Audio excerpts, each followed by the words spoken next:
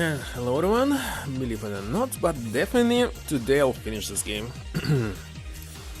Alright, it's almost 7 p.m. here.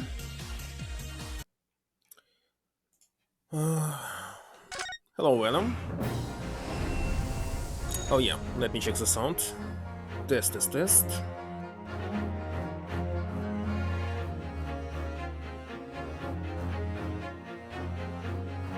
So, according to long play, there's like more than 5 hours left. Anyway, I'll be playing it until it will be finished. That's for sure.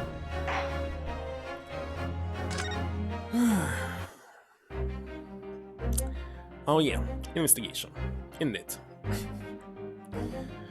In any case, my dear fellow, that was quite inconveniencing. Only Japanese mice make chew sound. Yeah. Oh really, Holmes? Pray tell, what sound do Russian mice make? Wait a second, it's P sound. In Japan it's chew, in Russia it's P. And let's see, yeah, PP, naturally. I was right, though also quite unconvincing, I readily admit. So go ahead, Migatawa, do a PP, just... No thank you. Oh, it's Saturday for you, for me it's still Friday. And it's like midday, like, well, 7 p.m, well, evening, but still.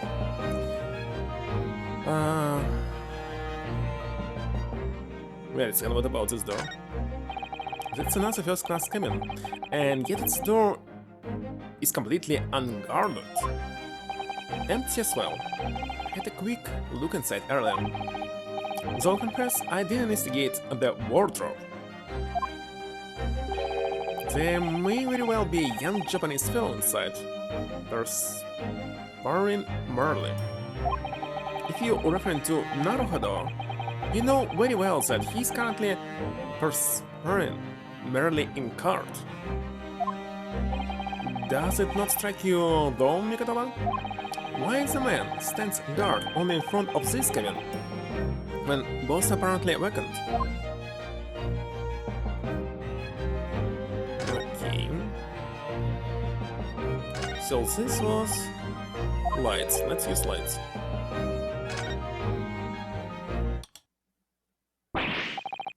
What is happening? Where's light? No, Holmes, no!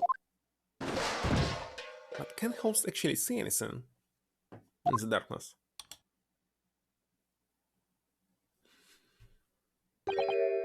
Nobody's there. That was a close shave. Quite a neck you have, stumbling so violently in an apparently empty corridor. To be quite Holmes, I shall have to think of another approach. Can't believe that actually we are playing as professor of medicine. That's the way back to the deck, but we certainly can't give up on this now.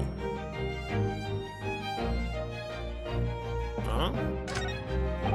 It's a speaking tube for members of the crew to communicate with one another around the ship. If I could just pursue our stocky sailor friend said he needed to use it. Holmes could unlock the door whilst he was distracted. The question is, how? How?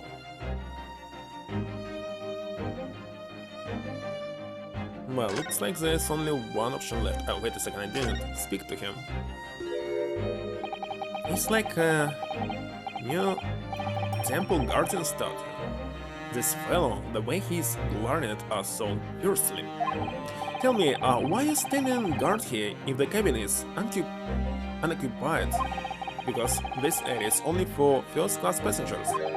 Must look out for suspicious criminals. Was looking straight at me when he said that. My dear fellow, as you can plainly see, we are quite unsuspicious as criminals go. But still criminals. No, for goodness sake, Holmes, tell the man, we are neither suspicious nor criminals. Oh yes, quite right, Migatawa. Says this seaman is far too able for his own good. Be extremely careful in what you say. Well, us ought to be... yes. So, only this left. Can't see anything else. Oh. Right. This would appear to be an alarm bell. All hell would break loose if the things were to ring. The whole crew would know about it. So that off. Here goes then. Pardon me in advance. You, what are you doing? If we were at sea, that would be a very bad problem. What's going on down there? Seaman Stroganoff, report at once. Sorry, sir, nothing to report. It was just stupid trick. No, not by me, by world famous. No, as I told you. No, Holmes, no. Done? Not even 5 seconds, huh? Well, don't stand there hoping at my brilliance, Nikodova. In we go. Yes.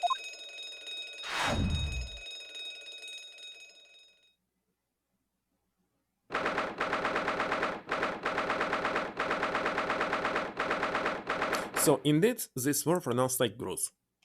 Gruz with Z at the end. Good gracious. It would appear that the occupant of this cabin did indeed disembark rather hardly. And always see his inside of this. Those clothes on the floor there, they seizure us without question. Now it seems we are just a little too late. Yes, by about 2 hours.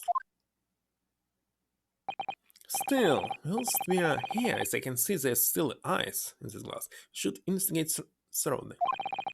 There may well be 2 hours worth of clues to find in here. But a burly crewman may return at any moment, Holmes said. In it, he may, which makes this all the more thrilling.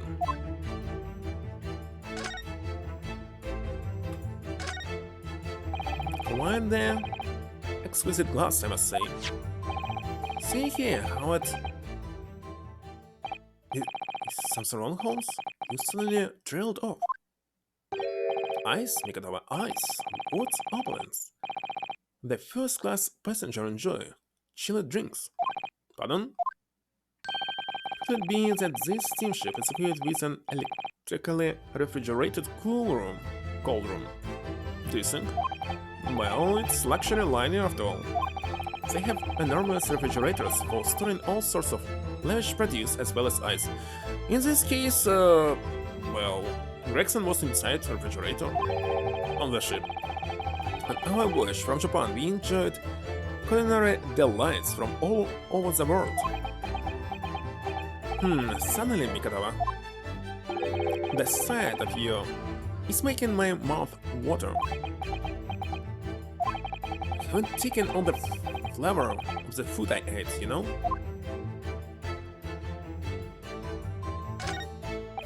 This is speaking tube here, look. Though it's been stoppered with some clothes. So the voices of the crewmen on the bridge aren't an annoyance, I suppose. Or indeed so that the voices in this cabin aren't heard elsewhere. Did something have happened in here that was for no one else do you think? Is it that, or it could be to prevent snakes from entering? It's really become a favorite case of yours, hasn't it? According to the report I was given, Naruhodo was concealing himself in Asagi's wardrobe. Indeed he was, and it was of a similar size to this one. Oh, you must climb inside yourself, my dear fellow. But whatever for? It was the suit of my first fateful meeting with Mr. Naruhodo. You can experience the moment for yourself now, complete with my dramatic rhetoric. Come along now, in you go. This will only take a moment. Really, Holmes, surely you can just tell me what you said. Well, I uttered some brilliant remark and opened the wardrobe to reveal the stowaway murderer. I think I'll just read about it in The Adventures of Sherlock Holmes.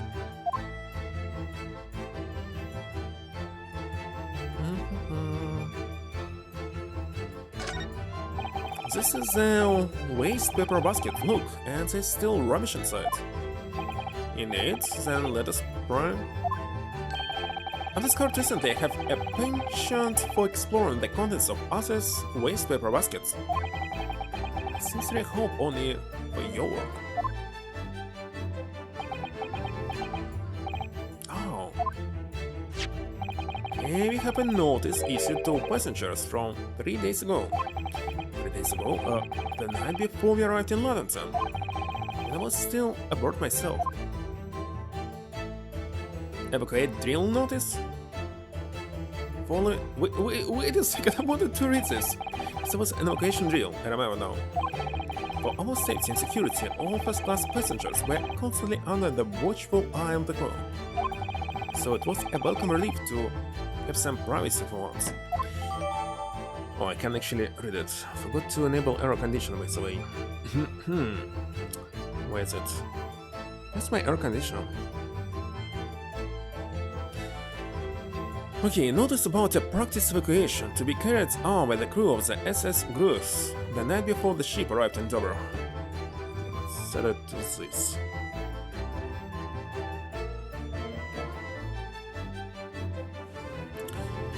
Before the ship arrived in Dover, it was found in Judge Jigoko's cabin.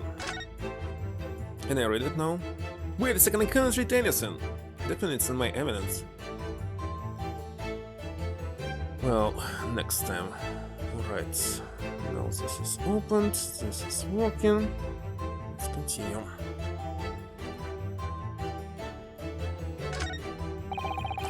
There are the rules of passage. Passengers must not keep weapons or other dangerous objects in their cabins. Pets are also strictly forbidden. Additionally, there are several punishments for stowing away in wardrobes and or travel cases. A few of the rules have impressed since I last read them. Probably just my imagination. What about the fact they're not straight on the wall? Doesn't that strike you? You may be right. Probably just your imagination, though. A trifle. And you know what I always say, Mikdova? It's not important about trifles. It's probably just my imagination, but I think that might be slightly off. Plenty of reading materials to keep passengers occupied on the long sea voyages. Found a mixture of classic literature and easy reading to be most satisfactory, I must say. Whoever stole this bookcase was a hopeless heretic. There's no copy of The Adventures of Sherlock Holmes, my dear fellows. I'm afraid it's just me, but no, you're quite right. More blasphemous than overlooking the Bible. Shall leave a copy behind, just happen to have one with me. The true missionary of the Church of Great Detectives, aren't you? The ball is a slightly different color just there, do you see? Indeed, what you have observed arises when a frame that has been hanging for some time is removed, is it? Perhaps your friend is an art thief. Now that's a bold deduction worthy of a great detective, I'm sure. He may very well be the elusive thief who has been plaguing friends' galleries of late. I think perhaps we should focus our attentions elsewhere, Holmes, don't you? That outline on the wall. I feel as though I might have spotted something of a similar shape and size elsewhere. You mean this one? All the doors on this vessel have locks, I believe. A wise idea. You never know where and when criminals may strike. But of course, to the great detective Sherlock Holmes, lock, bolt, or sure button, it makes no difference. All are unfastened with equal ease. The way you go on, you should rather more like a great thief than a great detective. Tell me, Kadama, as long as there's greatness, I'm quite satisfied. Of course you are. Of course you are. There's a substantial heap of clothes on the floor. An overcoat, shoes, a dressing gown, Omahiki work trousers, a Tensen robe, a Haramaki waistband, clearly a clothing of a Japanese man. And clearly, Japanese men are unaccustomed to the culture of the wardrobe. It looks to me as if they're being thrown in a heap like that in something of a hurry. Indeed, you could help yourself to Japanese men's shirt, perhaps. I'm sure you made a mention of packing too few. I'd very likely draw in one of Seichiro shirts. No, I'll just buy my extras anything. Where? In London?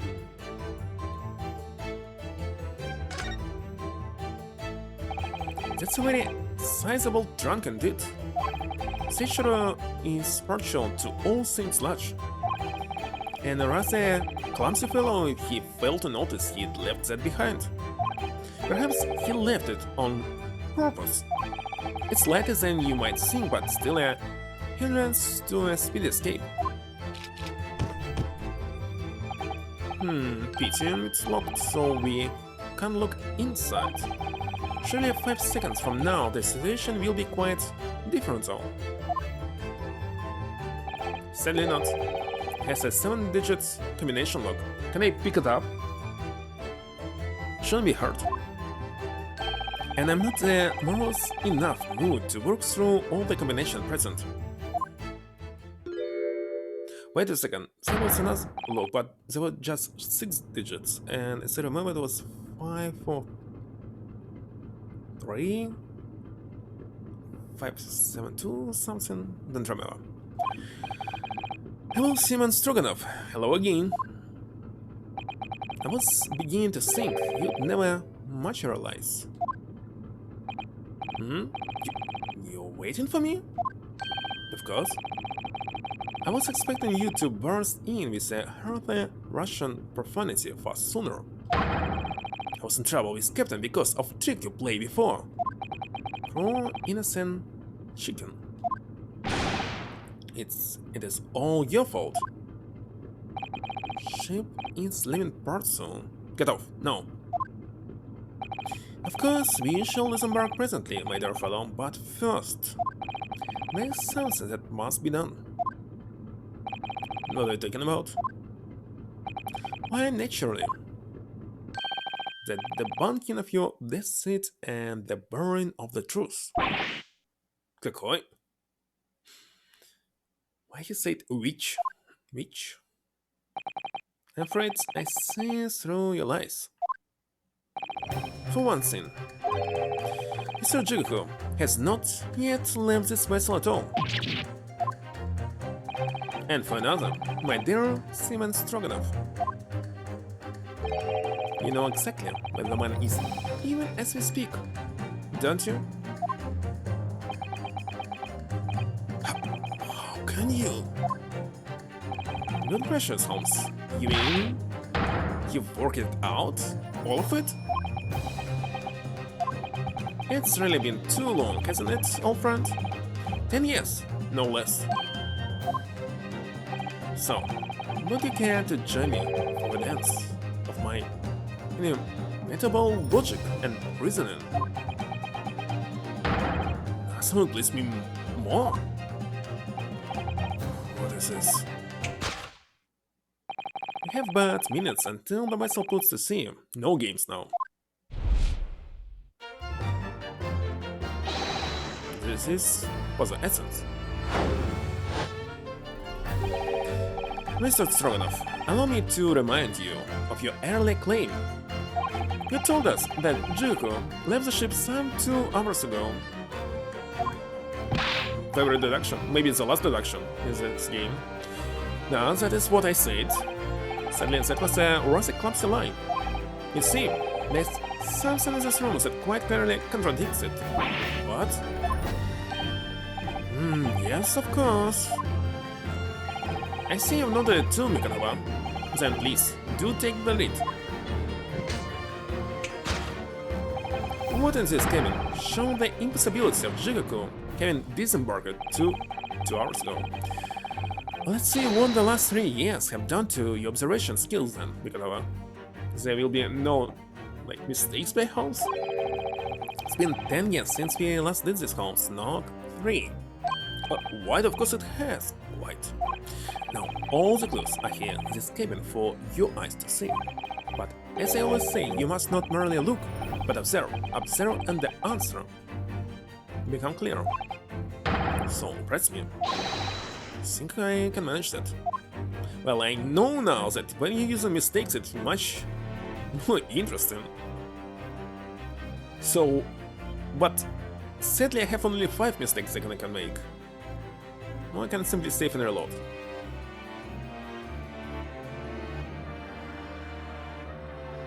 Well, it's definitely ice. But what if I select... Oh, wait a second. Can I check this door? No, I cannot check. But what if I present... I don't know.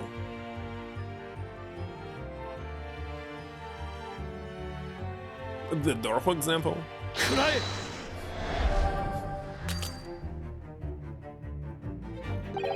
Mikatoba, no games now. Where my words? Were they not? Cockholes. Where's the fun in life without a little fooling around, huh? Quite right you are. It was a close shave. I'd better rethink that before the fool here. Well, definitely it's ice. Definitely. Jigoku didn't disembark 2 hours ago at all. That was a lie, wasn't it? Of course it was. And I had hoped you would be quicker to point it out why. Otherwise, the evidence itself may melt away before our very eyes. It's a hint. There's obvious thing.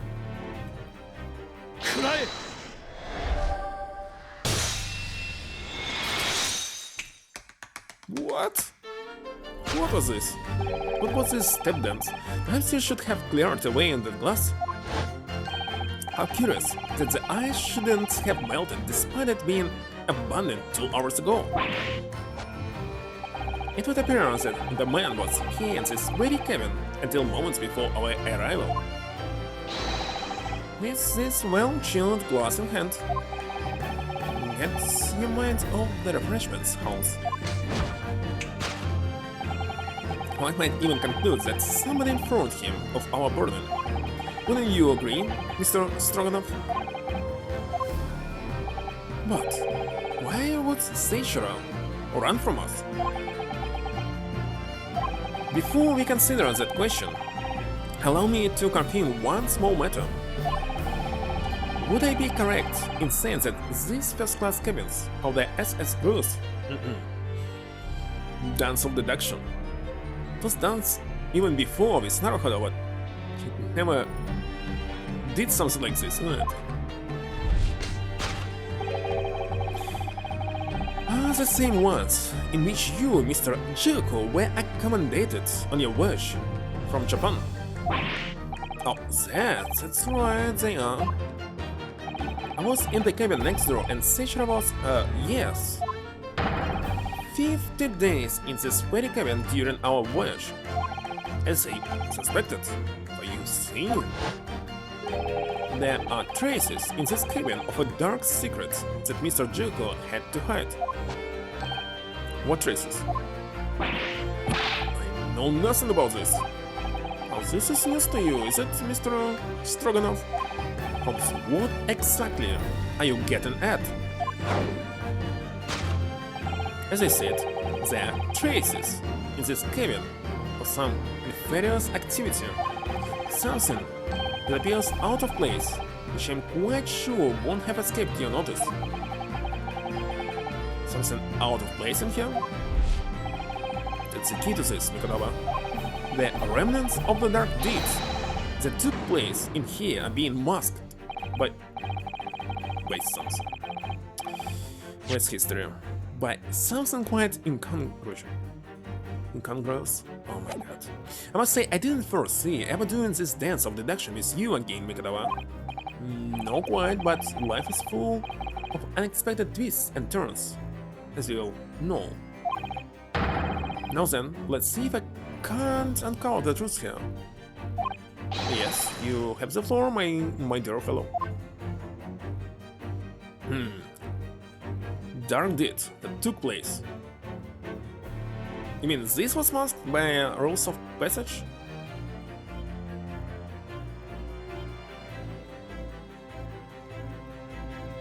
Football speaking too.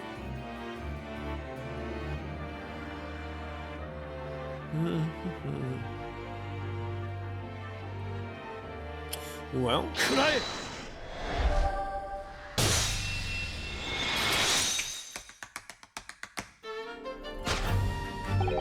it's the rules of passage. In this frame here, they obviously out of place. The way they hang and crooked on the wall is if they were put there in a hurry. Yes, I'm sure you already concluded. That frame was originally all here, shape and size a perfect match. Now you're right, when did frame move? At least the most observant of movement are you, Mr. Stroganov. I would think your captain is quite justified in having his reservations about your reliability. There, that really seems to touch a nerve. So, Mikadawa, why don't you leave that frame off the wall?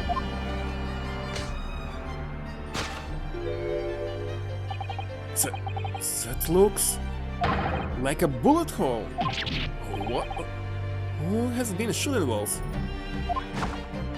I see. The projectile has been removed. And the careful occupant of this room has already disposed of it. Now then, Mr. Stroganov, I have the distinct impression that you're attempting to shoot said occupant. Don't know what you're talking about. Why would I try to protect Eastern stranger? So we're talking about the same man, I see. Good. I'm sure we can get to the bottom of this in no time, aren't you? Because there's some very noteworthy evidence that explains the reason why you're lying for the man. Yes, you've been told to keep on this pretense as clearly shown by... I really don't know how to approach this one, Holmes. Oh, my dear Mikadawa, simply keep first principles in mind. Study your subject from every angle, and I'm quite sure that you'll see it. In fact, to put a finger on it, some two glares that fell from all sides. Well, I can certainly do that.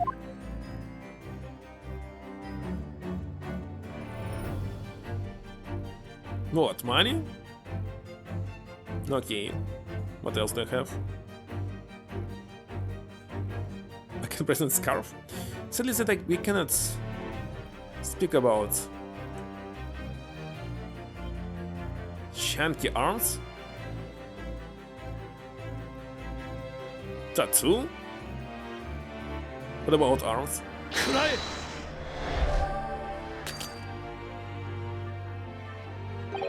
Mikadawa, please repeat the same as I would say before.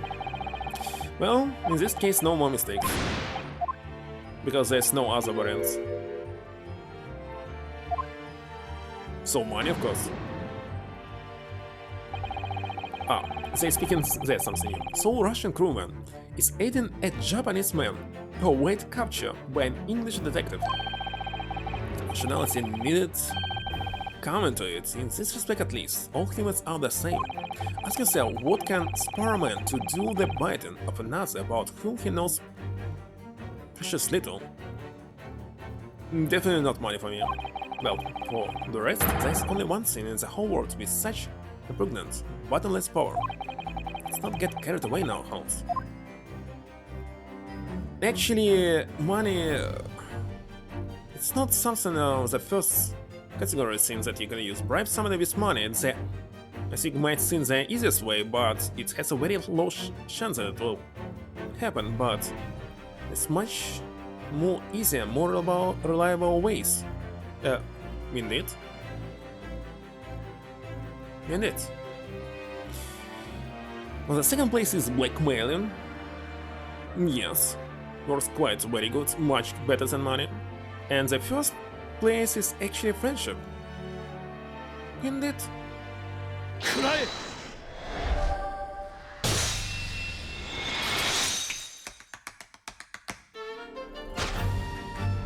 It's almost too obvious for words.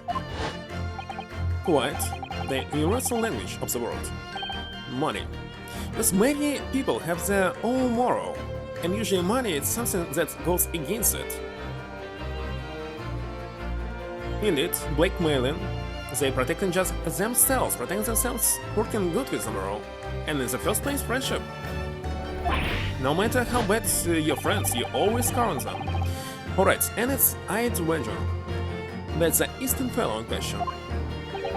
It's Seishiro Jiko, yes? So, I presume you release what this means? The clear signs that a crime has been committed in this cabin. And the way you're going through, you find yourself accused of being an accomplice. What? I believe you know, Mr. Stroganoff. You know where Mr. Jiko is hiding at this precise moment in time. As always, Migadova, in matter of deductions, the furtive glance is your unfaltering ally. Yes, I think you're into something that helps. Found the chink on this burly fellow's armor. And it only follows a man's gaze to know where our prey is hidden. Slightest flicker of the pupils, a momentary delayed blink. Nothing escapes my attention, even that which is barely perceptible. You hardly call this barely perceptible, Holmes. The man's turned his entire head. So exactly what you describe as furtive glance, is it? It's almost too obvious. Shall let your champion toss decide, my dear fellow. What if I select wardrobe, by the way?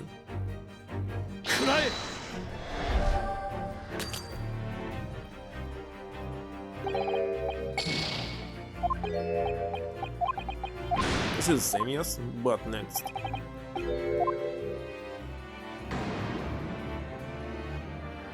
So you really think he's hiding in here as we speak?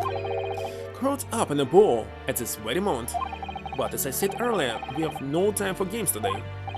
No, I quite understand. I'll make this as quick as I can. Simon Stroganoff will be suffering neck fatigue before long, I should say. Well, kinda obvious in this one. Wait a second, maybe Tattoo is not Holmes at all. Wait a second, it's not Holmes. On the tattoo is upside down numbers, maybe? I'm not sure. You turned immediately to look at his large trunk, didn't you? You check it closely, but I cannot see it, his hand. The truth is, Seishiro Jigoko was unable to escape from the ship in time, and is, at this very moment, doing his best to stifle his breath inside this trunk. If he still has a breath to take, I fear he may be running dangerously low on air. I mentioned he didn't count on us making a nuance of ourselves for quite so long. Step ahead, so I was right. I think it would be in everyone's best interest for us to open the trunk as quickly as possible. Because how else can you open it without numbers? But how can we? Are you forgetting about the combination lock? If I think about game design, it's how it would be designed by myself. We don't know the 7-digit code. The combination lock can be opened from inside the trunk. Therefore, there must have been an arrangement for somebody to open it after our departure. Of course. In short, before Jiko, hid himself inside that trunk. He must have told somebody that 7-digit number for the lock. As I'm sure you can confirm, Mr. Stroganov. Yes, it is. No, I know nothing about combination codes. Wait a second. I wonder what was in a Japanese version. Not sure. No, I know nothing about combination codes. Tom of a muscle, my good seaman. Now, Mikadawa, would you do the honors and open the trunk? So it's 5631045.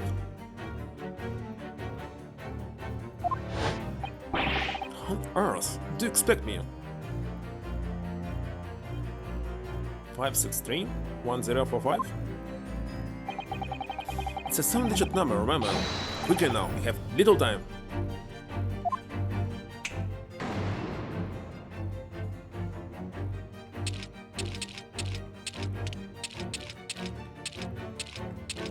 What? I really forgot what was this. Wait a second. 6. Wait a second, there's no 6. I'm supposed to open it. Just 0? Or maybe, wait a second. The maximum number is 5. What was this? I completely forgot how it looked like. Okay. It should be reverted, so Holmes at the end is S. 2? Hello. I remember that 3 was... wait a second, where? Wait, was 3 was here. And 5 at the end. Alright. I need to make a screenshot before doing something. Okay. 4.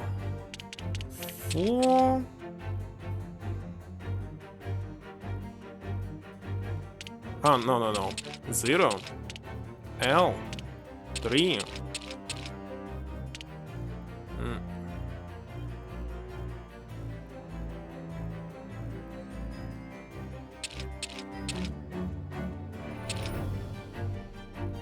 Two.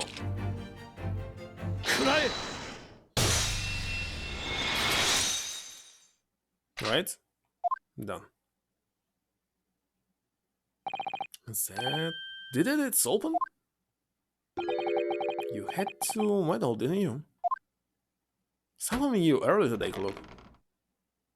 Nice. Well, Eugene, you found me now. Seichiro.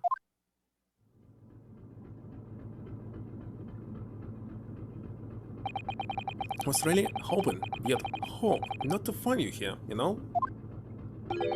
But you're not entirely unsurprised, I take it. No quite, I just wish it were some other way.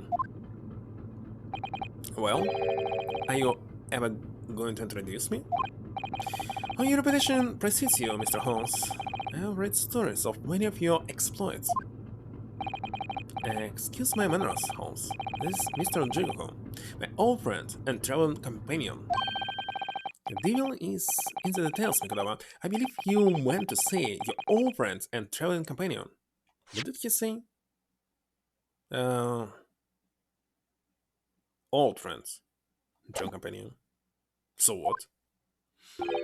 Who made the coordinated decision to flee the country without a word to anyone when things turned sour? 2 strings for this. No. It'll be done today.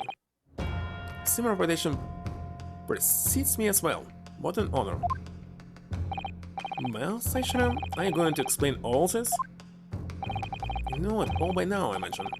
What you didn't know, of course, is that 3 days ago, on the night before our arrival in Britain, an attempt was made on my life, here, on this very ship.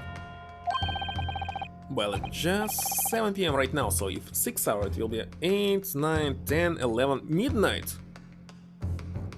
Totally okay. But the river was a value, yes, since hurt. Because you were once prosecuted by the river, weren't you? 10 years ago now, mind you. And I had no idea at the time what a dangerous individual he was. Anyway, when we arrived in London to find the symposium was postponed until goodness knows when, it became all too apparent to me that I might very well be targeted again.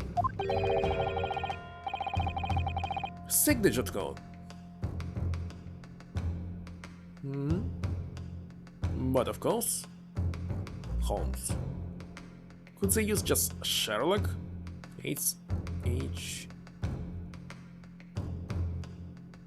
Oh, it will be 8 digit code. So you decided to flee the capital without saying a word to me about it? Afraid so, yes, of course. I release now. That I really ought to have confidence in you. Wait a second, right now, if you look into this log, how many digits here? Still 7. Not sure. It's somewhat surprising, I must say. What is? Well, first-class cabins aboard luxury steamships are in very short supply. It's more than a little hard to believe that this one just happened to be available. So saying the protagonist of some colorful short stories. Well, I don't care for your opinion. Well, Hunt of Baskerville is a novel, not just short story, isn't it? Maybe wrong. The cabin did just happen to be available, so I purchased a ticket, and here I am. Just seeing for myself the obvious remnants of that incident in this cabin. So it already purchased your return ticket before we even docked in Dover, had you? To prevent anyone else taking this cabin and seeing the evidence. Is that it? Eugene, I have nothing to say to you. Well, in a matter of 5 minutes, the ship will set off on its onward voyage and not make port again until Italy. I'm afraid we must insist that you disembark with us at once. I have no jurisdiction over my movements. Have this, Seishiro. Take it. Take it what? What is it? Subpoena or something? It's subpoena, yeah, from the old lady. You're a man of the law. You know what the ramifications of ignoring a document like this from the British court would be. You came prepared then, Eugene. Come on, let's go. Oh, one moment. What is it, Holmes? Inside Mr. Jigoku's trunk. I found this rather fascinating trinket from the clock in it. I mean, watch. What is it? Seishiro. Can help you, I'm afraid. Some small component from something. Don't tell me that Jigoku actually killed him. But what I have no idea. Or maybe he is not lying. By the look on his face, I think he genuinely doesn't know. Alright, so it's not him. Well, let us pocket it as a small souvenir of our brief sojourn in France. Don't tell me that dead body was inside this trunk.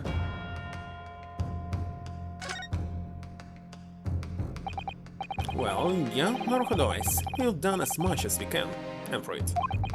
The rest will be on the shoulders of you and your assistant.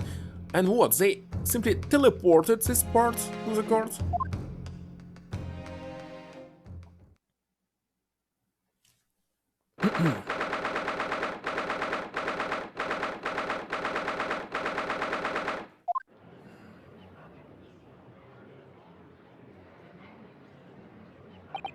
Kazuma Asagi. Because clearly it's now here. Okay, following departure from the port of Dunkirk, all crew members are required to assemble on the main deck at 10 PM in order to review evacuation procedures. The drill will take 20 minutes. I want to resume duties as soon as the drill is over. Okay, so it's 10:20 PM. This...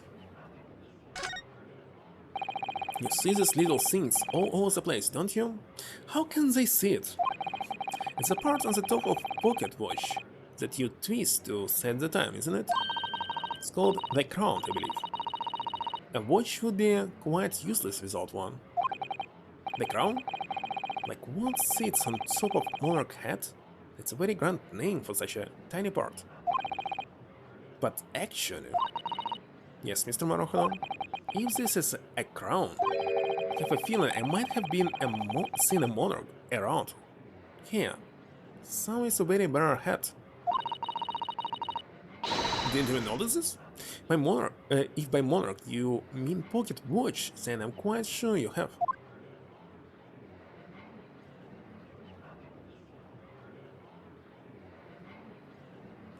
And so what, can I attach it now to the clock? Still nothing we can check here. Teleportation! Indeed.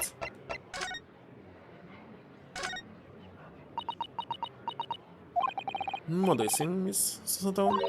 Not sure I know exactly what will fit here. Really? I was just thinking precisely the same thing. You're about to see that the little round component is actually part of Inspector Gregson's broken pocket watch. Really? Just thinking precisely that too.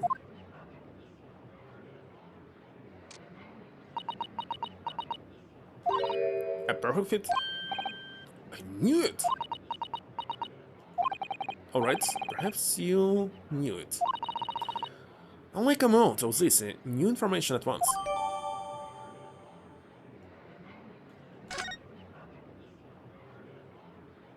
Done?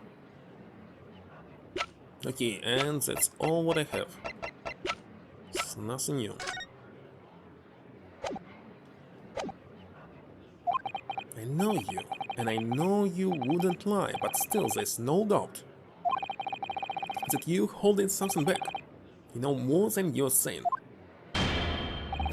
During the past 30 minutes, while this court was adjourned, all possible efforts were expended. But sadly, Mr. Jugo's whereabouts could not be ascertained. We must accept the unfortunate conclusion that the Reaper has already done the deed.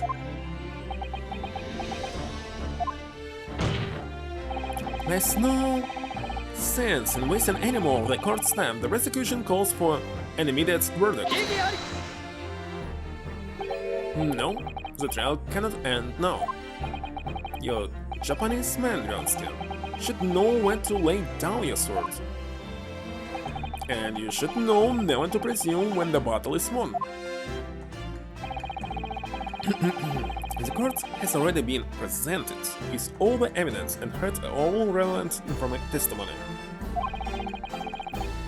And there can only be one conclusion: the accused is guilty. All relevant testimony? Far from it. There's still a crucial witness from whom the court is yet to hear a single word of testimony. In that case, call a witness to the stand at once, Consul. Yes, my lord. Tomorrow, if possible. What? The witness is already on his way and scheduled to arrive tomorrow. Who on earth is this crucial witness? Seichiro Juho, the very man allegedly murdered by the Reaper. Joko, who found him? They could actually add all these items in our record. Well, tomorrow, not today. So, according to their game design, they must add items as soon as you find them. Well, that's how AAA projects are working. But the investigation of area policy and resource in the capital suggests that Joko is already dead. On the name of God, did you find the man? He was located in France during the recess, at the port of Dunkirk. Thanks to one of Mr. Sherlock Holmes' famous deductions. Sherlock Holmes. Inspector Gregson almost certainly met with Mr. Jiggle on the night of his death, because along with Professor Asagi, Gregson was on a mission to assassinate the man. Which means that Seishiro Jiggle is a sole witness who can clarify exactly what happened aboard the SS Cruise on the 31st October.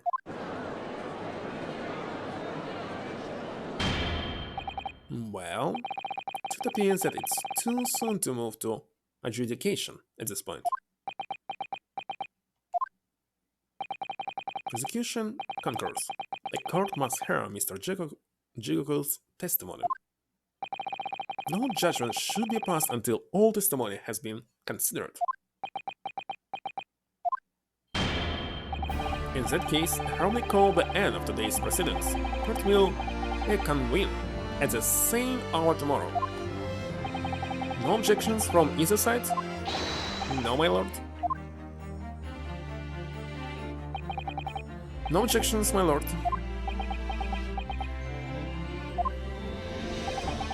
We live to fight another day, by the skin of our teeth. I've never heard such. No, facial against.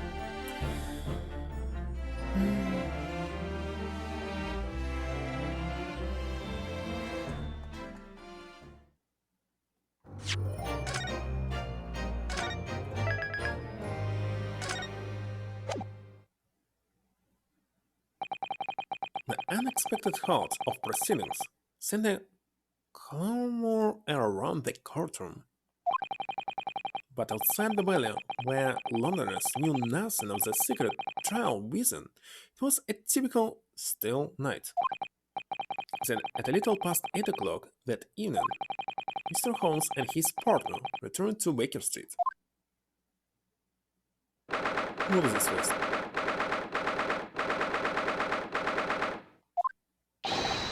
Have returned, my dear fellows. Welcome back to Britain and thank you for your timely help. Think nothing of it, I believe you had an even more wedding day than Mikadova and I, no? Let's say that we were on the brink of defeat in court earlier. So this prosecutor, Asagi, had you on the ropes, did he? He's your best friend, you say? Well, he's not really the man I knew in Japan anymore. Kazuma's changed. Mr. Naruhodo. I mean, it's incredible to think that he'd even entertained the idea of acting as a reverse assassin. Well, nevertheless, you must introduce me. After all, I've only ever met the young man as a corpse. When all this started, almost a year ago now. Mr. Holmes still hasn't told us the truth about what really happened back then, about the motivation for what he himself described as a great detective's life. Now then, I must say, it's really quite a journey all the way to France. Well, it's another country, my Holmes. Mr. Holmes. So, what news of Judge Jiggle? It took him to Scotland Yard. The investigating detectives there have a lot of questions for the man. Poor Professor Mikatova. It must be quite a shock for him. Oh yes, I picked this up at the telegraph office on our way home. What is it? Surely you haven't forgotten already. I put upon you for the matter only yesterday. You put upon me, Holmes? I had to fill out your telegram to Japan and foot the bill as well. Had to reply already? It was so urgent, so, Mr. Holmes. Such matters can wait until later.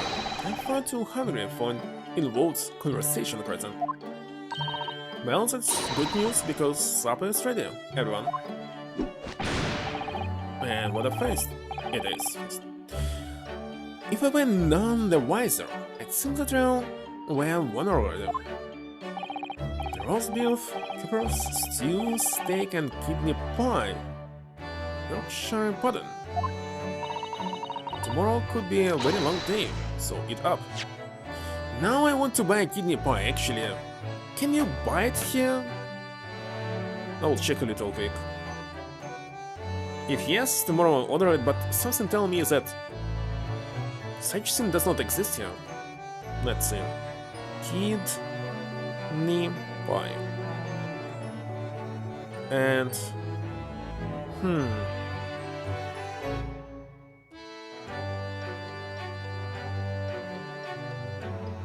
I cannot say anything.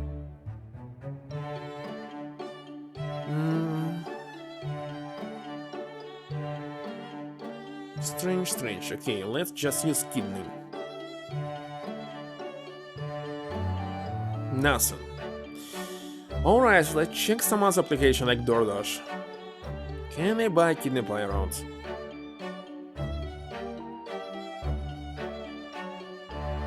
And... I can buy kidney beans. Kidney beans! Oh my god. But not a pie. Sadly. Looks like I must make it myself if I want it. There's no other option. In that case, I think I'll sit myself just here. This place appears to be the only one set with a helping of pleasant as well. I'm sorry, Homestone, not there. Why am I not? Are we in set places this evening? Yes, and that place is for Susie's daddy. For me? That's right, I made it especially for you, Professor Mickey. Mickey? I see, well, that's probably kind of you. It's a shame, really. What do you mean? Well, for a brief moment I believed it. That Susie and I were half sisters, I mean.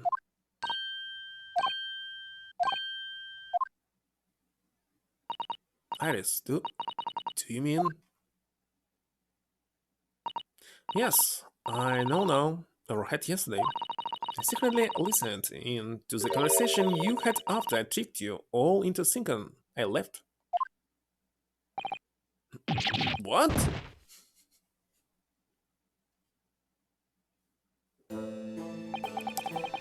The misunderstanding arose because of that autopsy report from 10 years ago. But actually, it turned out that neither Dr. Watson nor Professor Mikatoba are Iris' father. What? Who is Iris' father in this case? Yes, about that Iris. You know I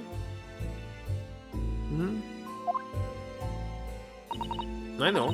You can't tell me at the moment. Oh, Iris, wait a second. Who's your father in this case? Sadly, it's not possible to guess your even race in this game. Maybe she's Japanese. It can be, for example, with Professor Strongheart, brother of 1-6, Clint 1-6. No, why not?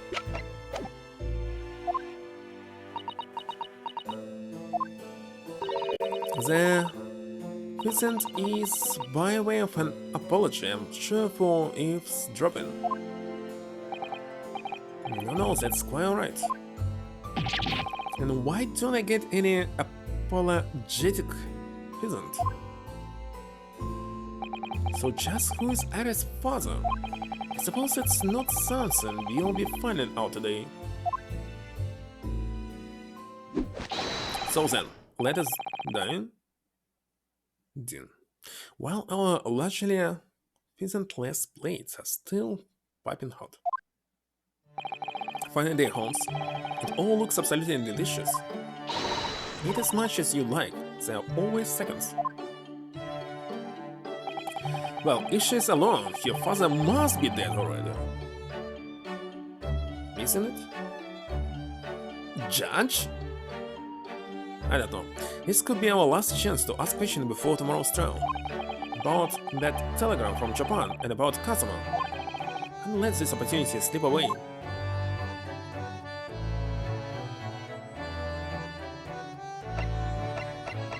Can only examine. Well, there's nobody else except Holmes. Anything you can?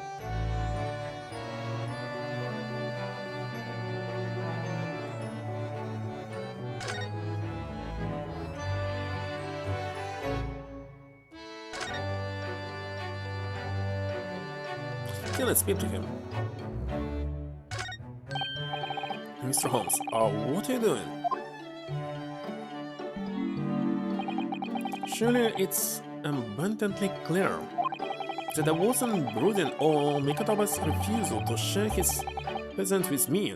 Nevertheless, felt the need to withdraw from the social cycle for a while and look on with hungry eyes. Sorry, Hanscom, but I cooked that pheasant especially for Suzy's dinner. And so I played the role of father to you for far longer. Mr. Holmes, can I discuss some things with you? Suddenly, my dear fellow, I find myself quite in the mood for a spell of conversation. No doubt, you're hungry to learn more of my deep love of game. Can probably contain my curiosity on that one. You needn't look at me in that fashion. In what fashion? It seems that before we discuss the present, we have some rather unpleasant matters to discuss. Oh, by the way, can I present you... what can I present you? Maybe not right now. Kazuma's death. That's tragedy. We had to throw on the SS Buddha. It was all for nothing. Kazuma wasn't dead at all. We were completely taken in by the lie you told us. Your great detective's lie. I took no pleasure in deceiving you. Ever, at the time. All that concerned me was preventing the young man's study tour from taking place, whatever the cost. What?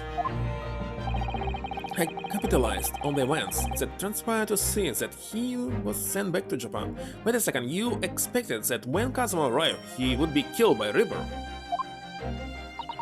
His remains, you mean? Precisely, Miss Susato.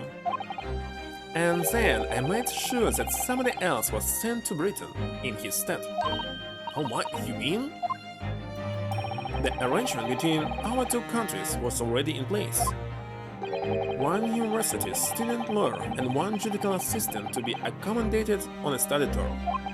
In other words, by arranging for someone else to fill the place originally intended for Mr. Asage, I would successfully prevent the man from arriving on our shores for several years at least. Wait, do you mean to say that it was all in aid of stopping Kazuma coming to Britain? That's why you? So then, Mr. Naruto, was there not somebody who quite casually urged you to continue on the voyage to England? The terms of the study tour were negotiated by the Department of Justice in both Great Britain and Japan.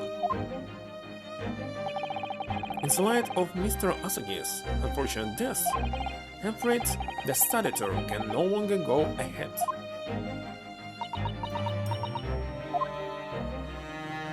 My dear fellows, the majority of us have an extremely simple solution, you know? All you require is one lawyer and the study tour can continue, surely? But there's no one else with the necessary qualifications, Mr. Holmes. We know of no other lawyer. the voyage to London still promises a good month of time. Ample opportunity, I would say, to find yourselves another suitable lure. So, you manipulated me? Often remarked on the extraordinary lengths to which friendship will drive a man. I was quite sure that you would arise to the challenge for your late friend. Don't believe it. But if it was all contract, I mean, what happened was treated by the authorities as murder. A woman was mistakenly arrested as a perpetrator. What do you suppose became of you? And Shiraya didn't allow the misapprehension to have any serious repercussions. I subsequently explained everything and assisted the unfortunate soul in finding the foreign refuge she sought. I seem to remember Miss Susuto and I had some rather strong words for her. Well, she was certainly not the voice of all guilds. She deserves every word, I'm sure. I wonder if she made it to America then. I'm afraid I simply cannot comprehend it. Why would you go to such lengths, Mr. Holmes? Why were you so determined to stop Kazuma-sama from reaching Britain?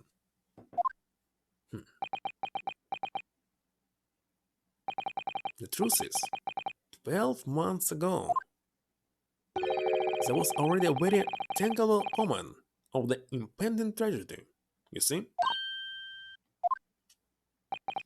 An omen that, at this very moment in time, is close at hand.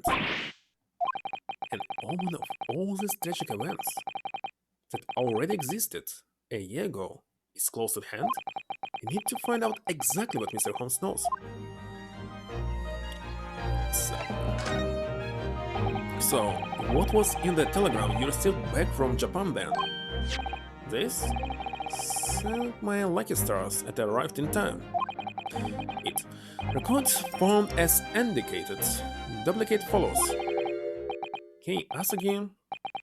Hey Shin T. Gregson J. Wilson. Those four names. I've come across that exact same list before. They came up in that unforgettable case last spring. What appeared to be a simple case of aggravated murder turned out to be masking monumental intrigue. A plot that involved the sale of British governmental secrets to foreign states. The explosion, the means by which those secrets were being leaked, being deciphered a fragment of a message. A Asagi, a Shin T. Gregson J. Wilson, which is Watson, of course. But we didn't find the names out until the case was over and we never did get to the bottom of what they meant. All we knew was that the information had been sent by somebody in the British government to somebody in Japan. So why are the names coming up again now? Yes, did the sender of your telegram discover them, Mr. Holmes? I have here the message at White yesterday. Allow me to read it to you. Enter Judge Juhu's office, undetected, and investigates telegram records. Expect to find communication from Britain dated 1 year ago. List of phone names. Need by tomorrow. Naruhodo. What?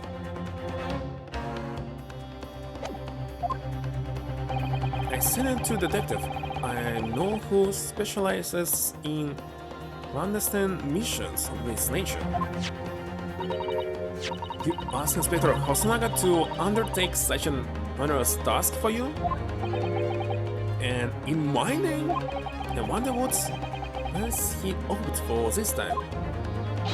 My dear fellows, it was a matter of great urgency, you understand? Anyway, the list of names was found in Seichiro office, as Holmes predicted. So you mean that that mysterious collection of names that was sent from Britain to Japan was... It was sent to Judge Juko. He was the intended recipient. Don't believe it. But that doesn't answer the question of what the list of names actually signifies. I did formulate hypotheses about it. And without a shred of evidence, I couldn't possibly have shared it. Mr. Holmes looks deadly serious for once. Okay, telegram.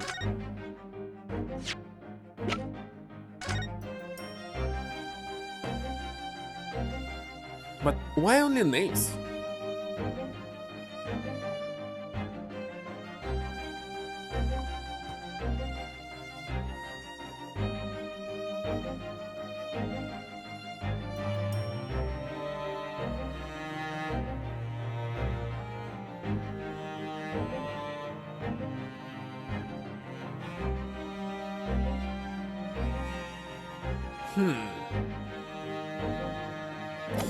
Alright. What should I present him? Definitely present something.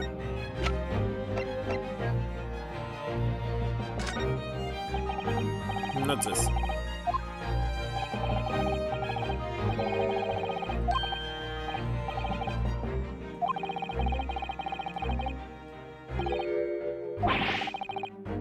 Pheasant. Alright, let's show everything one by one. There was no room for doubt with your instructions in this telegram, Mr. Holmes. You were very clear that it was Judge Jigogo's office that should be searched, so you obviously knew that's where the list of names would be found. Kiyasugi A. Shin T. Gregson J. Wilson. But you only learned of those full names just over 6 months ago now. And only because they appeared as part of the top secret government communications that were leaked. That's true, yes. But at the time you were unaware of the background. You see, those full names were wired to Japan. Around 6 months before that, approximately this time last year in fact, when you were both still in Japan. Training would be hypocrisy on my part to reprove others for intercepting state secrets. Wait a second, they all must be dead? Maybe. List of targets. Because after all, I am perpetually eavesdropping on communications between the British and Japanese governments. No. Perpetually doing what? How? Never mind the details, but you should know. No secret is safe from Sherlock Holmes, but he was designed on knowing it. My Mr. Holmes, what a fabulous line! Now, 1 month after that list of 4 names was brought to the recipient Juko in Japan, Dr. John H. Watson was murdered. You want to say the judge was killing them all? Oh my god. As soon as I learned of the incident, a hypothesis rapidly took shape in my mind. As it turned out, it was partly correct and partly mistaken. Ah, wait a second. No. So Shin killing Watson, Asagi killing Gregson. Those were the orders, but this means Asagi was working with them like year before this? I don't understand. Nevertheless, it was the beginning of all the tragic events that were to follow. Mr. Holmes, please, tell us all you know. Tell us about these 4 names and the tragedy, to which they're all somehow connected.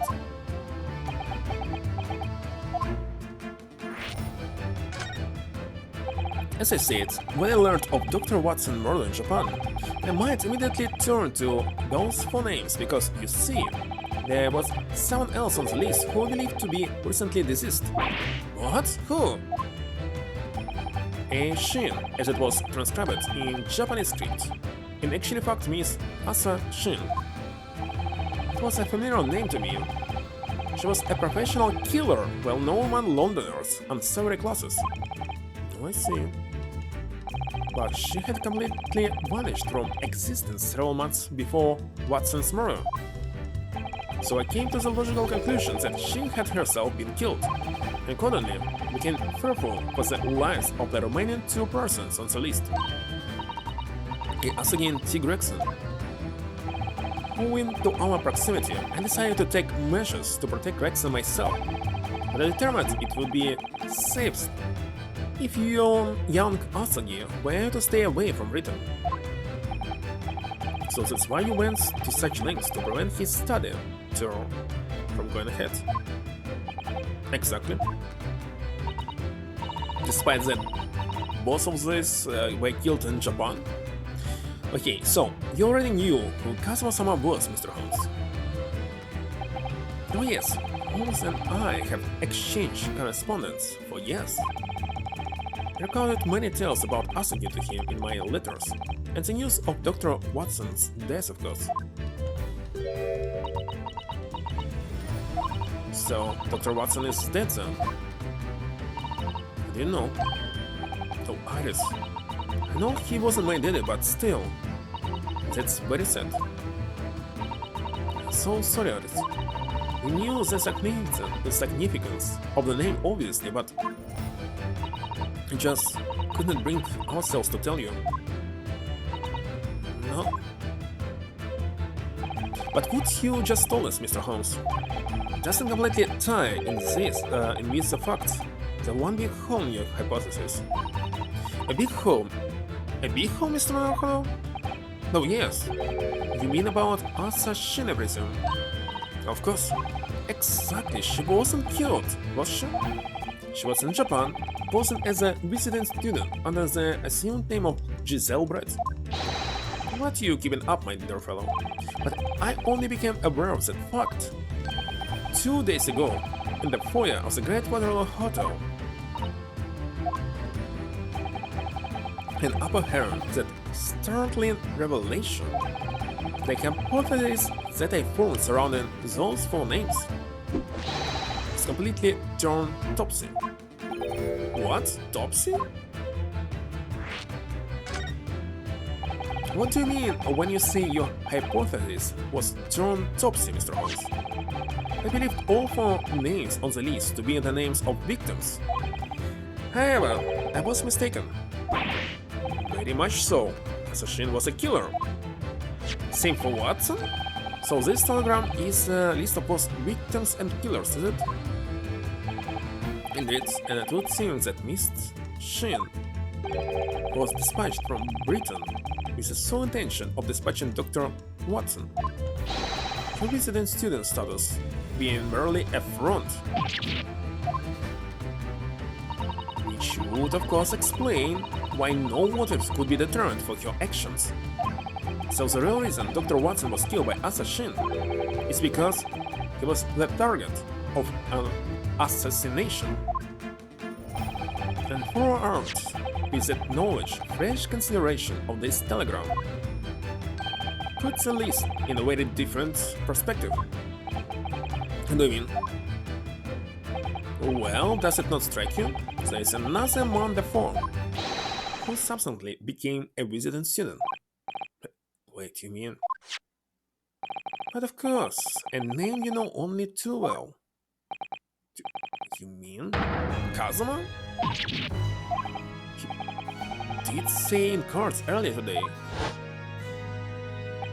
Yes, on 31st October I accompanied Inspector Gregson to Dunkirk in order to carry out a mission. And the mission was the assassination of the Mark. Yeah, Mr. Asagi accepted that mission a year ago now. Surely not. In conclusion, this document is a contract of sorts. International agreement, one might say, detailing an assassin exchange. Assassin exchange? How could Kazuma possibly have got involved in something like that? Let's assume that we have 2 parties, each wishing to dispose of a distinct individual. Those 2 parties will make a contract to swap their respective assassinations targets. That would then be an assassin exchange. So to begin with, the British assassin is dispatched as a visiting student to Japan, where she kills her target. And then, the Japanese assassin is dispatched as a visiting student to Britain in order to eliminate his target. Certainly does sound like an exchange. But what on earth is the point?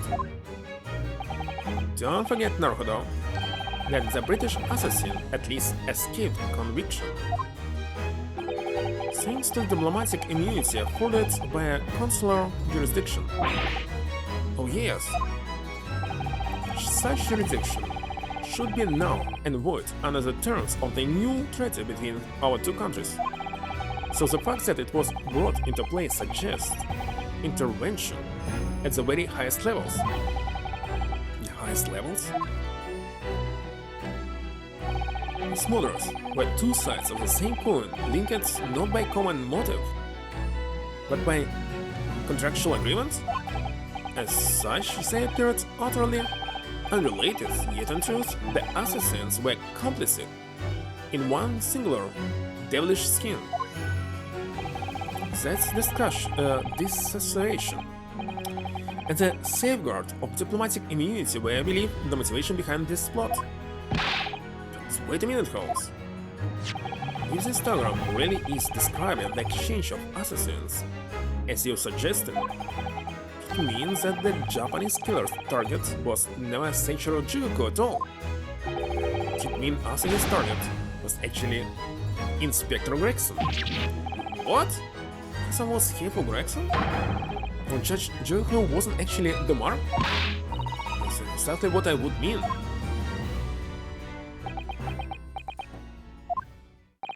I hold myself personally responsible for failing to keep the inspector safe. Mr. Holmes. I told him of my fears, and implored him to seek a transfer to an overseas position. Obviously, there's a young pickpocket in town. Yes, Gino. Come to think of it, Inspector Gregson did mention that to us at the Great Exhibition. That he'd be transferred to the Paris police and taken Gina with him. But without informing me, he engaged in one last assignment, it seems, and sadly, turned out to be his very last. There's too much to take in.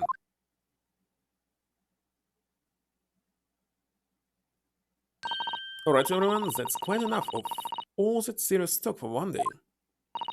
Isn't it, Holmescombe? I mean, look at the time! Oh, quite right, Aris. We must conclude our preparation for tomorrow. What preparations? Well, I think I shall make my way back to my hotel room now. This has certainly been a night to remember.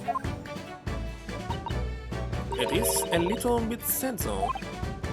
I mean, I like the idea of you being my daddy. Because then Susie would have been my big sister. I'm sorry, Alice. Anyways, I was thinking quite the same thing. Were you? But if somebody like me would be worthy, I would be delighted to become your sister. What? Really? Oh yes, without question. So you'll teach me all the ways you know to throw Runa to the floor? Yes, of course. It would be my pleasure. Didn't have to agree quite so readily. Wait a minute. This is going to be my big sister. Could be my big brother, if you want, Runa. Huh? I mean, yes, of course. If you help me, gladly be your brother. Well done, Iris. You must always be mindful of feelings. I've raised you so well. Because being sensitive is your strong suit, naturally.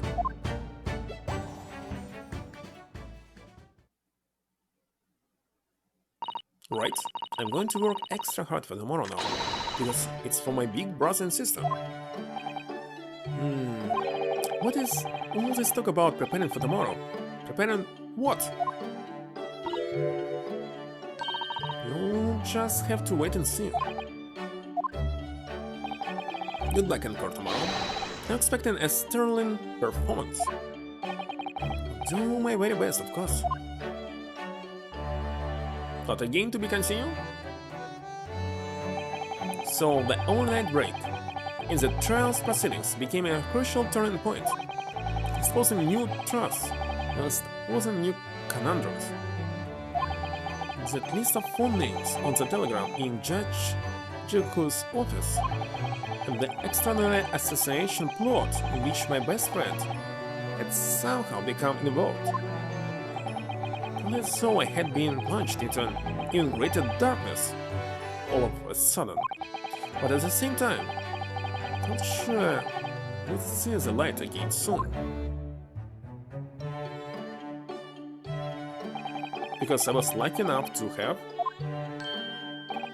the most wonderful family in the world standing steadfastly behind me. Cook breakfast. I take a pause for 2 minutes. Right now, I think. We'll create some more tea.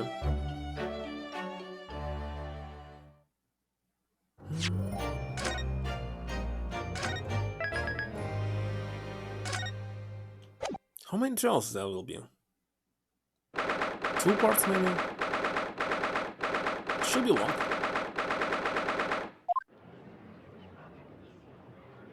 So who is her father?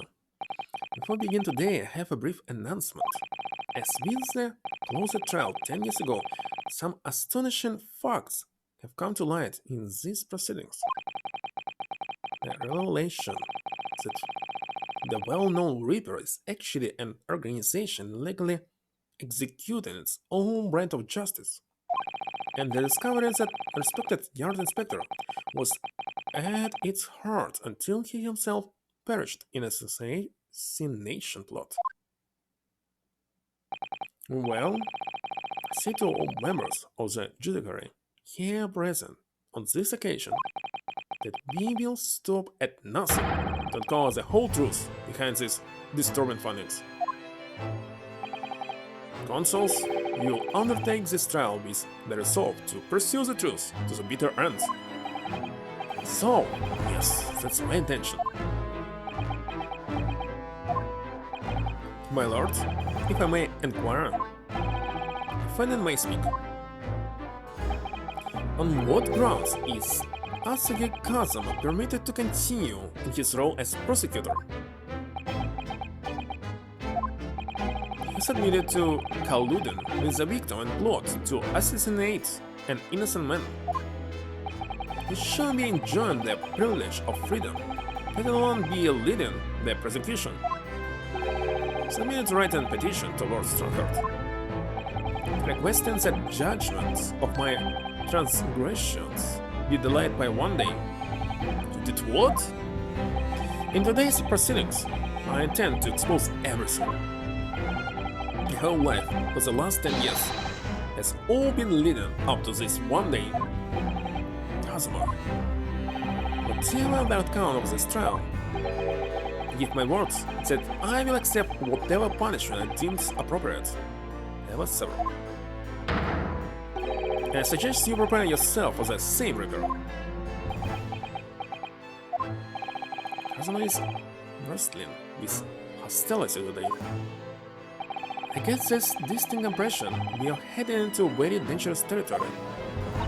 Is it really even Kazuma-sama standing before us?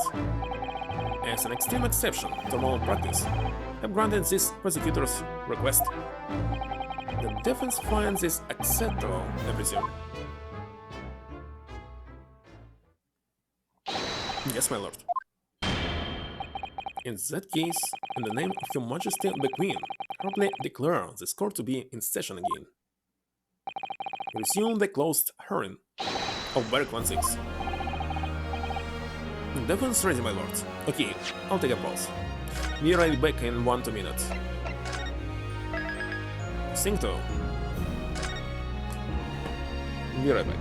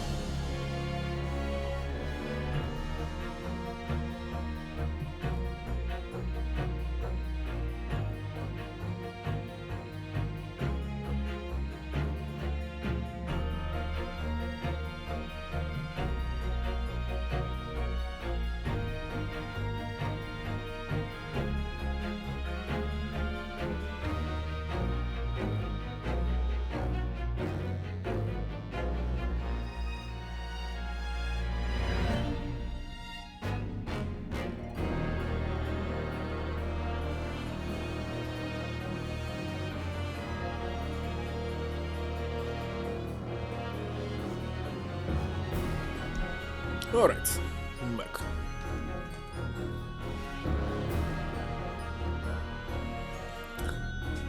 So, in all this case, I just don't know two things. Now, two things. Who is the father? Yes, who? And the second one, why Professor was not executed first, but was killed later? Just why? What's the point of this?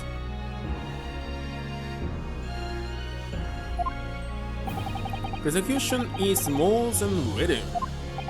Very well then, this preamble has taken long enough. Prosecutor Asagi, begin. As you wish, my lord. The prosecution calls the first witness to the stand. Bring Seishiro Juko into the courtroom. At last then, we've reached the final battle. He's put on literally everything on the line now in order to get to the truth. Come on, Leonsky, it's time for that stellar resolve, because this is going to test it to the limit.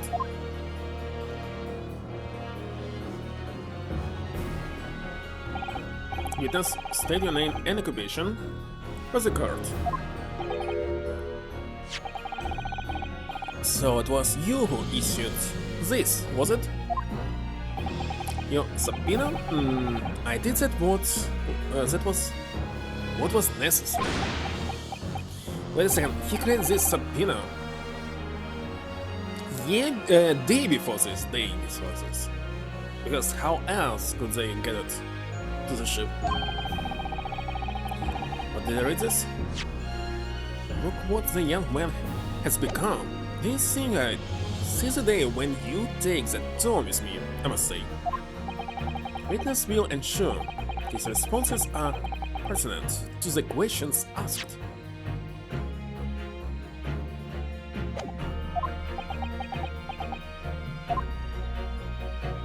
My name is Seishiro Juko, a Supreme Court judge from the Empire of Japan. 16 years ago, this man came to London as a business student. 6 years later, he returned to Japan. As well as presiding over the Supreme Court, he is also currently Japan's Minister of Foreign Affairs. I'm of course fully aware of Mr. Juko and his preeminent growth. I invited him personally to the International Forensic Science Symposium as a representative of his country.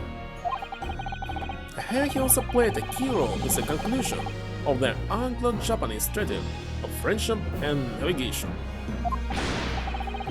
It was a great honor to be involved in the negotiations. I put my all into the treaty. Judge Juko, I must ask, well, I never fancies a young modern student turning up here of all places. You conduct me yourself, and now I'm practicing defense lawyer. Yes, and full of self-importance like your friend across the courtroom, I see. Came here to London by invitation to the International Forensic Science Symposium. But then, without informing anyone of your plans, you took flight to France. Took flight? Have to object to that turn of phrase. Then explain yourself what exactly were the circumstances. Well, I was somewhat expecting this, and I'm sorry to say, I decline to comment. What? Leaving the country prematurely when I was an invited guest may be questionable in etiquette, but my decision is unrelated to this case. Can be bound to testify. Unrelated, you say? Appreciate that a respected police inspector has been killed, for which I offer my condolences. However, being an alien, I obviously never met the man, nor do I know the first thing about you. Wait a second, he's right now. As such, I'm no position to testify. It's as simple as that. So, you would run from all this? I beg your pardon? This cause is more for reasons than the number of Inspector Murder. Inspector X has ties to another murder, a case that was tried in Japan almost a year ago now. A year ago in Japan, the murder of Dr. John H. Watson, you mean? That's right. And you, Judge Jigoku, I'd heard of both cases. The defense has evidence to prove it.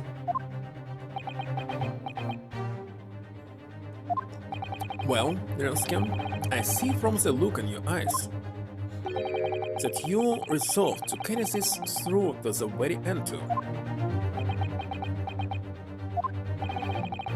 Let's see your evidence then. What proof do you have that Seiichiro Juko is involved in this case? What?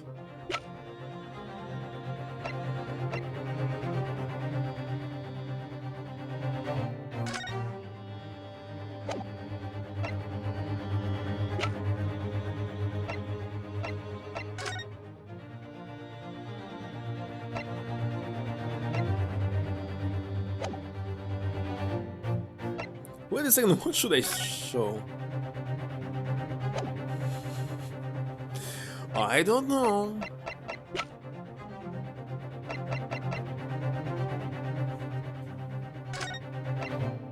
I completely forgot. What should I prove? That Seiichiro Juko is involved in this case particular.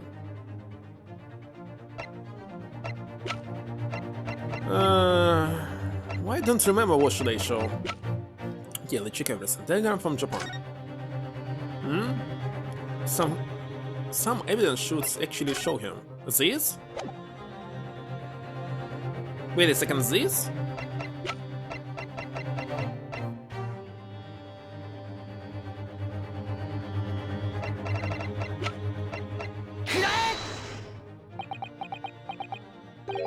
What on earth is that? This piece of evidence is a welcome present to the courtroom with the compliments of the defense. Have a poor grasp of British court etiquette, counsel. What should I prove? I forgot. That's the extent of your result. You disappoint me. Skin Naruhodo. To fail from the very beginning. Can't believe this. Having your best friend tell you he's disappointed, you already stings though. But of course, we have evidence that ties Judge Juko to this case. Few key names even. Well, there's still plenty of fire in your eyes. See your evidence then. What would you have that Seiichiro Juko is involved in this case? Oh my god. With the names. Juko is not among these names, right? But telegram from Japan, really? This is telegram detailed a communication sent between Britain and Japan approximately 1 year ago. The communication contains 4 names: A. Asagi, A. Shin, T. Gregson, and J. Watson. You little... why Shin here with just one N?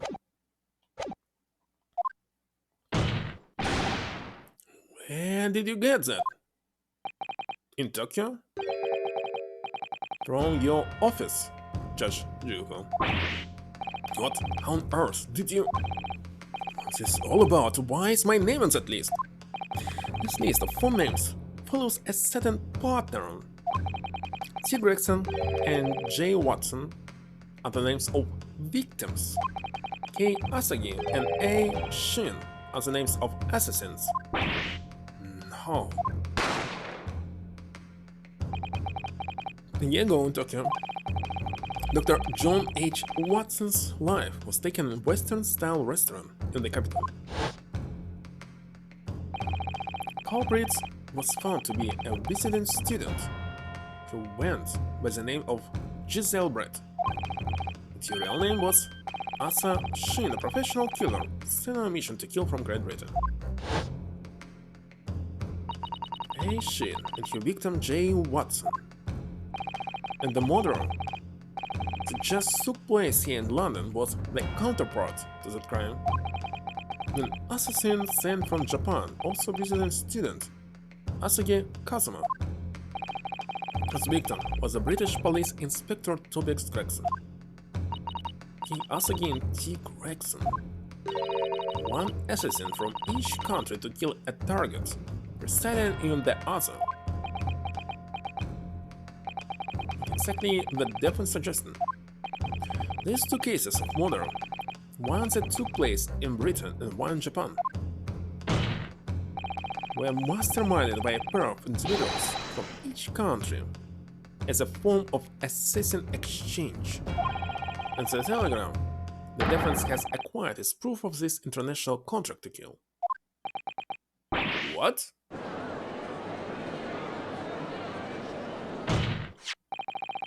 The telegram was found in your office, Judge Jigoku. In other words, the mastermind in Japan was you. Judge Jigoku? What's this all about? And you, Kazuma, you lied. During yesterday's proceedings, you acknowledged that you accepted the assassination mission, but the mark wasn't Judge Jigoku at all. It was T. Gregson, detective inspector of Scotland Yard, shown by the name on the killing contract.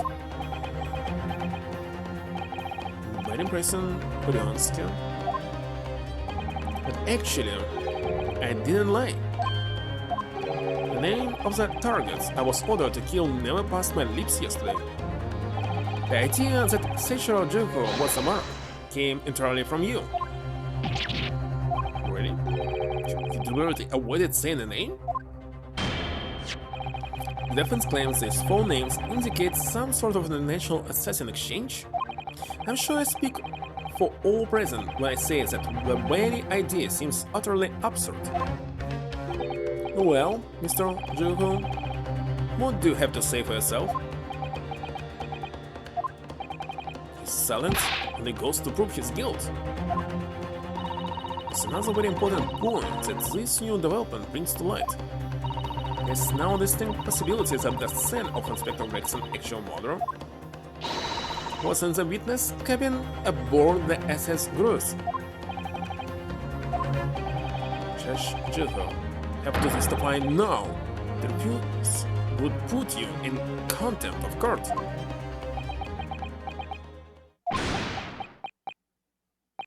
There's no need for quite such a vicious stare, young man. Very well then, as a parting gift to you all, I'll tell you everything I know.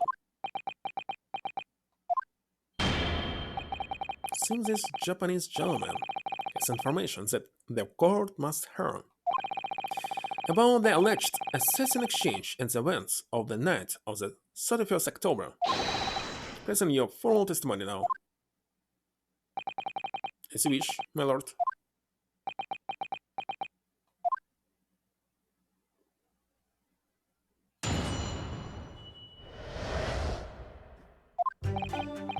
It's true that Kazuma Asagi was assigned the assassination mission 1 year ago now. The target was Inspector T. Gregson. It was a condition of the British study term. However, in the end, something happened that when the young man was unable to carry out his mission. On the evening in question, a member of the crew was on duty outside my cabin at all times. If there had been a shot fired, the crewman would have heard it, so clearly I can't be involved. So, the last statement is lying? So you admit it then, and this communication suggests there really was an assassin exchange arrangement between Britain and Japan. Political endeavor at the highest levels, not something I can discuss here. To use such a broad practice as foreign study to coerce somebody to commit murder. It's the most appalling thing I've ever heard. Appalling? Well, it's easy to judge. Pardon? Also, he had a reason for taking his word to that British inspector, you know? What? Which is why he accepted the mission in the first place. Isn't that right, Consul? Wait a second, but if you send someone to assassinate somebody, you must send a professional, so Kazuma-sama was doing the shop in Japan? Kazuma-sama?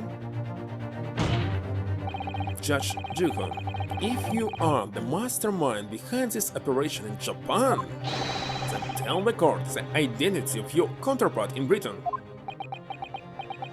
I am not obliged to divulge that information, but why?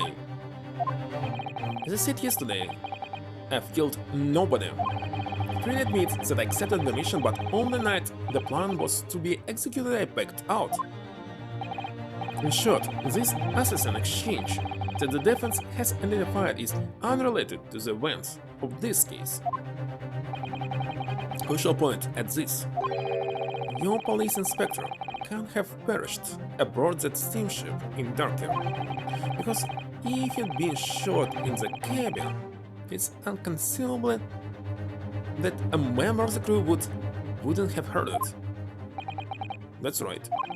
Nixon was killed after returning to London, in the room on Preston Street. And the perpetrator of the crime was the Ripper, Barrack 16. Prosecution's accusation remains unchanged. Seems that a seemingly innocent foreign exchange program was a facade for such Machiavellian dealings? It's a plot only a government minister and high-ranking judge, such as the witness, could hope to execute. I seem to recall that it was someone on the British side who controlled everything. Oh, you just don't know who is this. As it may, it's not the place of this card to pursue this valueless assassin exchange plot. I'm concerned only with the tangible events pertaining to the murder of Inspector Gregson. Is the defense clear on that point, Consul? No? Yes, my lord. Keep that in mind as I cross-examine the witness.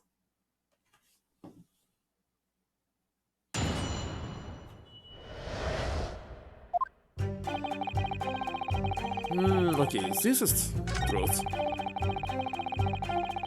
This is also truth. Alright. Okay. If there had been a shot fired, the crewman would have heard it. So Craig can be what? And this is obvious lie, so let's wait a little press it. The crewman who was standing directly outside your cabin door, you mean? That's right. This crewman with a permanent green expression on his face. He didn't once move from that spot. To be honest, I thought he was a miserable fellow. But as it happens, he's a vital witness now. There's no doubt that Gregson was killed by a gunshot. And it's conceivable that a crewman standing just outside the cabin door wouldn't have heard it. Wait, what about the ship's enormous steam engines? The noise of them would have drowned out the sound of the gun being fired. Sadly, a young judicial system that won't wash. You will recall that my cabin was in the first-class area of the ship, which is also, of course, the quietest. Don't mention for once that it's anything like steerage where the judicial assistants go. What do you mean? But the whole like said, maybe a bullet was found in your cabin, Judge Jilko. It's compelling evidence that a gun was fired in there. What's that, a bullet hole? Oh yes, you're talking about the detective and cards in the wall yesterday, I presume. It was obviously a rotten panel eaten out by a woodworm. No doubt he didn't find an actual bullet. That's the whole of this argument. Sadly, I was unable to arrange for the crewman to be brought back to Britain with me. But obviously, if a gun had been fired in my cabin on the night in question, as the defense implies, I would have been arrested on the spot and would never have made it to Britain in the first place. Very true, the witness logic is sound, since no gunshot was heard from the witness cabin on the night in question. So it was heard actually. We must assume that the witness is telling the truth. I am glad you've seen my sense. You've seen sense, my lord. I know customers already admitted to taking on this incredible assassination plot, but even so, hearing it confirmed by somebody else is still a real shock. It's unforgivable. Isn't Kazuma-sama's feelings to manipulate him to agreeing to such a despicable plan? I think Kazuma manipulated Judge Juho too, completely double-crossed him. Oh there, it's hard to see that as a stroke of brilliance on Kazuma-sama's part. One way or another, though, Gregson ended up dead. We think that the murder must have happened aboard that steamship. So you mean, Judge Juko must be lying? I know I shouldn't let my emotions cloud my judgment, but you must destroy him, Mr. Naruto. So really I can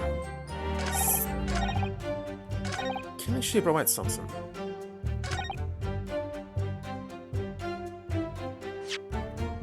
Right now, maybe not.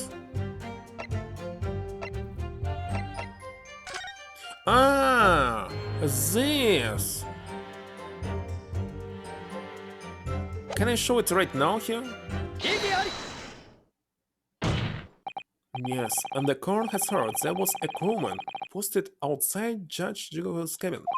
However, we can be sure that contrary to the witness claim, the guard wasn't there at all times. What? I have heard a notice of particular events that was scheduled to take place aboard the steamship on the 31st. Where did you get that? It's evidence gathered by Mr. Sherlock Holmes. We were acquainted yesterday, if you remember. Sherlock Holmes again.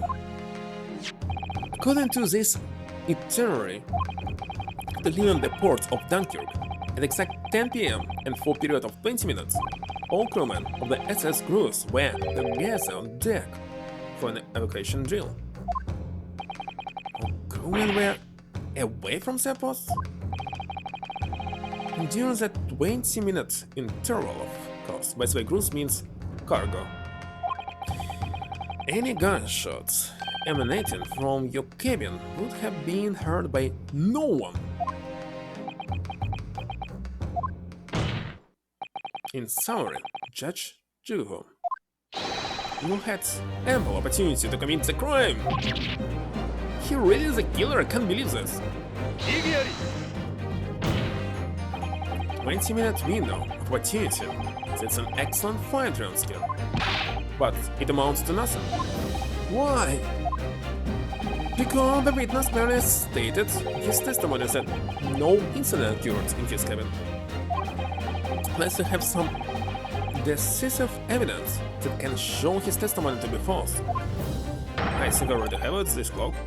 I mean, watch. Your accusation is nothing more than conjecture. Very true. Well, counsel. Inspector Gregson was killed in Judge Juko's cabin that night and set off it. Because the defense had the evidence to prove it. We will present the evidence for the defense at once, counsel. What proof do you have that the victim's life was taken in Juko's cabin on the 31st October this year? Judge Juko, this was found in your cabin yesterday. What is it? The crown of pocket watch? A pocket watch? And if you will observe, the victim's pocket watch, which we know he treasured, is missing precisely at that part. It can't be. Well, this crown is a perfect fit on the spindle, driven from the victim's watch. Basically, I thought that you're using this to win the clock, but no, you're using some key. Now, the fact that this was retrieved from Judge Juko's cabin tells us that the victim watch almost suddenly broke there.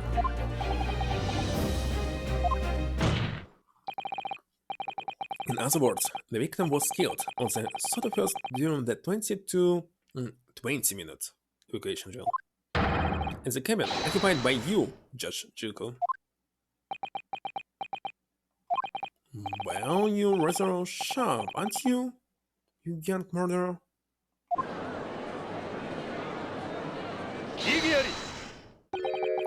Expertly maneuvered, Ronsky. And your argument sounds entirely plausible. At first. But rather like this pocket watch, it's full of cracks. Not? And I believe Judge Juko feels the same way. I was wrong to acquit you early in the year. Sorry. If I'd known that it would result in anyone having to listen to this drivel, I would have declared you guilty just to spare the world your ridiculous bombast. I think it's clear that the witness will have to give further testimony. When you heard what exactly happened in my cabin that night, you notice the pitfall into which you've stumbled. To your new testimony, I would like to clarify one point. The fact that this part of the victim's watch was discovered in your cabin means that you acknowledge he was there, I presume. Yes, I do. Very well then. You may proceed to give your formal testimony. But what exactly happened in your cabin aboard the ship on the evening of the 31st October? Of course, as a man of the law, I have no intention of obstructing justice.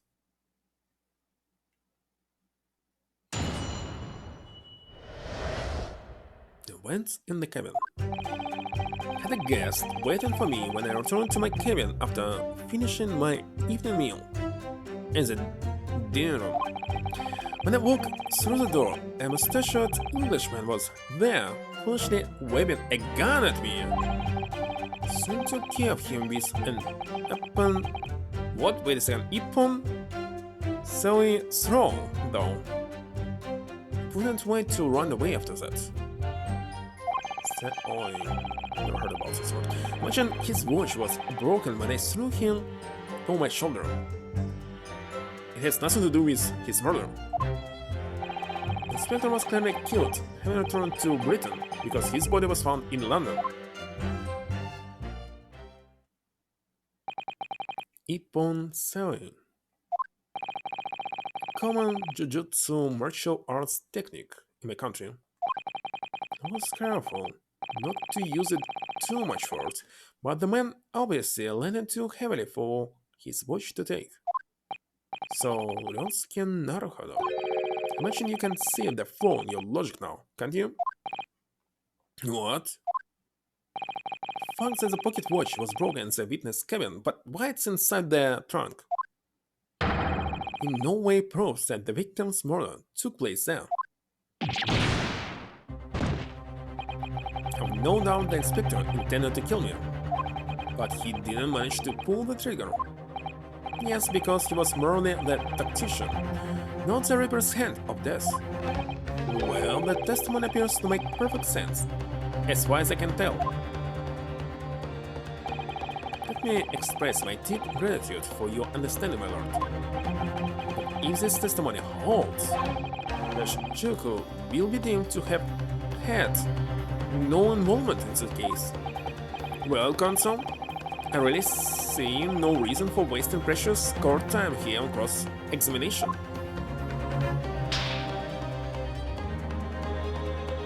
Sorry, my lord, the defense has a right to cross-examine, and I don't intend to squander that. Embarrassment to you countrymen, not knowing when you're beaten.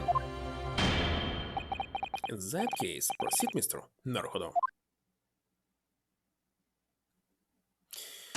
Okay, so what is lying here? Had a guest waiting for me when I returned to my cabin to finish my evening meal in the dining room. Okay, for example, foolishly waving a gun. Alright. So take care of him. He couldn't wait to run away after that. Switch was broken when I threw him over my shoulder. And the last one is a Pecker was nearly killed. Oh, well, this is 100%. Well, not a lie. His opinion, which is wrong. But there's no evidence that proves the victim ever returned to London alive. Just take a moment to think that idea of yours through now, Strickland. What? If the inspector was killed on the steamship in France, how on earth could he have got back to Britain? In your trunk, of course. In his trunk, of course. When people die, their bodies remain at the same spot. It's a devil of a thing. But why nobody count people when they exited the steamship? Should be the same amount of person.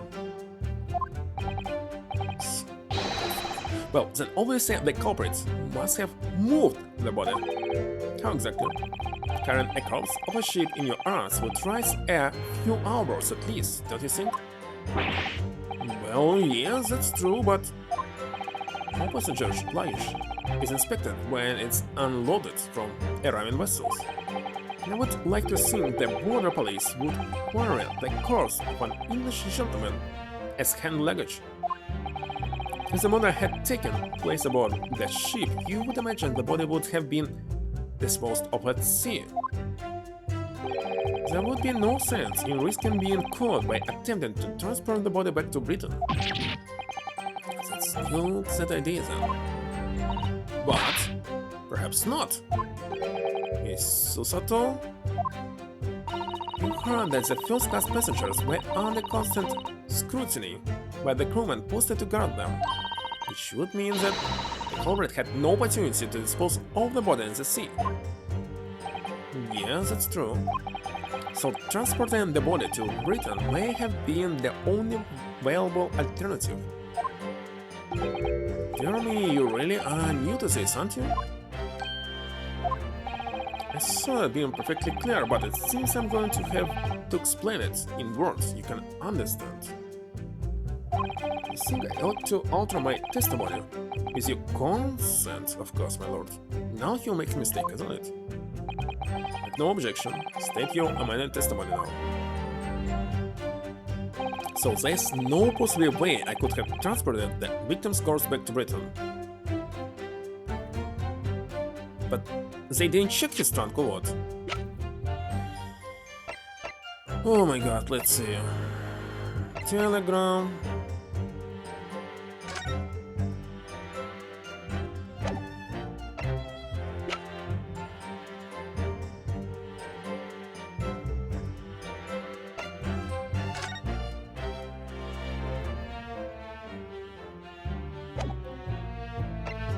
Passport. Oh, why do I need this passport? Not this. Not this. Can I show this picture with the luggage? Okay, let's think about it. Inspect notification. Some pocket watch.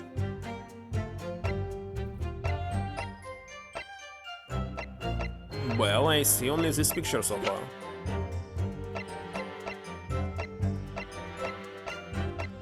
Let's try. Close this one first.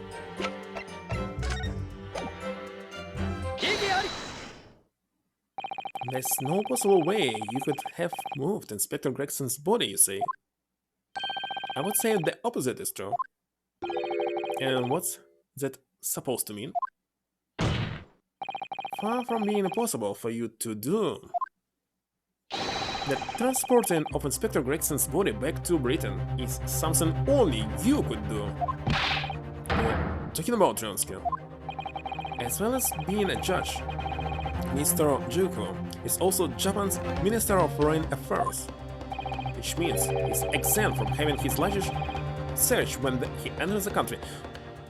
I kinda don't understand. I think that somebody related to politics must not just not exempt, but search more thoroughly, twice, 3 times.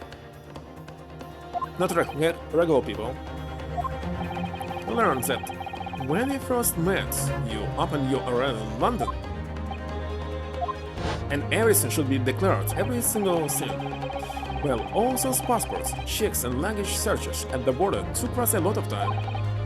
So I'm very envious of your minister status. You didn't have to go through any of that, did you? You were jealous.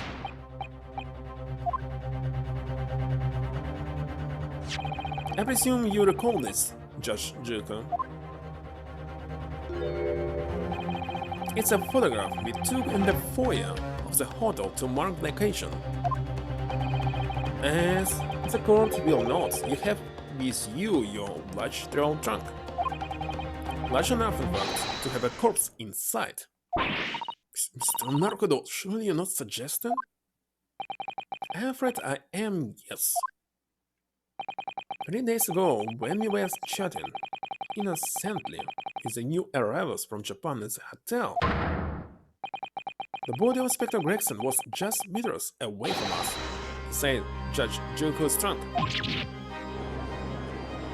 Wonderful, didn't expect this. Order in court. I'm skeptical, counsel, that a grown man's body could fit inside even the largest travel trunk. It could, because I happen to know the witness himself, a man of considerable size, fits inside his trunk. And verifying that would be extremely simple, wouldn't it, Judge Juko? But inside his trunk? How horrifying!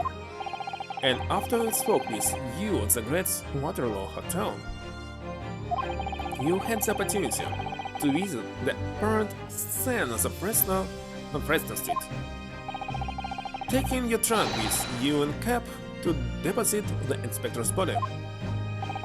So you have to listen to this nonsense. Dr. Mori, the coroner who examined the body, has confirmed the possibility.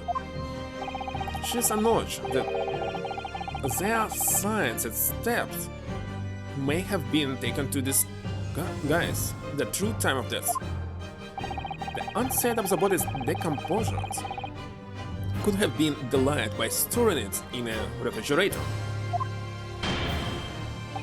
Counsel, as I remember explaining yesterday, refrigerators all the requisite size, are few and far between. Yes, I'm sure they are, but one place they certainly found is on large ocean liners. Such ships are equipped with electrically refrigerated cold rooms to keep food fresh on their long sea voyages, and the SS Gruz is no exception. Professor Mikatoba told me about it only yesterday. Well, Judge Juko?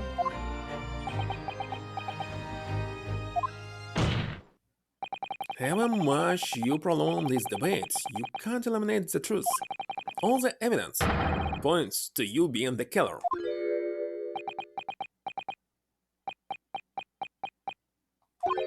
Well, this is already heartening. Can see that it was a wise move letting Asagi and you embark on this study tour. What are you talking about now? Logical reasoning, of course. All court proceedings will be built on logical reasoning in the new century. And I can see that you was laid firm foundations for that already. Juko, please stop the murder. Attention from the issue at hand. The defense has made an accusation against you. How do you respond? Response? There's really no need for me to respond, is there? Why ever not?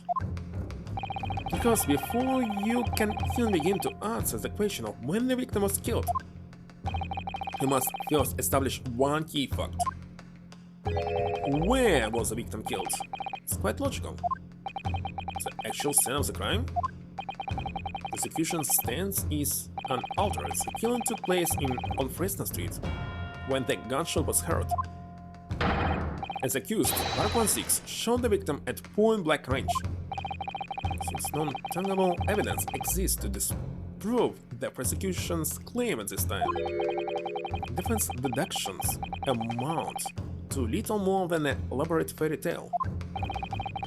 I'm afraid that's how the logical reasoning the British are known for really works, young stupid. Really? And what is the evidence that it was killed on the street, huh? There's no evidence at all.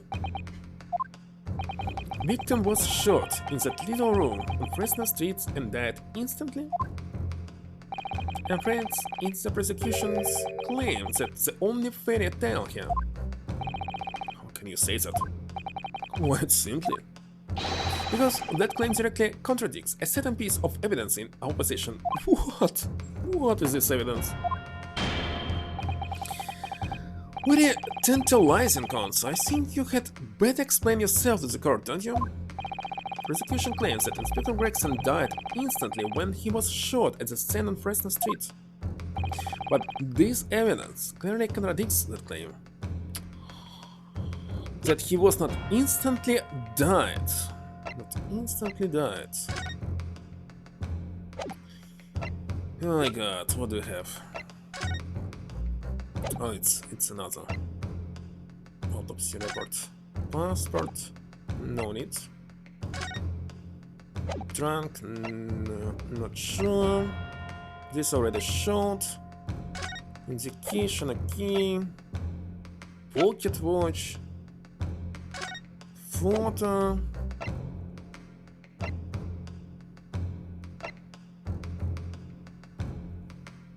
What is it, Venom? Evidence that contradicts that he was instantly killed.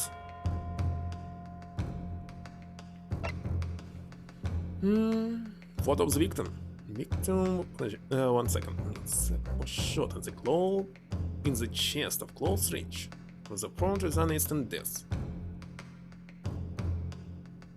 Wait a second. Bullet exited the body. Yep, that's right. From behind. It was rather used much as that of standard issue farmers for member of the judiciary.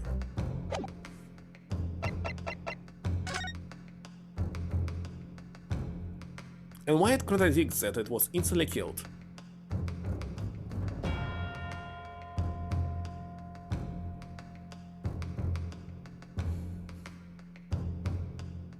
Position like a ball? I don't know. I don't know what happens when somebody is instantly killed. I have no idea at all. Photograph of the victim. In the very location, you claim he wasn't killed, because I know for sure that no matter what, you cannot be instantly killed if it's not your spine, brain, what is this on the back, or your head was actually hit it. But if it was heart, no, you'll be living for several minutes for sure. It cannot be instant. A photograph of the victim in the very location you claim he was killed. He wasn't killed.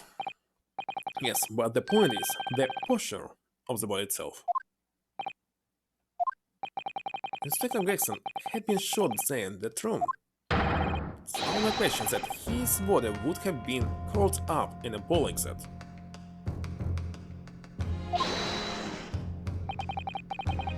Sorry to disappoint you, but your logic is flawed. He could easily have adopted that photo position due to the pain of the shot which subsequently proved fatal. Well, that what will happen in the real life, because you can't be instantly dead. I'm sure to disappoint you, Judge Ducom, but it's your logic that is flawed. Not? According to this autopsy report, the victim died instantly. He would have felt no pain, much less have been able to drown himself into that position. Which begs the question of why the victim's body is curled up in that way. So the answer should be abundantly clear by now. You suggesting? The inspector's body took on that posture ahead of its arrival on Fresno Street, before it was coldly turned out on the floor from the side of a large trail trunk. Why nobody saw that somebody brought wait a second, they were saying about the trunk, wait a second. He was brought here, inside of the room, several hours before 1-6 entered, and nobody saw it because nobody was on the street? Quite right, the shape of the body? Exactly as it had been kept in a confined space. Wait a second, he was found at 7 p.m., right? So people were on the street at this time, like, for example, 4 hours before this, the whole day, and nobody saw that somebody entered? For example, how long candles can work? Okay, 2 hours maximum. So somebody brought the body. Okay, maybe somebody entered to light the candles, but still nobody saw. Not sure. Judge Juko, present your trunk for examination. I believe it's very possible that it will contain traces of the victim's blood.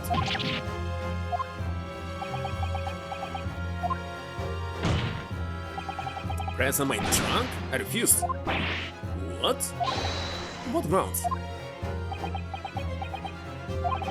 I'm the Minister of Foreign Affairs from the Empire of Japan. Shouldn't have to put up with this treatment just because of some stripping, baseless accusations. In other words, Judge Joko, there is blood in the trunk.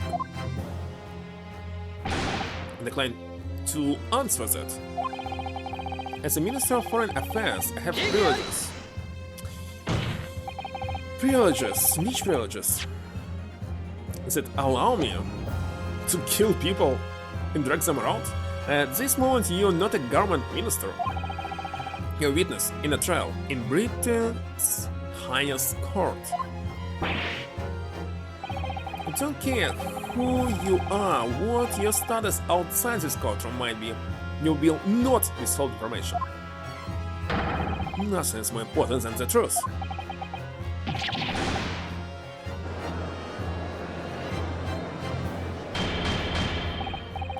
Odin court. Well, Mr. Joko, what's it to be? Can't be serious. You did it? Have you no shame at all, Kazuma Asugi? What?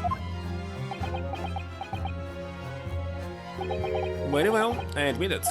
I did bring the inspector's body in the country, but he didn't kill him. Inside my trunk, exactly as postulated by the defense. What? You? Dear God, outrageous! So it was you!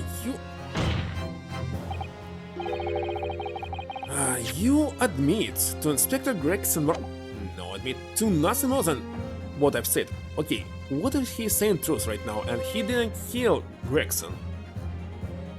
In this case, who did this?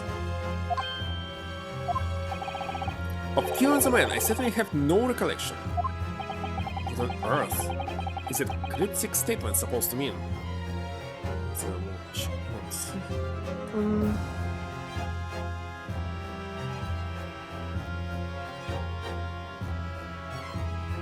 Alright. So he was the killer?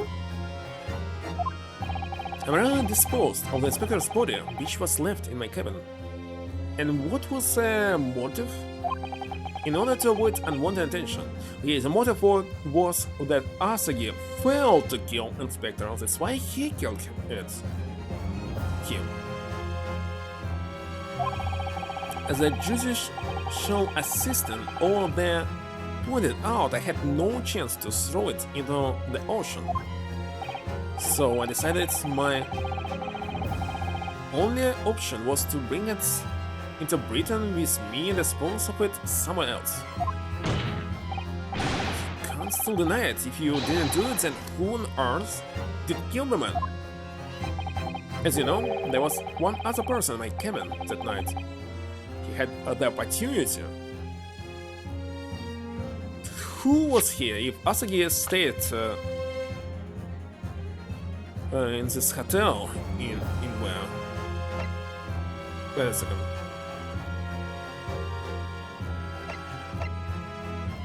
Are you want to say it was Mikatoba? And moreover, he'd already accepted a mission to take the inspector's life. Oh no, it was Asagi. But he was not here. Or was he? That's right, who else could it have been? It was you, Kazuma Asagi. You.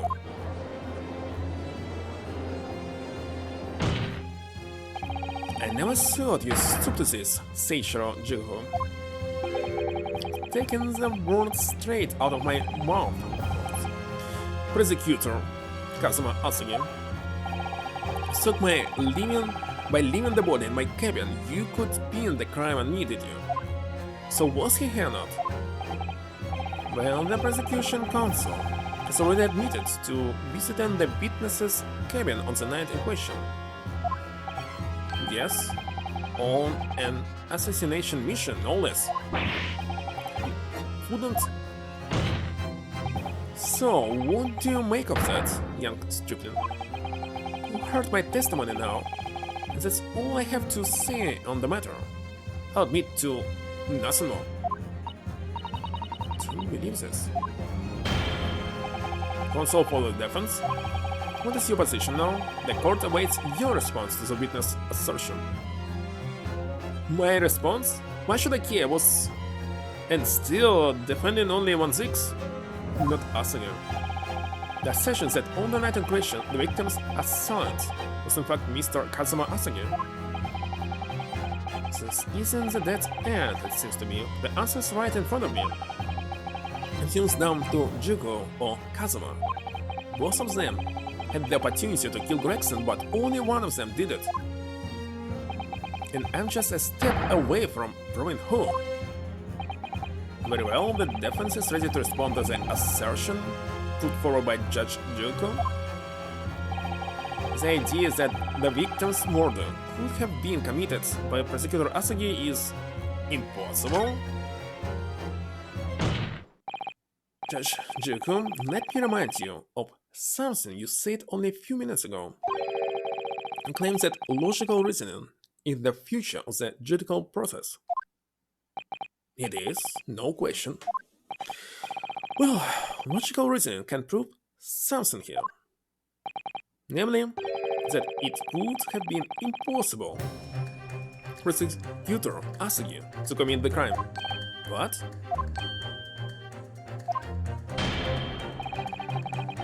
The court will only accept an argument that is supported by compelling evidence? Oh my god. So present what you have, counsel. What proof is that allegedly demonstrates the impossibility of Prosecutor Asagi's involvement? Okay, not this. Sword? Lucky charm? Passport? Trunk? Papers? Not this. Wait a second, he said he was in the hotel. Indeed. But he said it! Asagi left and went to cabin, was it? Yes, I remember he said that he was in the hotel, but I have evidence for this? I wonder where.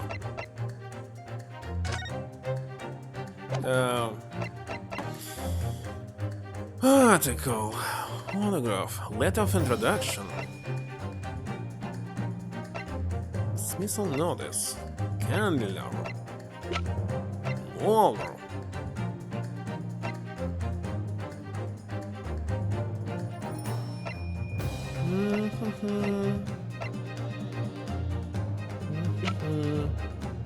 Where's my proof?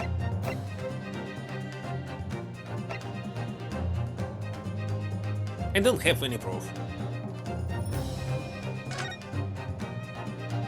If I don't have any proof, I need to use this Her, though?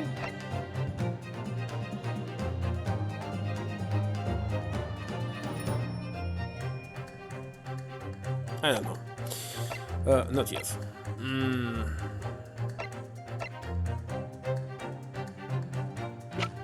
But I seriously have nothing? Let's see.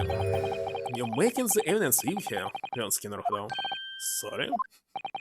Every piece of evidence has a role to play in arriving at the truth. So not playing, you can toss around the courtroom for entertainment.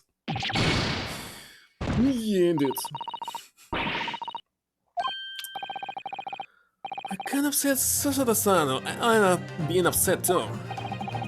We know a member of the crew was on sentry duty outside the first-class cabins nearly all the time, so as long as the guard was there, it would have been impossible to fire a shot without being hurt. And that very much narrows down when the crime could have been committed.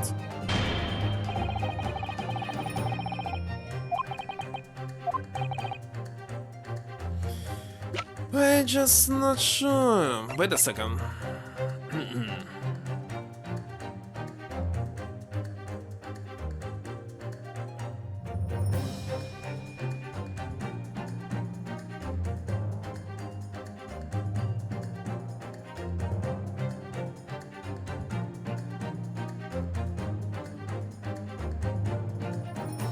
Well, I know exactly at which time it happened only. After 10 PM. That's it.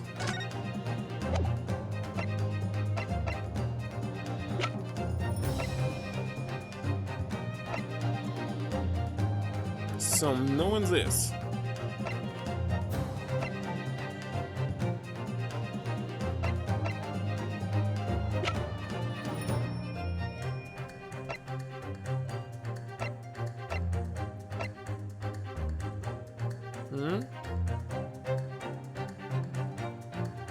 Well, we'll figure it out sooner or later.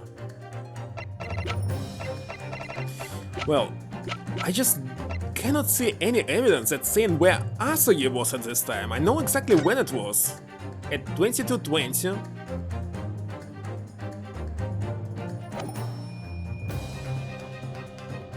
Nah, but what about Asagi?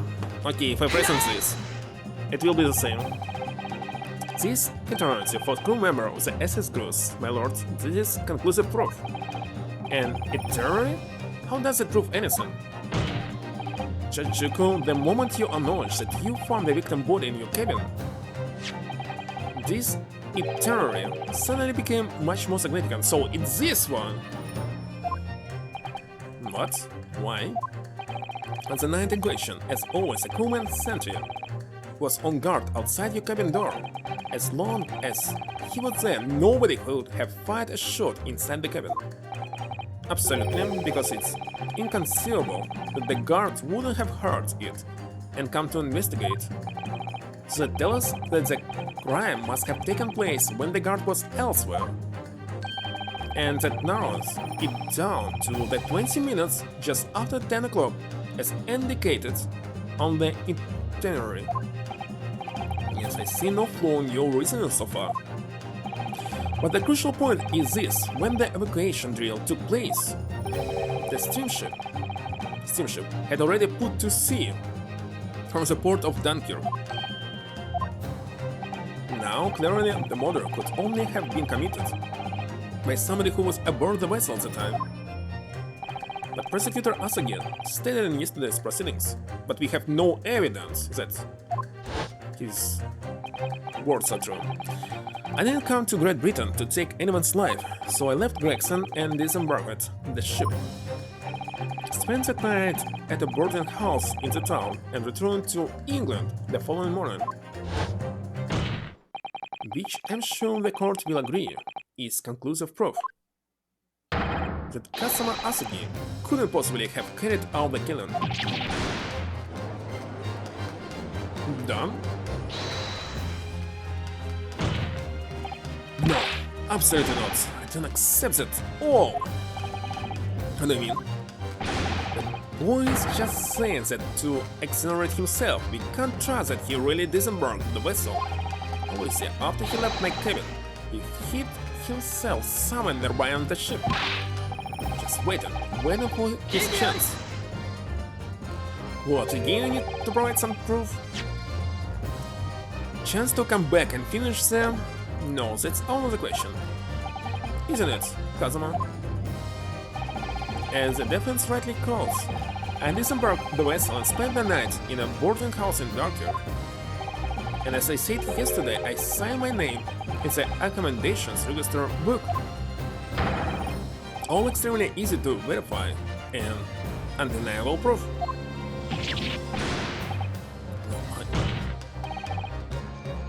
There's no escape this time.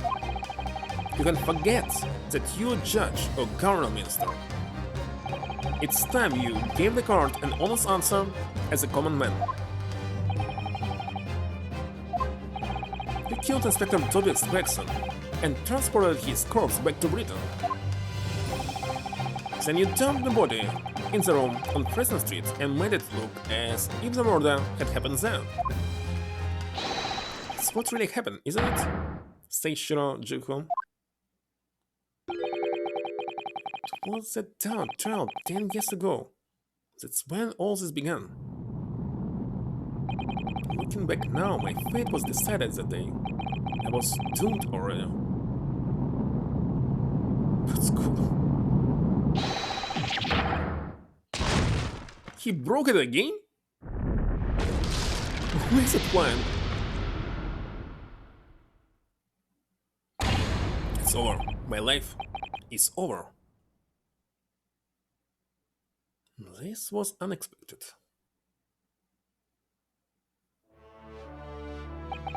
A British assassin to eliminate a professor in Japan, a Japanese assassin to eliminate a detective in Britain. Both assassins will use diplomatic immunity to await conviction and return safely to their homelands. The assassin exchange request arrived from Britain about 1 year ago. So it was hardly a request, it was a demand. What was the point in killing Watson in this case? And for that you decided to recruit Mr. Asagi. Why he was not killed like 10 years ago, but only now? But since things go according to plan, your chosen assassin never made it to Britain. And you found yourself unable to dispatch a replacement, because I was already on my way to Britain at that time at Kazuma's place. And that left me with only one option for carrying out my obligation: to eliminate the mark myself, personally. Of course, there was but a single opportunity for me to do that. National Forensic Science Symposium, I presume. That's right. I decided it would be safest to carry out the plan before my arrival in Britain. So I enlisted the help of my British counterpart and made arrangements for a pretext that would take the inspector to Dunkirk. To lure the man in, he was given a sham mission by the Reaper. What? The Reaper? But there's only one person who could have done that. The mastermind of the entire operation, the Reaper himself. So that means that the assassin exchange was... It was all planned by the Reaper? But you don't know who is the Reaper. I'm not at liberty to say anything about my British counterpart.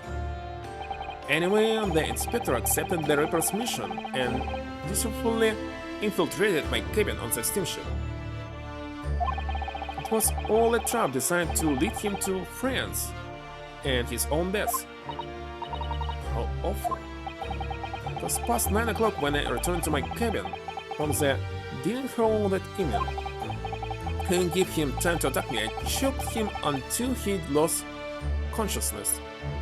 Wait a second, if he choked him, even one day after that, he still were able to see the marks? But there was a guard just outside the door, so I left it at that for the time being. In the slightest noise might have aroused suspicion, so I bided my time waiting. It was 20 minutes after 10 o'clock. I had intended to finish him by strangulation, but moments before I had the chance. He suddenly came round and went for me in a reckless move.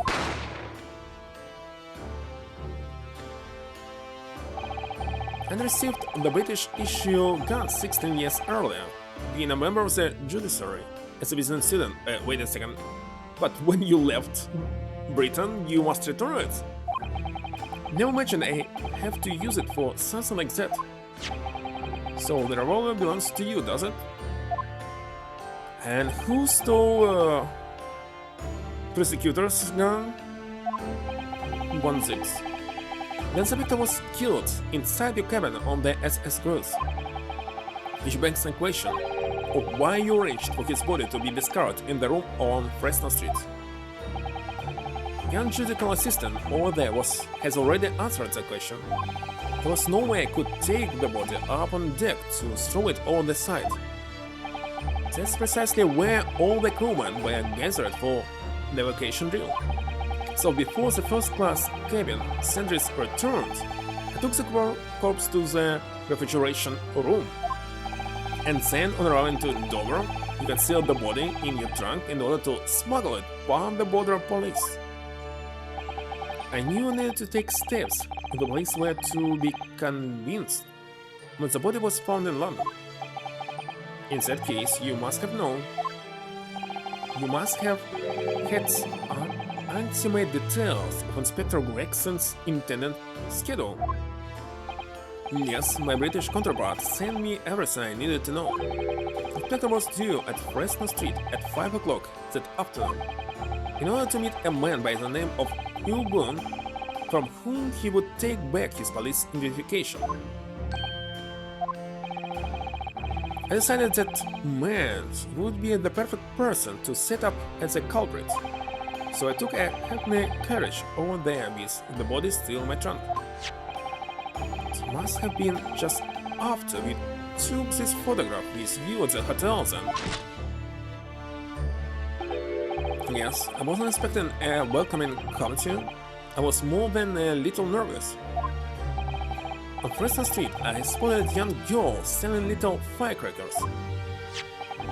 Miss Venus, of course. I conceived of the candle trick there and then, so I donned a simple disguise and approached the girl to buy enough firecrackers to replicate a gunshot. What sort of disguise? For some reason, the inspector had a bright red hairpiece in his own traveling case, so I put that on.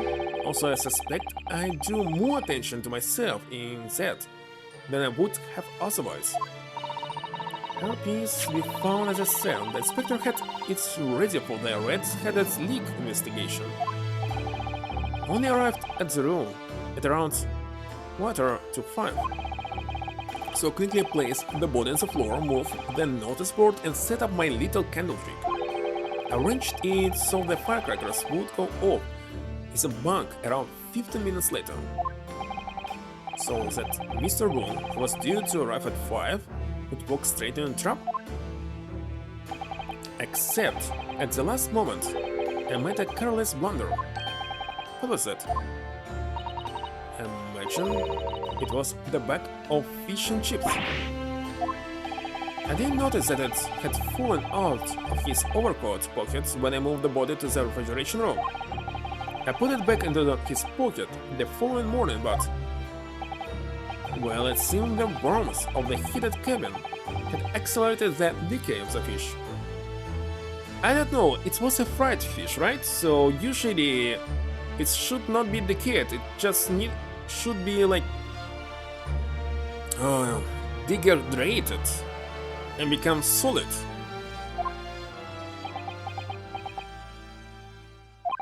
Anyway, that's everything. All the sordid details of what I did. But this means case is closed. How it will continue? How?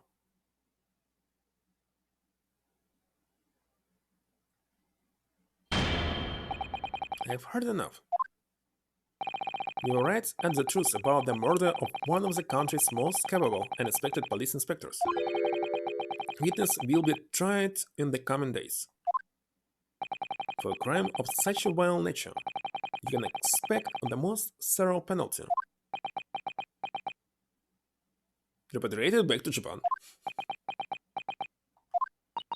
An exchange of assassins. What a foolhardy idea. So, Jiko, one last detail. Who was your counterpart in Britain? Who was the mastermind behind the assassin exchange? Nothing you say now can make matters any worse for you. Just tell us. Enough. I already told you that I cannot say. Even so, as things stand, you may very well never set foot in your homeland again. What are you waiting for? Can we get this over with now? It's finished. All of it. I'm finished.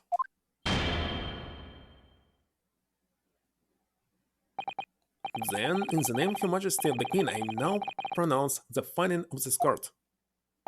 This man before us has admitted to the willful murder of Tobias Gregson.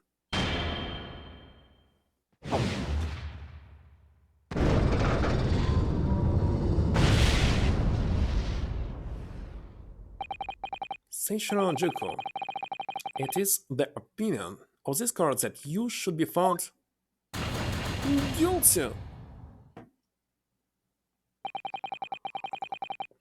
And may I remind all those present of the strict confidentiality demanded by this closed court. Unexpected ending.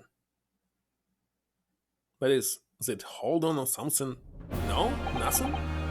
Moments ago, Mr. Juko signed a written confession admitting to the murder of Inspector Gregson and the subsequent conveyance of the body. Ensured the defendant's innocence has therefore been established beyond doubt. Wonderful. Well done, Mr. Naruhodo. Yes, thank you? Is something wrong? Just a little troubled by his silence. The true identity of the Reaper of the Valley and this extraordinary assassin exchange. Okay, we don't still know who is the Reaper. It's proof. Simply nothing. We do remain in the dark about these mysteries, however, because we figured out who killed, wait a second, but we know who killed Gregson, just we don't know who's Reaper. Insofar as the indictments brought against the defendant in this trial, we have reached a conclusion. I have every intention of pursuing both mysteries. As a prosecutor. As you wish. Now for the formal adjudication. I will declare the defendant, Berkman 6, not with objection.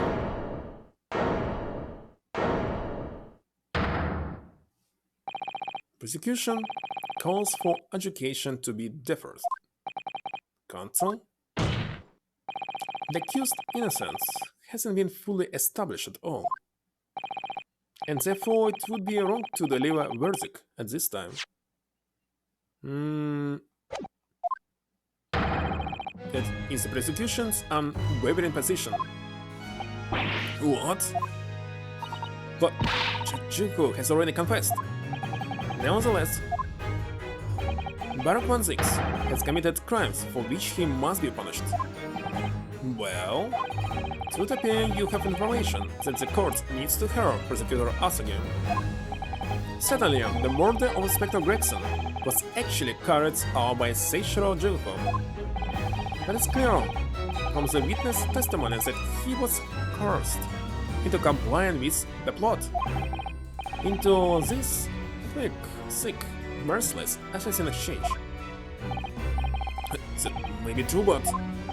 So what I want to know is, who cares Jiko, who was pulling the strings? The victim went to France, having been ordered on a mission for the Reaper, only to be murdered. In other words, the mastermind behind the assassin exchange is sound in a position to give such an order. As we already established, the Reaper himself. He has no relation to politics, isn't it? Just prosecutor. Well, certainly that would appear to follow. The prosecution hereby formally accuses the man in the dock, Kuluk01's, of being the Reaper of the Valley. And furthermore, I'm going to prove his guilt beyond all reasonable doubt. What?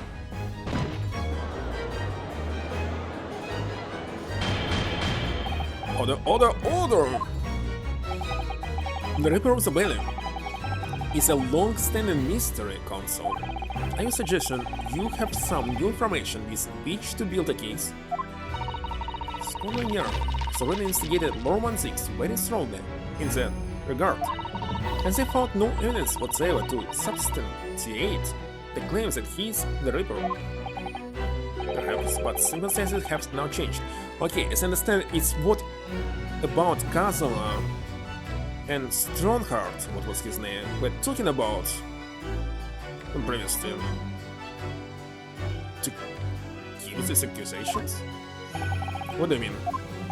It's already been established that the assassin exchange was negotiated with Joko by the Reaper himself, which means we now have a new line of questioning by which to identify definitively the man's identity. That is the prosecution's intention here. I must say I'm surprised by quite how tenaciously you appear to want to besmirch my name. You're guilty of an unforgivable crime, Kuluk01's, and I will bring you to justice for it, whatever it takes.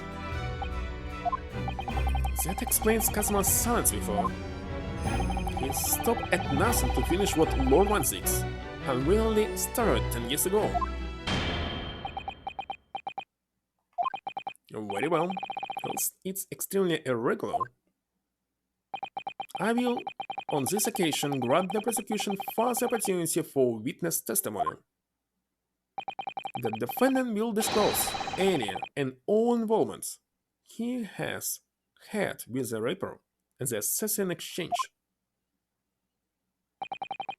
Thank you, my lord, for guiding the court so wisely. I humbly declare this court to be in session for supplementary hearing. Again.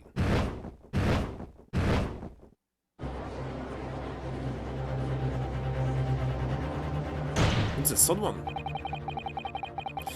Return a blind eye to the discordancy as I verify that this file, an unremitting accusation, hasn't soiled the contents of my hollowed chalice.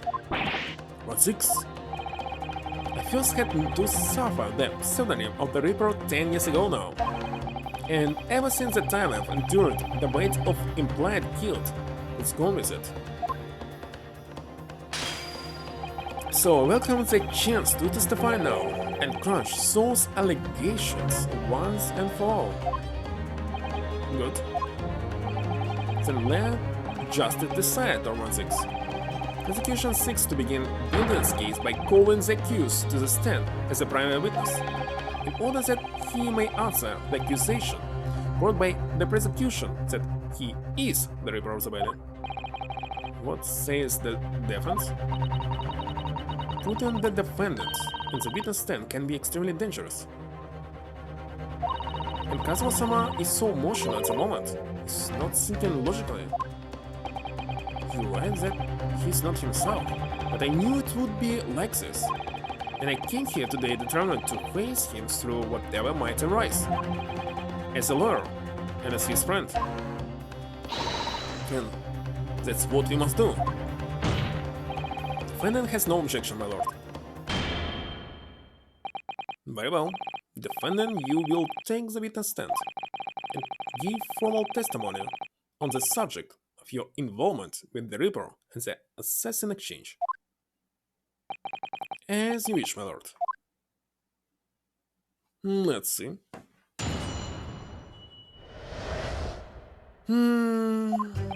I've never taken the life of another. No, I haven't instructed another to kill. Alright, no contradictions here. I've been investigating the truth behind the Reaper for years and I was aware of Gregson's involvement. That's the reason why I went to Fresno Street that day and how I came to discover the body.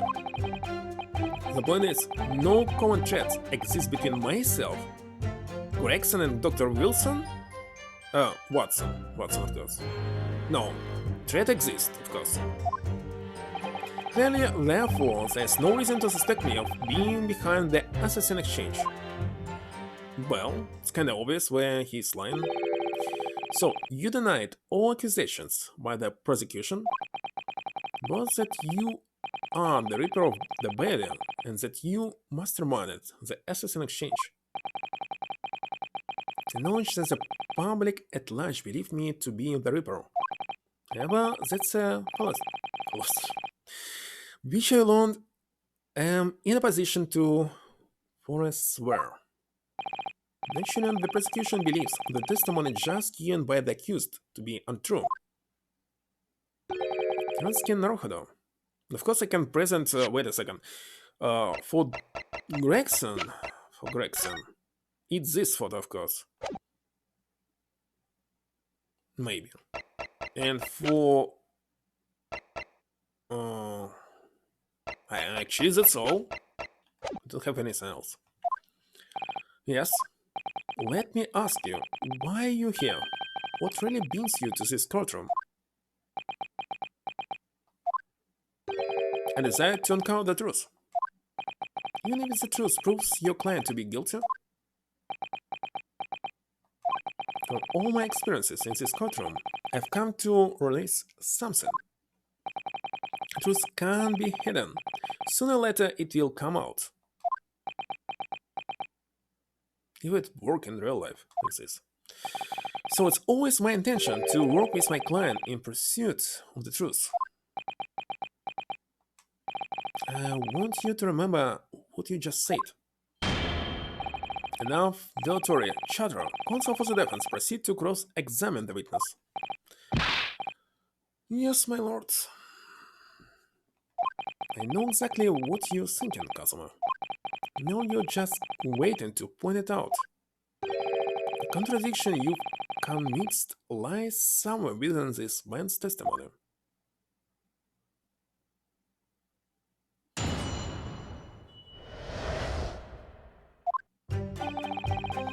So let's go get to number 4.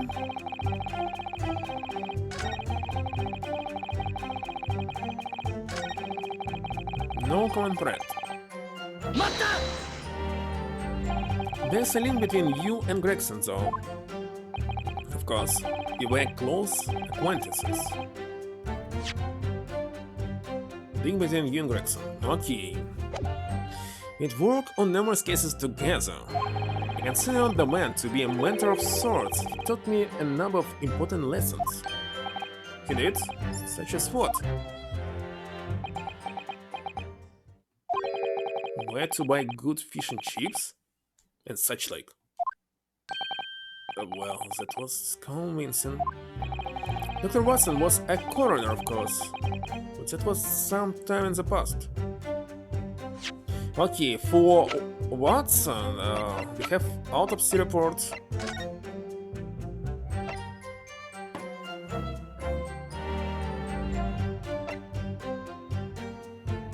Credit to Inspector Gregson. Okay, this one. Autopsy report. But that was some time in the past. And in any case, I understand it was several years ago now that he was invited to work at a Japanese university. That's right, he was a visiting professor at the Imperial University in Tokyo. should be unambiguously clear sense that no link exists between myself and him. In other words, I had no motive for sending some assassin across the ocean to kill the man. Sounds possible enough, and I want to believe it, but something about this just doesn't quite sit right with me. Okay, let's press on it. Let's see what will happen.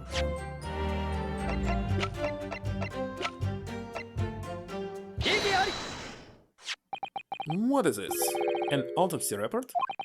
Wait, this is 10 years old. From the autopsy of Lord Clean16. What? My brother's autopsy report? I'm pleased to see that defense doesn't intend to run from the undeniable truth.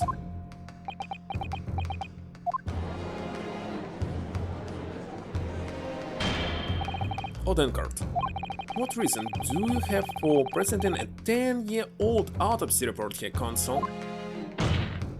As this, the autopsy report of the professor's final victim is an undeniable link between Inspector Gregson, Dr. Watson, and the defendant. Not that accursed name again, the professor. I've personally researched all of the card's records relating to that case. I know that at the time autopsy was considered sacrilege to the victim's soul. And for members of the aristocracy like Lord Clean16, it was unthinkable.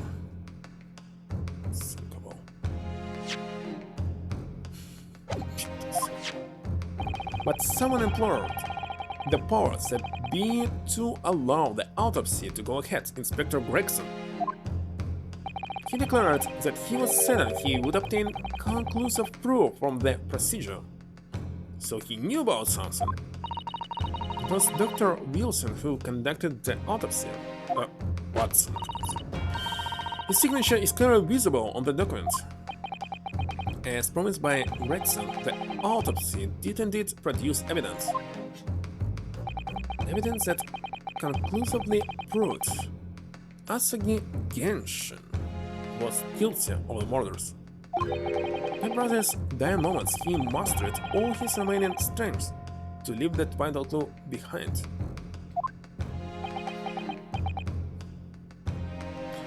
Wait a second.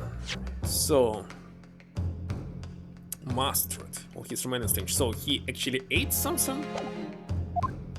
Indeed, that was the key to indicting the professor for his crimes and the conclusive evidence that convicted him. Enabled Lord 16 here to avenge his brother's senseless death with a marvelous victory in court. Marvelous victory, was it? I wonder if that's really true. What? Could the same be said if it turned out that the key piece of evidence in question was in fact fabricated? If the inspector, the coroner, and the prosecutor all concluded together to cast an innocent Japanese man as a mass murderer and send him to his death. It's outrageous. And now, 10 years later, for some reason, the secret has been threatened and needs protecting, which is why the inspector and the coroner had to be silenced, isn't it? By someone in power, in Japan and in Britain, using the two killers recruited for the assassin exchange.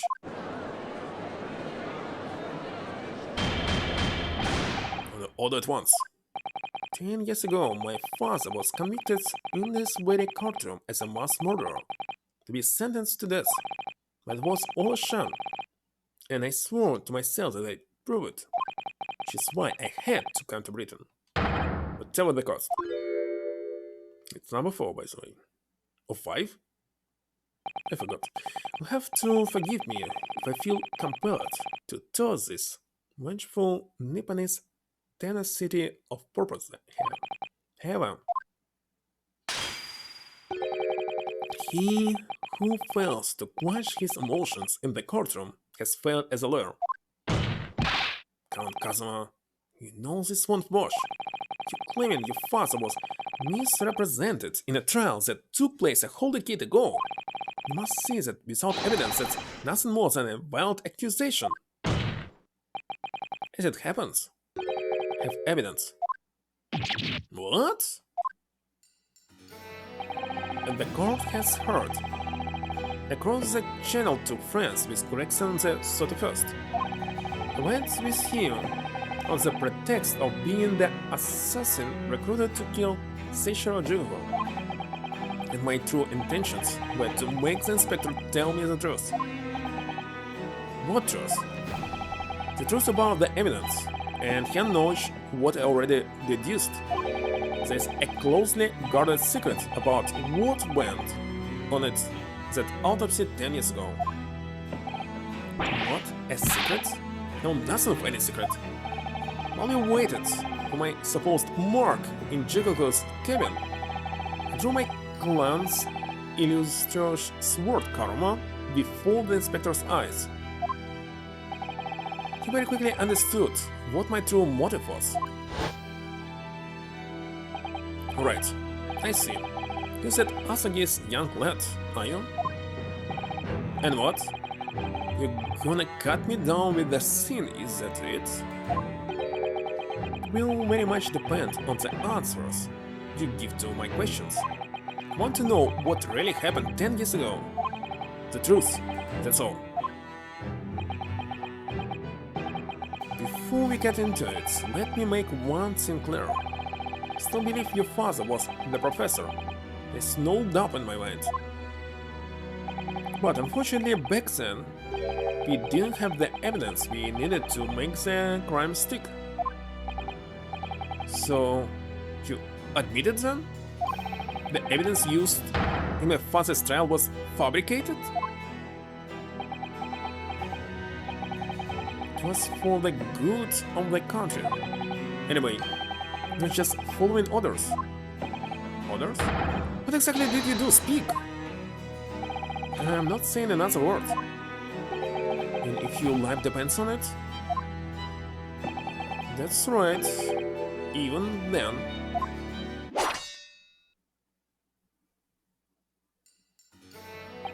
So that's when the tip of the sword broke. Cosmos-huh.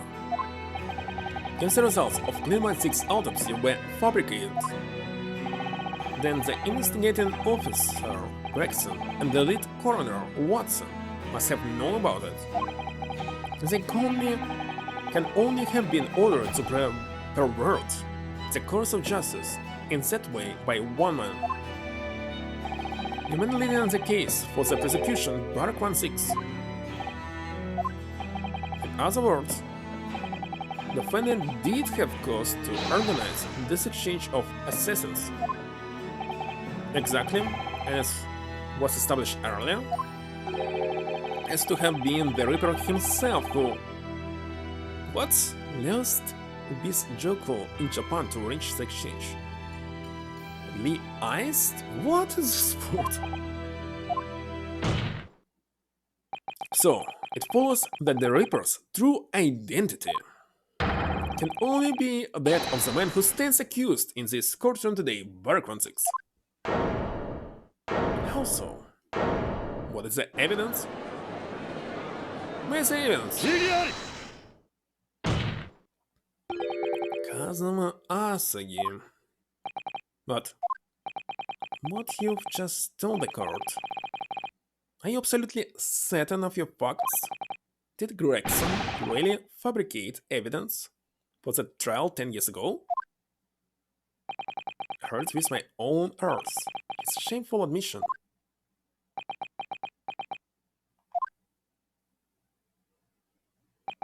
In that case, I know. The name of the Reaper. Oh, what? What 6? I give no such orders. I know that for certain. Which narrows down the remaining possibilities to one. Kuluk01 isn't the one behind all this. Then yes, there is only one other person who could have done something like that. I believe I know who it is too. What? You? How you know? Just had a feeling this name was going to come up. The true identity of the infamous Reaper of the Valley is? Well, I was thinking about this yesterday's stream. Indeed, but how Ryonsky came up to this?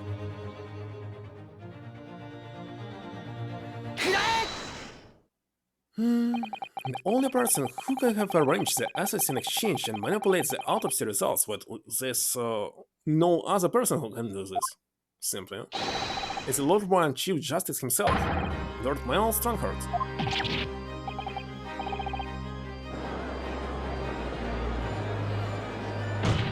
Well, logically there's no other who can do this, because there's nobody with high authority, and Reaper, Lord 1-6 cannot do this himself, he's just prosecutor.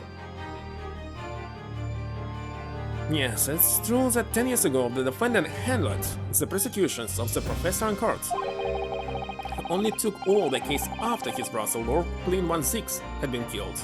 Yeah, and they worked together after this because he asked to be prosecutor instead of Stronghold.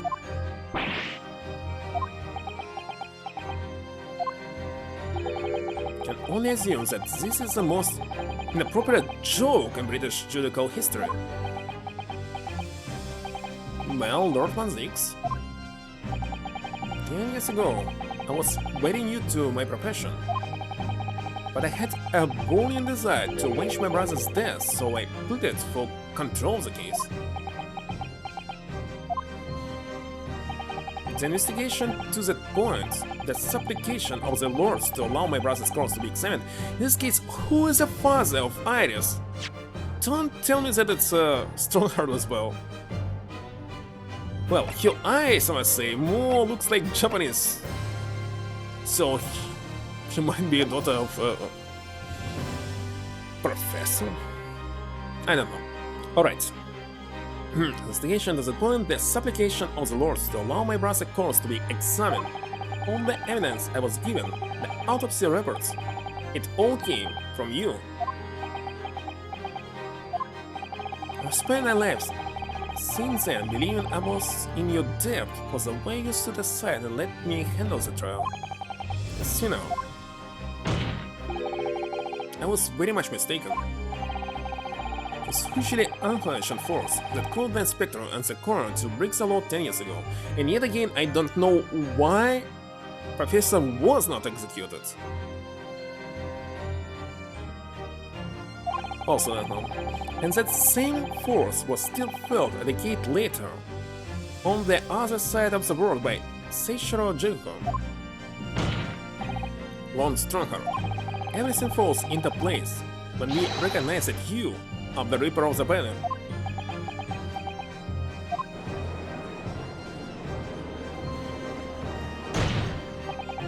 Well, it's maybe number 5 or 6. The court awaits your response, my lord. This may very well go down British judicial history, but I assure you, it is no joke. It is a formal accusal by the defense. It doesn't warrant a response. A formal accusal? Don't be absurd. Defense claims are utter nonsense, a wild fantasy at best. Not going to defend yourself? Claims there was some wrongdoing with Lord Plan 1-6 autopsy? That's utterly untrue. But I heard it from Jackson's own lips. He admitted to it. And where's your evidence? What? Jackson dead now, unless you were thinking of summoning a ghost to the stand. Who can he summon? You mean to say? Forget how the system works in your little backwater country, but in the course of the British Empire without evidence there's no case. Have no intention of entertaining some wild fantasy. This can't possibly be substantiated by anyone or anything. Might as well stand properly. Hold on, guard. Following Inspector Gregson murder, and in the light of Dr. Watson's death as well. Forgot to check one thing. There's really no one left who could testify about the events of 10 years ago, is there? Wait a second, who left? Dr. Shizu left, isn't it? In it. Alright. So, that was the real purpose of the assassin exchange. Wait a second, and who's supposed to kill Dr. Shizu? One has no business wrecking all the calls of a case that was concluded a decade ago. The accusal brought by the prosecution and the defense is categorically denied. Omika Toba? I take it there's no objections? Kazuma is more or less waited his whole life for this moment. Hello, anime Rama. But in this case, there were tons of people. Let's see. Holmes as well, by the way. Him the second. You thought 5, 6, 7, 8. This one is dead. Oh, it's the same man. Wait a second, there's no Dr. Shizu here. Just 8 people from the past. Or maybe she's already dead? Is it possible? There's really nothing else we can do now. And no other avenue we can go down in pursuit of the truth about what happened. Oh, I simply forgot. That it was written by Mikado. I thought it was related to Dr. Shizu. Really.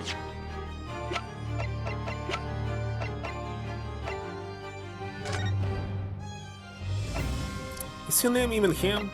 No, not. She was not working here, maybe. Wait a second, she was working here. Is there no other avenue we can go down in pursuit of the truth about what happened all these years ago? Only there was someone who could testify about Kuluk01's autopsy. He's gone to extraordinary lengths to cover his tracks, going so far as dispatching an assassin all the way to Japan to ensure Dr. Watson's silence. And Dr. Shizu won't say anything against Strongheart, but she was here anyway. Just told about this. And told why she's not on the list. But there's still one great hope.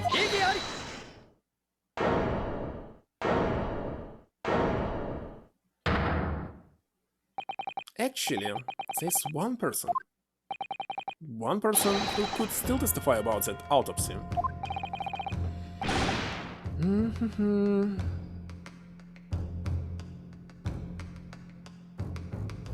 Alright. Don't be ridiculous. There's no one left. Who runs here? Who? Tell me. Kazuma, Please. This is trial content. Not yet. I'm not doing this for you. You're doing it for whom? I know it for the truth. Oh. The person who, the defense, would like to go to the stand to testify about the autopsy. Floor Kuluk01's is... well, that's him. Alright, 10 o'clock. 10 o'clock. Alright. Good. Heaven help us, another Japanese? An expert in forensic medicine, my lord. Professor Eugene Mikatoba, 16 years ago, came to London with Seishiro Juko and Genshin Asagi as a visiting student. And what could his testimony possibly tell us? Professor Mikatoba was the primary assistant during the autopsy in question. He was also the person who actually penned the report. Incorrect, the autopsy was carried out by the coroner, Dr. Watson. The report carries his signature. It was the primary assistant's duty to keep a written record of the coroner's work during the procedure. In actual fact, the coroner merely reads all the reports at the end and signs it. In other words, Professor Mikotoba witnessed the entire autopsy from start to finish. Defense demands that Professor Mikotoba be summoned as a witness as a matter of urgency. So really happened. That autopsy laboratory 10 years ago is something only he can tell us. Well, I actually thought that inside of victim body will be part of the sword, so he killed it with katana. But definitely it's not the case. Alright, the defense demand is denied? What? What? Professor Mikotoba is in London at this very moment. We could summon him to the stand in minutes. Of course he's not going to agree to it. Stalker has no intention of summoning anyone who knows. He's too concerned about protecting himself.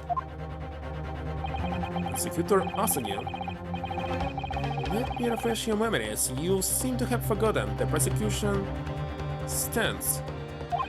Only minutes ago you accused the defendant of being the Reaper and of masterminding the assassin exchange. I did, yes.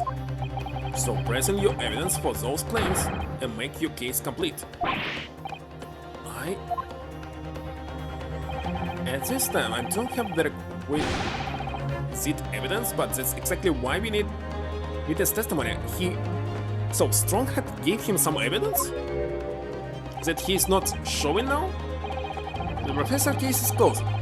There are no clues in the distant past that will bolster your argument today. Afraid to say, Prosecutor Asagi, that you would appear to be possessed by the spirit of your late homicidal father.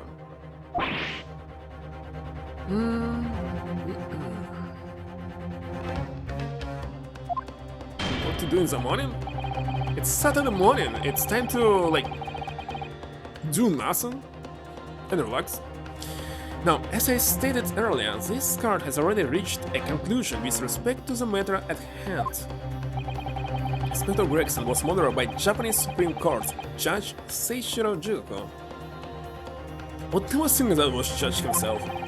As for any hidden circumstances that may exist, they will be investigated in due course by the proper authorities.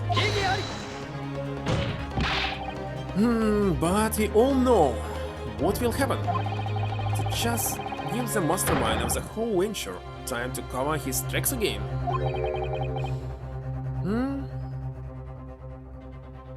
Area of Sorrow? Wait a second, what is this?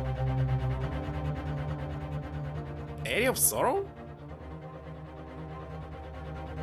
No, let me see. But I say it's a game. It sounds like it's some kind of Castlevania or something. Where's my browser?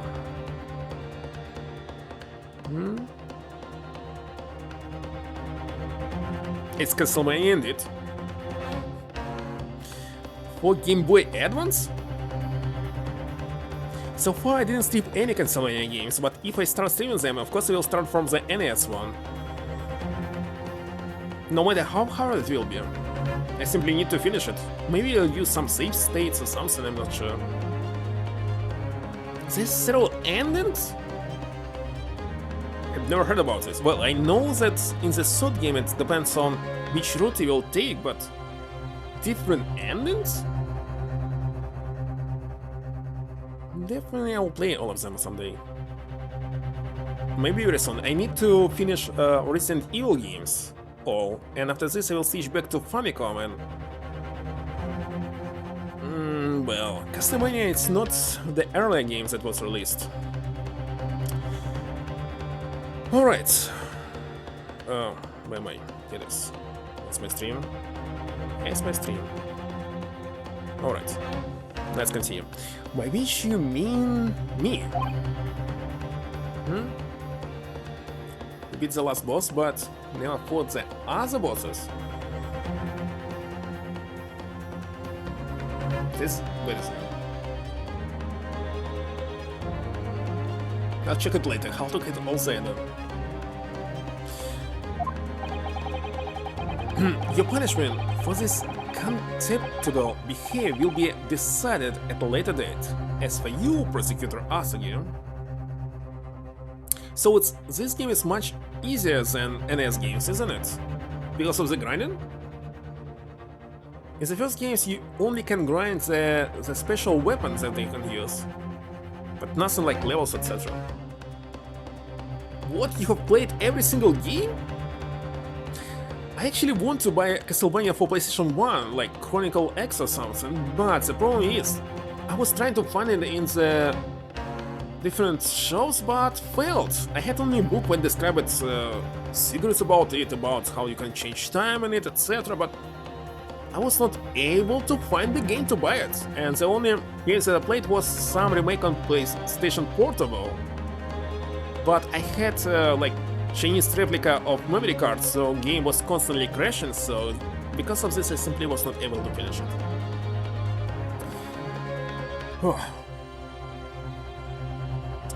Alright, your punishment for the contemptible behavior will be decided at a latest date. As for you, Prosecutor Asagi, you will be remained following these proceedings.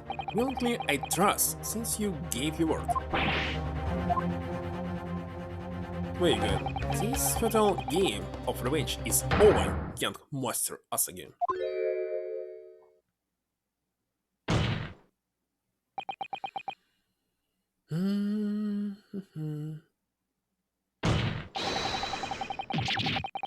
It's a new animation of him. So what? That will be all. Robert declares this trial to be... What?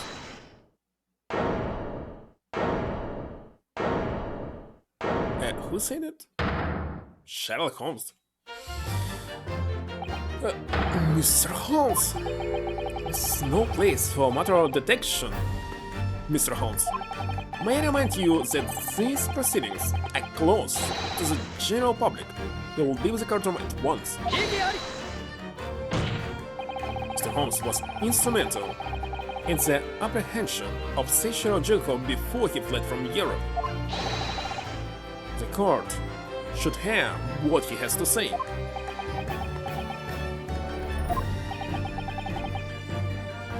Lord Miles Strongheart, it's imperative that you refrain from bringing this trial to an end at this stage.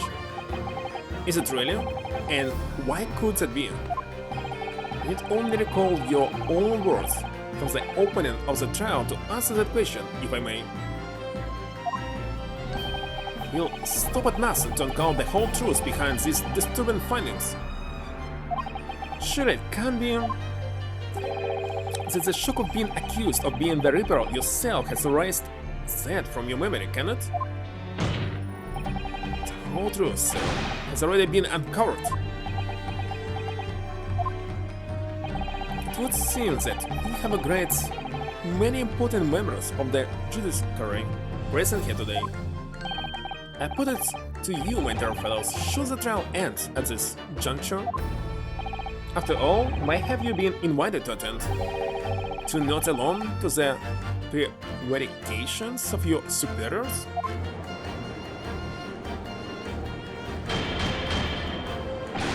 Order on guard!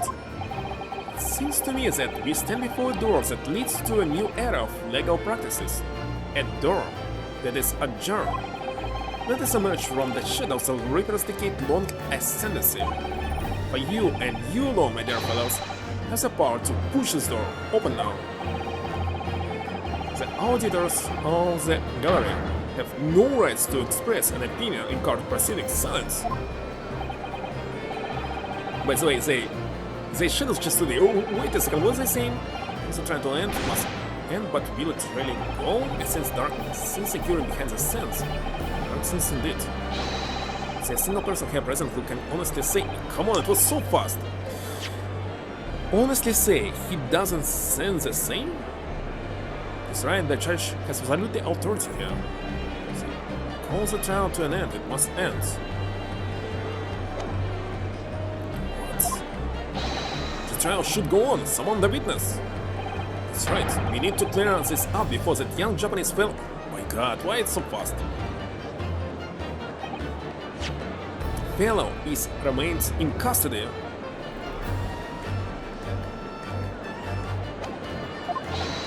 Lord, you show those presents that you would uncover the whole truth here. Get yourself of this. The truth, the whole truth, and nothing but the truth. That's the very foundation of British law. Why some of them are so fast, some not? Of this outlandish accusation. I toast, is it number 6 or 7?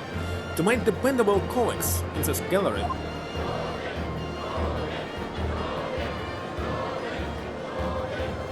Testify, testify. Well, my lord, you have the voice of British justice, I take it? A single opponent will be rather awkward to silence.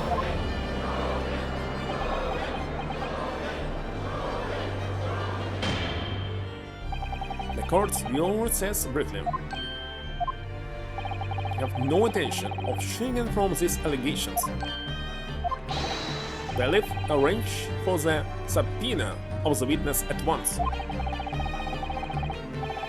As soon as the gentleman arrives at the courthouse, we shall reconvene. This won't be necessary, my lord. Pardon? Mikadova is a close friend of mine. He accompanied me today and is waiting in the antechamber as we speak. I do believe he has been enjoying a little trip down memory lane, in fact. What? Professor Mikatobe is here? In the courthouse? Mr. Holmes, you? You didn't know this would happen, did you? My dear fellow, no one is in a better position to answer that question than you, surely. I wasn't just asking for the fun of it, you know? Well, I must thank you for your assistance in this matter, Mr. Holmes. However, you are of no further use here. Can they leave the courtroom at once? But of course, in truth, I find myself rather busy now as a result of these developments. Mr. Naruhodo, what is he trying to do here at the end? What is those preparation? Now, yes. I trust you have Ari's little lucky charm with you. Absolutely. It's still in my pocket. She sends her regards and reminder. If you find yourself at a dead end, the herbs are at your disposal. Just one duck, if you please. No, of course. In that case, the trial will continue without delay. Bailiff, show the witness to the stand. So it's Lord Strongheart. He's the report of the belly. It's completely cold. Where exactly is this trial going to take me, I wonder? Just how deep am I about to be plunged into the blackness of the abyss? Well, I'm ready. I'm ready to head into the heart of this maelstrom and confront whatever horrors it tries to drown me under.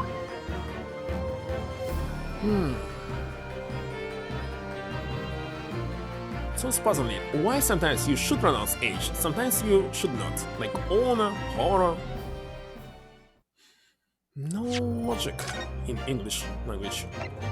Okay, I think it will be the last part. Well, it must. What is she doing here? That I didn't expect. She's his daughter, Dr. Goro, I believe. So, witness, please state your name and occupation for the card. I'll go and make some hot tea. Let me save here. It will be very short. Just 1 minute or so. So, be right back one more time. And by the way, about my Castlevania games that I liked, it's only the second one that mostly people hate for some reason, but mostly because it's like quest and there's very good music on it, but I didn't play all of them, of course. And I didn't play them without cheats, by the way. Never. They were so hard to me, so I simply was cheating all the time. Alright, be right back.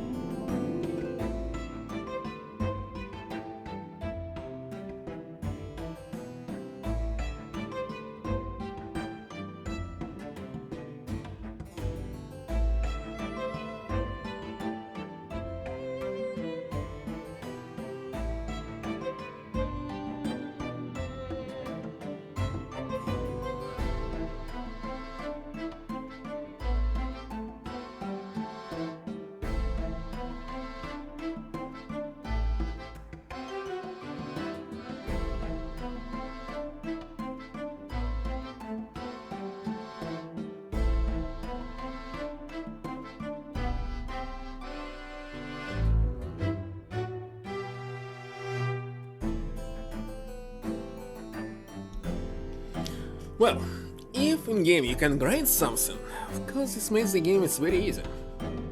Usually if I need to grind something on stream, I'm grinding actually offline. In JRPGs.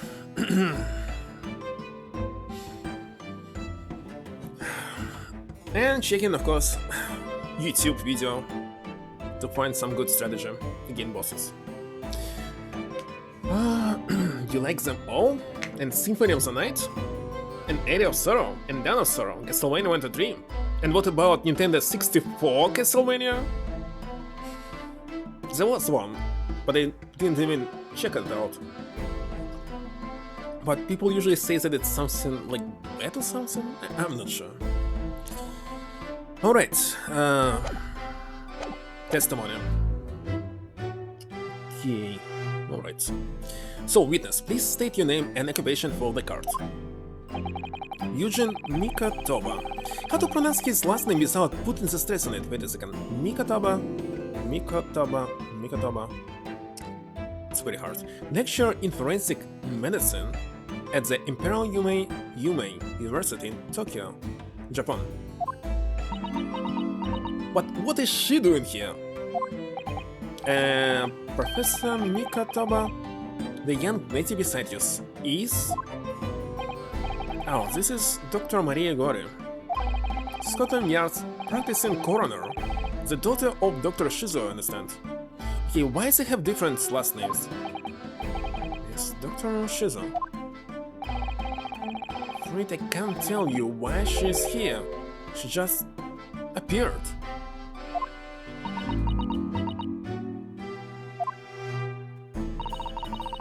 You summoned this strange Japanese man as a witness to that autopsy? But you don't summon Mama, that makes no sense, she was there too. As I thought from the very beginning. It's about the size of it. Oh, what if I selected not him, but her to witness? Had her eyes burning to the side of my cheek constantly, whilst I was in the antechamber too.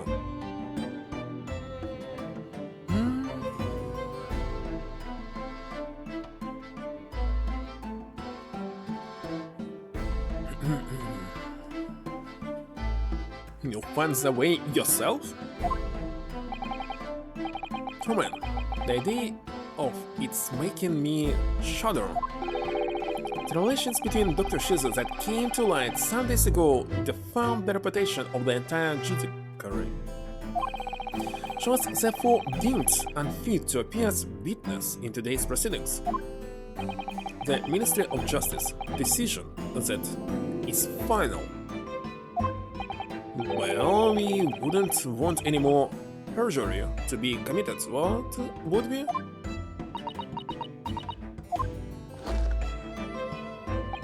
The Ministry of Justice. Some questionable strings are being pulled, I think. Remember you, Dr. Mikatoba. But I certainly never expected to be meeting you under these circumstances. Yes, it's been a long while, Lord Strongheart. The prosecution understands that you were a visiting student of forensic science in London until 10 years ago. That's right. I studied under Dr. Watson at St. Sinners. So you were present at the autopsy of my brother, Lord Kuluk01's. I was, yes. I assisted Dr. Watson with the entire procedure. One is far more skilled than any Japanese man. Well, Dr. Watson asked me to be his primary assistant on that occasion. And this autopsy report was actually planned by you, I believe. Yes, I noted all of the doctor's findings, and when we were done, he read through the document and signed it. Oh, Mama. As secondary assistant, she wouldn't have had such a good view of all the innards. So, Professor, do you remember Inspector Gregson? Yes, of course. If it wasn't for his insistence, Lord Manzik's autopsy would never have happened. But he was absolutely convinced. It would reveal decisive evidence against Genshin, you see? So Lord Strongheart had to entreat the nobility to allow it to take place. You correct me if I'm wrong, my lord. It was as a result of that autopsy that a mass murderer was apprehended and justice was done. But Gregson admitted it before he was killed. He admitted that the results of the autopsy were fabricated. You were there at the time, so you must testify. You have an obligation to tell the truth about what really went on. Absolutely. That's precisely why I'm here. And that's why I'm here too. Very well, son. You will give your formal testimony now, witness.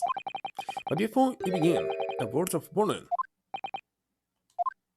You will state truthfully and accurately what you saw and what you heard at the time. I won't dream of doing otherwise, my lord. The moment your testimony reaches on supposition, I will expel you from my courtroom. Remember that.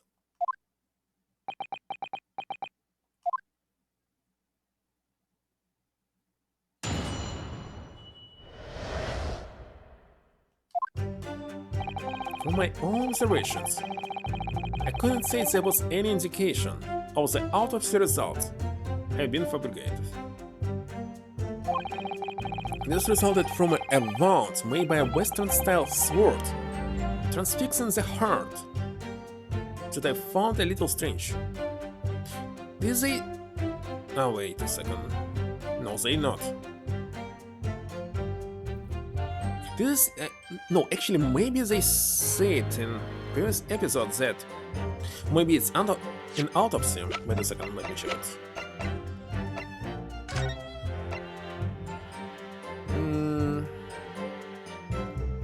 Duel, Scarlet ink, stains.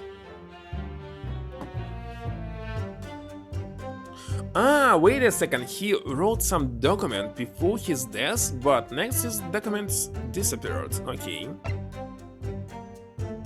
And yeah, they recovered from victim's stomach, so I thought maybe if it was stolen, so say his stomach was part of the sword or something. But what is it now?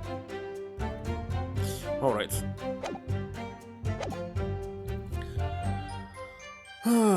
Western style sword transfixing the heart that I found a little strange.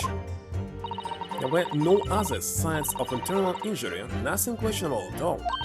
It was just a beautiful but dangerous piece of evidence removed from the man's stomach. Presumed to have been swallowed by the victim as a way of posthumously identifying his assailant. Wait a second, presumed to have been swallowed by the victim. Wow. What can he swallow? No indication, nothing to suggest fabrication? Are you certain about that? Well, nothing that I could positively identify as such, much less swear to in testimony.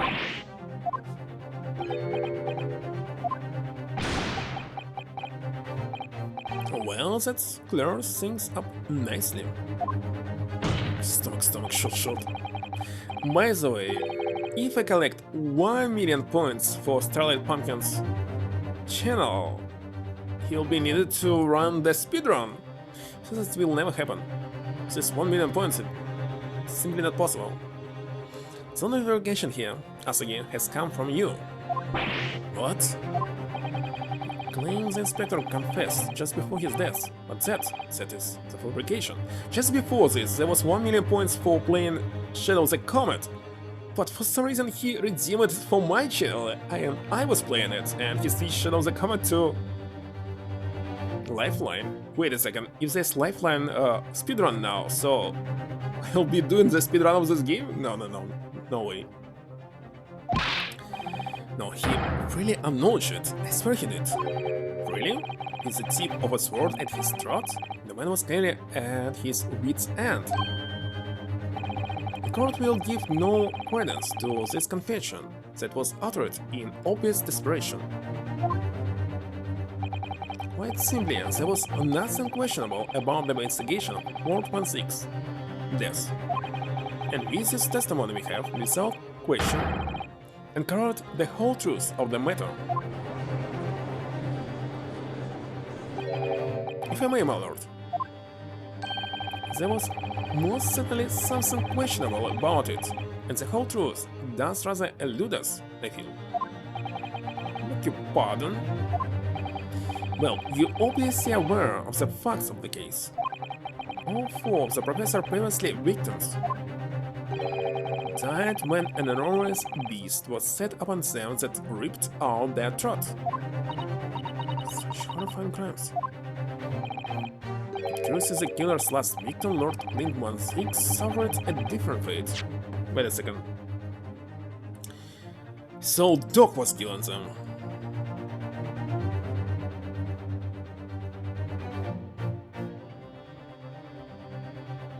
Can really, Professor, I mean not Professor, Asage Genshin, kill this man but didn't kill all the previous victims? Yes, you're right. He was stabbed through the heart with a sword. That's enough. I believe I warn you about this witness. Promise to curtail your testimony as soon as it entered the realms of supposition and of speculation. Very well, my lord. In that case, the defense will pursue a conclusion to this during the cross-examination. But have the right to cross-examine every witness after testimony, and I fully intend to exercise that right. The exercising rights? Second time I heard it in this game, Ryonsuke. Afraid that even the presiding judge has no authority to contravene the letter of the law. As I'm sure every member of the judiciary present in the gallery would agree.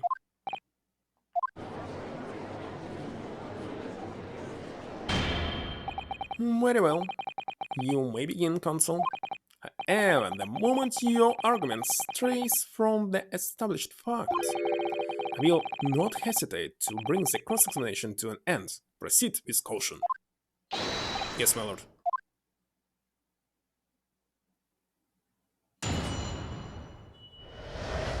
The autopsy of Kuluk01's. From my own observation, I didn't see. Okay, let's press everything. That will be easier. You couldn't say? No, sadly not. But then you couldn't say there wasn't any indication either, could you? No, true, I couldn't. Seriously, I was used this pursuit only once when it's, like, nobody had their own deep thoughts, etc. But what if I do it right now? Why do you have this option, anyway? There's something wrong, Dr. Gorin? Did the last statement give you pause for thought, perhaps? Well, something did just come to mind. If you Easterns come from the other side of the world, are your internal organs all flipped? Sorry? I'm desperate to look. Strictly speaking, that's not really related to the testimony, is it? Maybe for the first incision? No.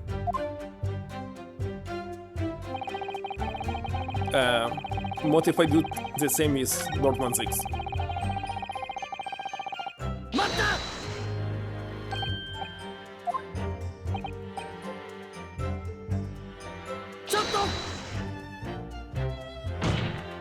Lord 16. Let me guess, is there something about the witness' last statement that troubles me? Is that what you wish to ask? Yes, exactly, you're very perceptive. Whereas you would appear not to be. Huh? You really need to learn how to read your fellow man, my Japanese friend. Read them, or reap them. Alright. That was it. Hey, paper! I see you forgot the decondenses. Said I cannot recheck everything.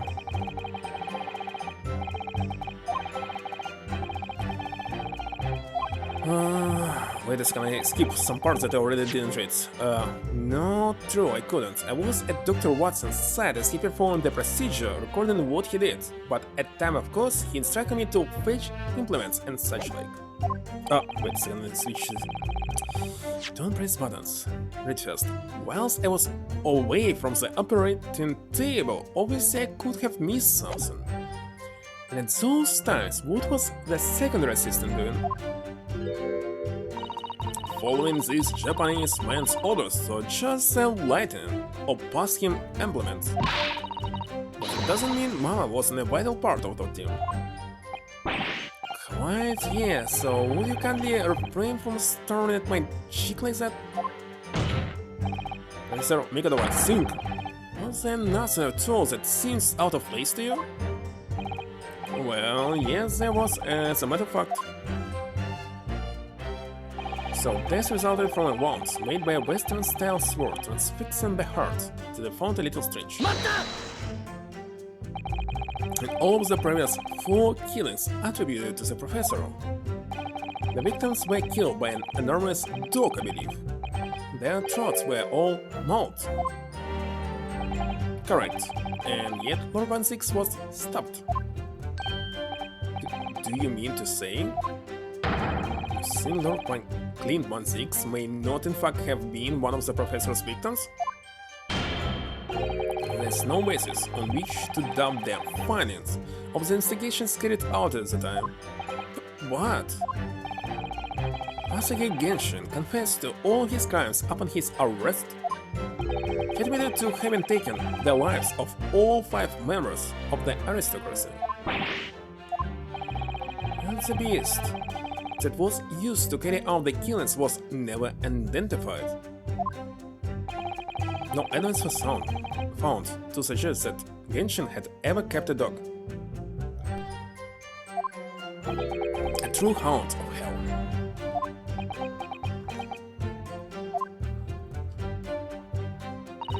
There were no other signs of internal injury, nothing questionable at all. But you weren't actually present at the autopsy yourself, were you, Dr. Gore? Does it matter? Well, I just wonder how useful your testimony can be in that case, really. I mean, it would be different if your mother, Dr. Shizu, were in the stand band. Read all the paperwork about the case, and Mama's told me the story countless times. The statement I just made is exactly what's written in the autopsy report.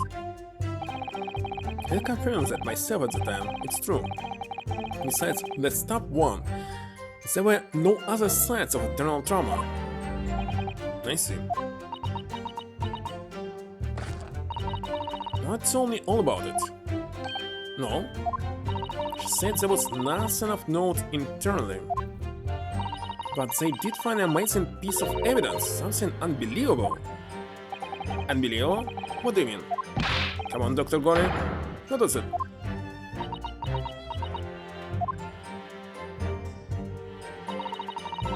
Beautiful but dangerous piece of evidence removed from the man's stomach.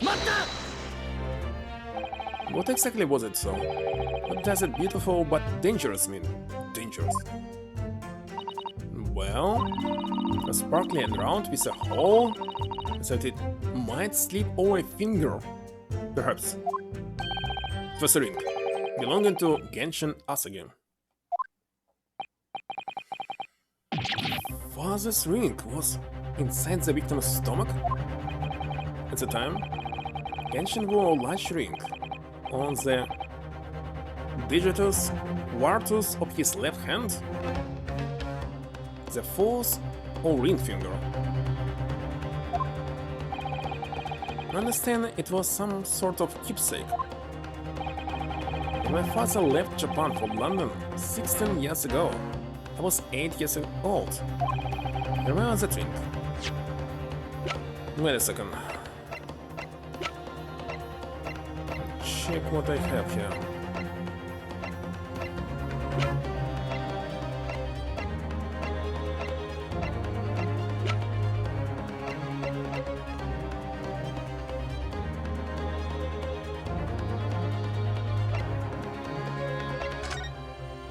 No, nonsense is not.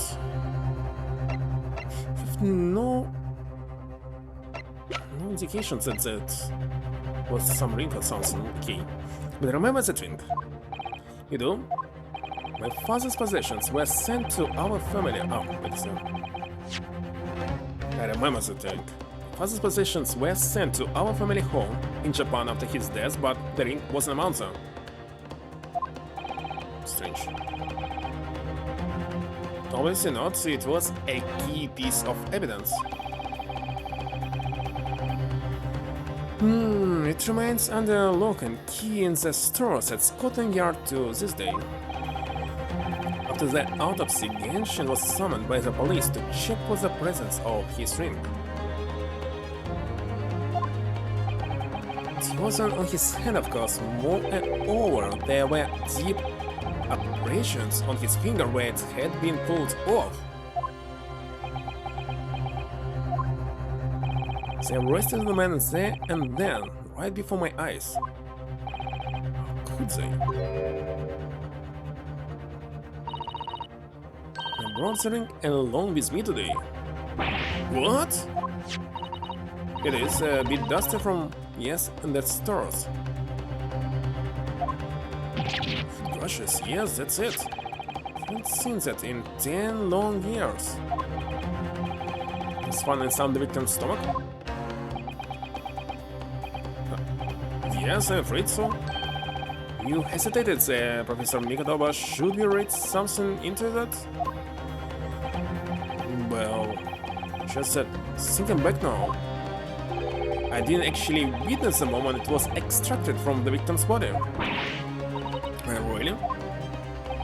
At that precise moment, Dr. Watson had asked me to fetch him a new scalpel, you see? Dr. Gore, the removal of historic evidence from the stores requires my consent, does it not?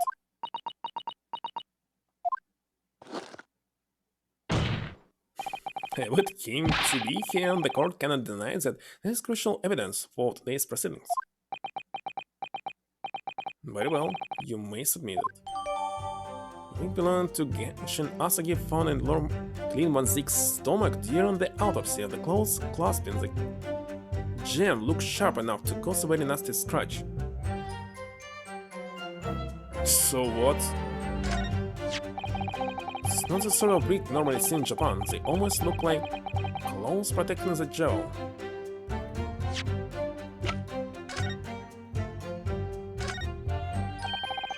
Fat clothes are doing a good job of protecting the equally fat gemstone in the middle of this ring.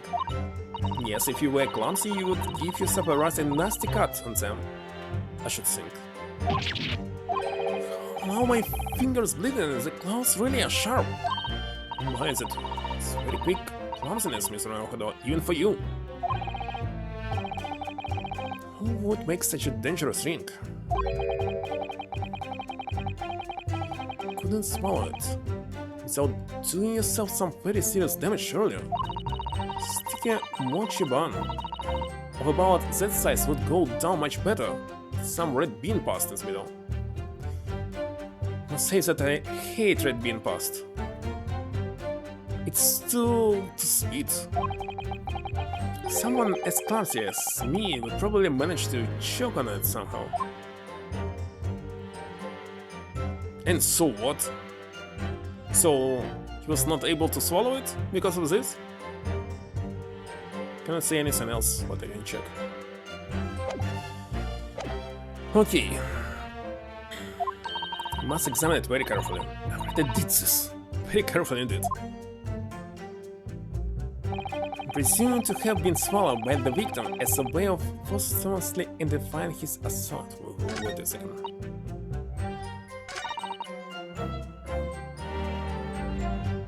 If there was no other sign of internal injury, this means that he didn't swallow it, isn't it? So let's present it. The court has heard that the ring was extracted from the victim's stomach, but you didn't actually see it being removed, did you, Professor Mikotoba? So you're playing on the original Game Boy Advance, like on Game Boy Advance SP. Wait a second. Yeah, it's Game Boy Advance game, isn't it? That's right. As I said in my testimony before, at that moment I was fetching a replacement scalpel that Dr. Watson had requested. In other words, you can neither confirm nor deny. Oh, it was released for Nintendo Switch. Whether this ring, in fact, really came from the victim's stomach or not. And by the way, recently there's so many remakes that are coming to Switch, including Final Fantasy VII Crisis Core and Front Mission 1 and 2. Exactly remakes, not just port. What are you suggesting, console? That the ring was never in the victim's stomach to begin with. It's entirely feasible that Dr. Watson fabricated that detail about the autopsy. What are you saying? That Dr. Watson? Dr. Watson was in possession of the ring in advance, after it was somehow stolen from Mr. Asagi. And he produced it during the procedure, pretending to have found it then in the victim's stomach.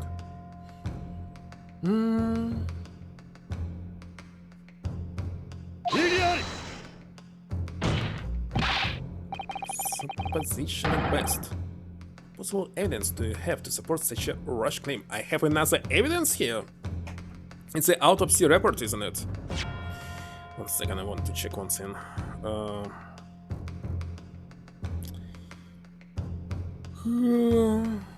Oh yeah.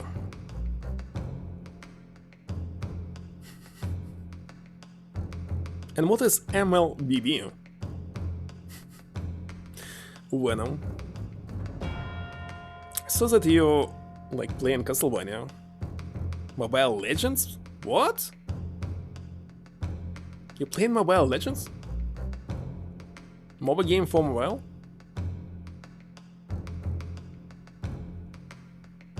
Just recall it.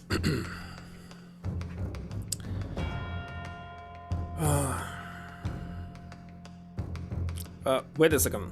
What am I doing? Oh, supposition at best. What possible evidence do you have to support such a rash claim? So I believe its autopsy report will be. We'll check it later. Oh, here. I don't need to show it. There's evidence right here. That's the autopsy report. It's explicit in the report console. Other than the ring, nothing unusual was noted internally, so I'm not sure how you intend to prove your point. You're already done for me, my lord. The lack of internal injury says it all. What?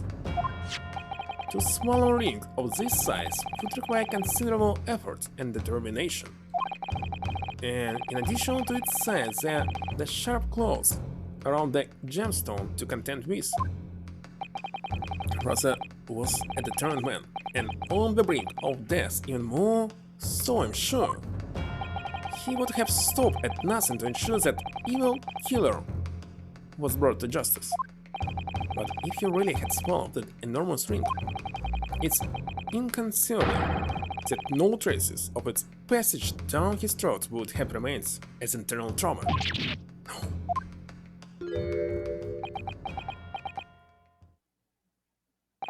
And there you're right at the sticking point. That's precisely why I had my doubts about the findings myself 10 years ago. Then why didn't you say something at the time? I did. I still remember the conversation I had with Dr. Watson in the laboratory that day. Look at this. Now this very curious thing to find in a man's stomach, wouldn't you say? But isn't it rather pecker, Dr. Watson? What's that now, Mikadova?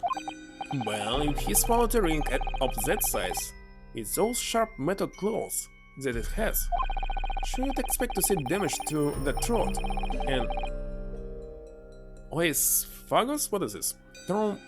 Mucus membranous at the very least. Dr. Mikatoba, may I remind you that I have vastly more experience than you. I'm terribly sorry. So what? Experience means nothing. Can think of plenty of ways to explain why no injuries would be seen. Oh, he put it inside of a... something else, like bun? Mochi bun? No, let's say this. The victim would appear to have ingested the item as evidence to identify his assailant. Go ahead, write it down. So was right, Dr. Watson deliberately fabricated the result of the autopsy to implicate my father. I am disappointed, Counsel. That argument is nothing more than speculation. What? Dr. Watson was Britain's leading authority on forensic science and autopsy work. There is no scientific basis on which to doubt the man's expert opinion. Pardon the interruption, my lord, but damage to the mucous membranes of the throat is easily identified even in living subjects. Using the device called an endoscope, recently demonstrated in practical use in France. I want one. The government can pay. Don't think so, and Dr. Gory, rest assured that your removal of evidence from the stores with operation will not go unpunished.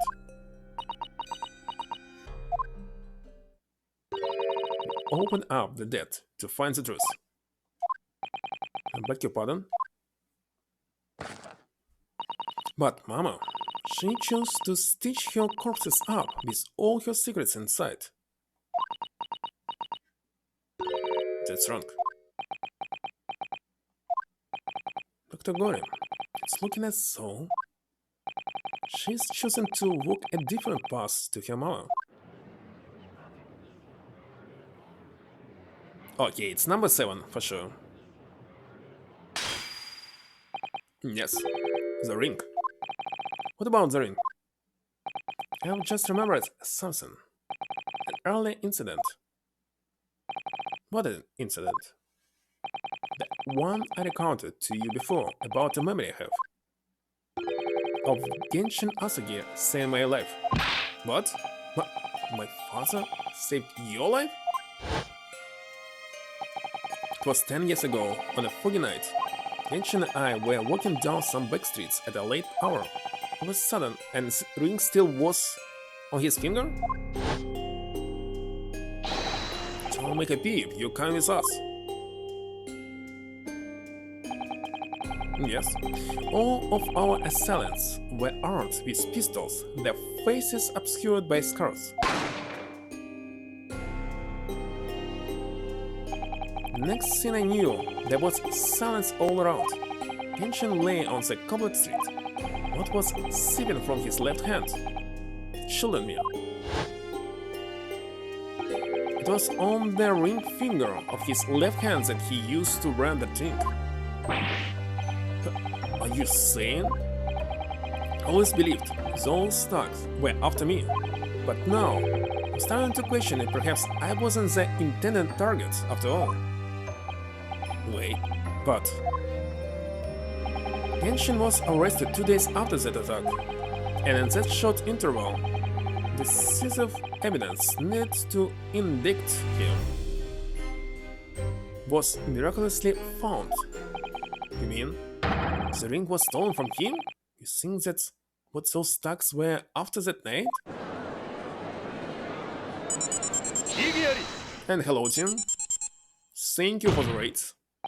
Again. You pathetic coward. Expect me to believe that you weren't involved? And hello, Doc. Duke. What do you mean by that? It was you, wasn't it? Who's the one who took it? You stole my father's ring. Hello, Tim. Set the whole scene up so you could pay. Wait, what? What's so? Switch so fast. Paint him as a mass murderer and have him arrested. Kazuma. Open your eyes. Open your eyes. What have you been playing, by the way? And it was... Wait a second, what it was?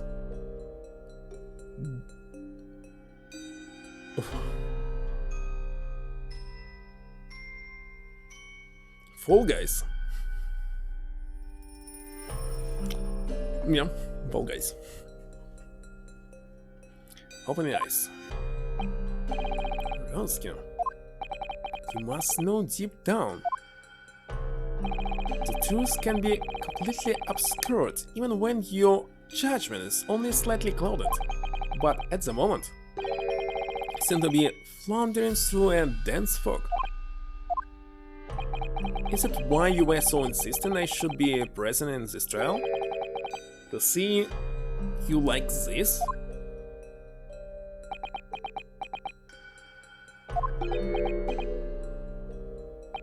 Well, this is an amusing spectacle. What a grandiose expression on your face, as if you were Lady Justice herself. It seems you thoroughly convinced yourself of this alleged fabrication of the autopsy results. So much so that you apparently blind to the blatant contradiction that would be born out of it. What? Though it's extremely hard to believe, let's imagine that there was some misconduct during the autopsy. If it were the case, why would Asagi not have disputed the findings in his trial? In the closet court hearing 10 years ago, the defendant never once denied the claims against him. Isn't that right, Lord 16?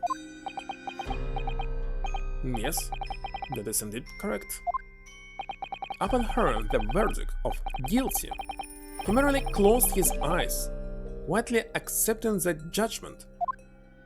The actions of a man who accepted responsibility for his deeds and is resigned to his fate. Wait a second, what if the real professor was actually Kuluk01's? I don't know, he's not on my list. And Asagi simply killed the real mass murderer. Okay, the actions of a man who was accepted responsibility for his deeds and is resigned to his fate. But then? Oh my, that is very strange. If Mr. Asagi did nothing to oppose the charges against him, then it would surely mean there was no fabricated evidence. An obvious conclusion at which you should have arrived many minutes ago, Prosecutor Asagi. Twisted loyalty and clouded judgment are hampering your ability for logical thought. Genshin Asagi's silence at his hearing can mean only one thing. There's no fabrication of evidence during the autopsy of his final victim 10 years ago.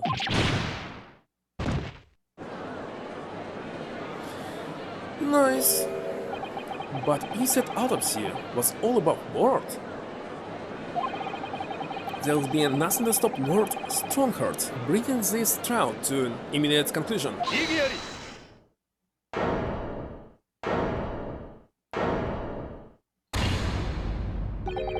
Thank you, Ronsky.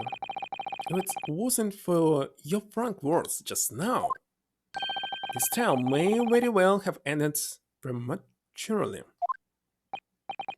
Kazuma? Why this latest absurdity, Counsel? My lord, your reasoning is perfectly sound, but for one giant hole. Beg your pardon?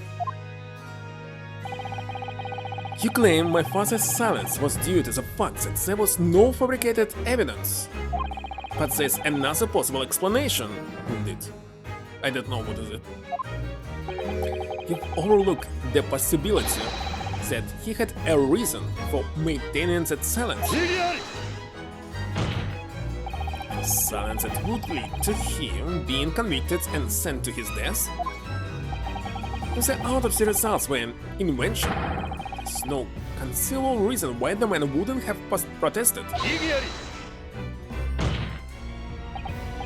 Those results were an invention, alright. There's no question of that. Or are you forgetting that two people with the connections to that autopsy have been assassinated? If I force the grievance, I feel from my mind I start to see you in a very different light. I think perhaps it's you who's been living in delusions these 10 years. Me? Someone has created one last chance for us here, Mr. Naruhodo. But I don't quite understand which one. It can only show there was a reason for his father's silence in his trial? Because they said that they will arrange his escape? The reason why the man would have said nothing even though he was innocent could have been part of some negotiation, perhaps? Enough rhetoric. The court must be shown evidence. What proof do you have that could possibly explain Asagi's silence in court? Well, in this case it's dismissal notice, because it's saying about his escape. Now I see why he actually escaped. To be found guilty. Let's try. It's true that Genshin Asagi's silence during his trial resulted in his conviction. But that didn't actually lead to his execution. On the contrary, it led to his escape. An escape that was only possible because he'd been sentenced to death. Also, I find it hard to believe my father would have negotiated in that way. The defense is correct. A fake execution, falsification of a death certificate, and a jailbreak inside a coffin. Very such an elaborate plan couldn't have been carried out by my father alone. He must have had the help of collaborator from the judiciary. I have here the dismissal notice of the chief warder who was working in the prison at the time. The notes read: "There's indications that the jailbreak was implied prior to the inmate's incarceration. In other words, there were suggestions of some sort of negotiation between Mr. Asagi and the British government. In exchange for his silence in court, he was given an assurance that he would be broken out of prison. Yes, with that sort of clandestine agreement in place, I can imagine he would have kept very quiet. I would go further than that, in fact. I would say that the elaborate jailbreak of Mr. Asagi can be explained in no other way.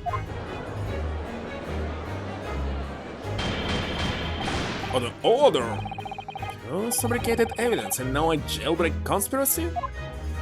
Of course, because it's all intimately linked. The prosecution wishes to summon new witnesses to the stand. Witnesses? People who can testify about the jailbreak that took place 10 years ago. Governor, what was his name, Barricade, and the poor chief warder of the prison. Miserable. I won't allow this trial to turn into a farce to summon the governor of the prison after all these years. It wouldn't be in any trouble, my lord. What? Father? My dear friend might be a little bad at times, but I can assure you he's extremely thorough. When it was Berkeley and the local prison earlier, asking Governor Barricades and Mr. Mittermont to attend the old wedding as a matter of extreme urgency. Mr. Holmes did that? Are you telling me that? Most men are, unless I'm much mistaken, waiting just outside the courtroom at this very moment. My lord, you must permit this trial to proceed as you declared at its outset. Looks like everyone is against this judge. Strongheart. The promise that we would stop at nothing to uncover the whole truth behind these disturbing findings. Very well, bring in the witnesses. Make no mistake. I too would like nothing more than to lay this business to rest, once and for all.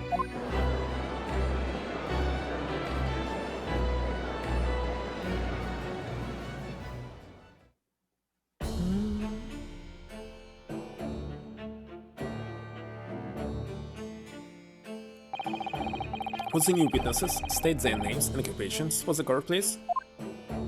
I forgot his name, but anyway. It was not Barry. Oh, wait a second. Barricaded. So, last name was Barricade, and they separated it to Barricaded. I see, and his first name was omitted for some reason. Colonel of Berkeley Prison. Everyone calls me Gossip. I sell gentle little tidbits to passers-by. You ask the persona if you don't mind. I do beg your pardon, of course.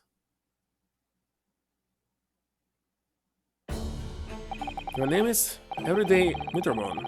I used to be the chief warder at Berkeley Prison. The reason you've been summoned here to court today is to testify about the jailbreak of that so-called professor 10 years ago. The professor, you already been through all this affair a decade ago, and the conclusion was that there wasn't anything untoward happened. Convict escape from your prison now, hardly what you call nothing untoward. Well... Convict's death certificate was somehow falsified after he was allegedly executed. He escaped the prison inside his own coffin, a plan of that complexity could never have been carried out without the help of somebody of influence inside the prison. Coroner Barricade, don't imagine that the passage of time will offer to you any protection.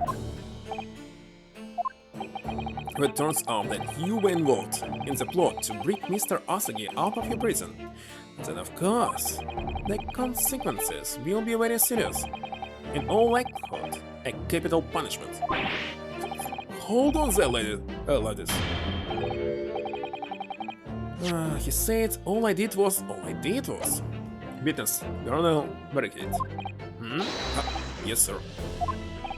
Have a critical role to play in the public safety of our country, great responsibility to shoulder. Significance of your testimony in court cannot be understated. Therefore, think carefully before you speak. And Prosecutor Asagi, if you threaten the witness again, you will be held in contempt of court. My apologies, my lord. There's no disputing the fact that the intricate jailbreak plot was enacted 10 years ago. Harry, you were both involved in some way. So you will testify before the court now and explain exactly what took place. Very well. Let the witnesses give their formal testimony. Tell the court everything you know of the plot to break Asagi out of Berkeley 10 years ago.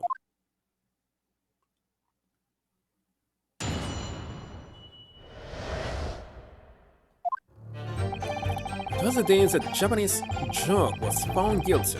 The directive came from the prosecutor's office. I assigned the convict to the chief's warder Mittermont here and put the plan into action behind the stands. I was responsible for Asagi right up until the night of his execution, but I knew nothing of any plot.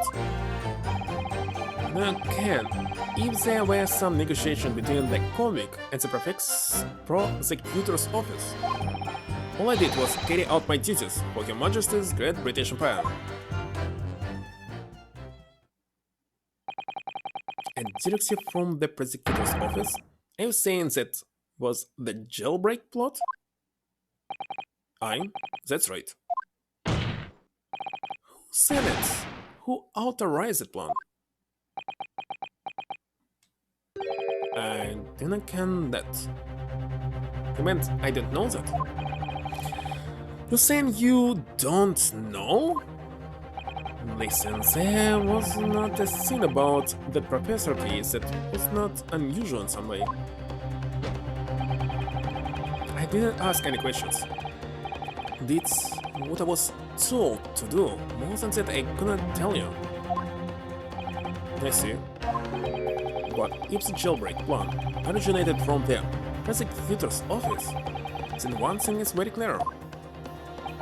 I suspected there were clandestine dealings going on between Mr. Asagi and that office. Jailbreak was promised in exchange for Mr. Asagi admitting the crimes he didn't commit.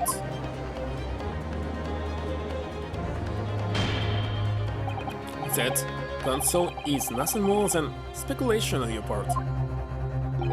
So let me ask the defense. Yes, my lord? I fail to see how these witnesses have any more pertinent information here. Do you intend to assert your right to cross-examination? Absolutely. I have no intention of squandering a single opportunity, my lord. Since all you Japanese are firstly tenacious or something? Very well. Proceed, consul.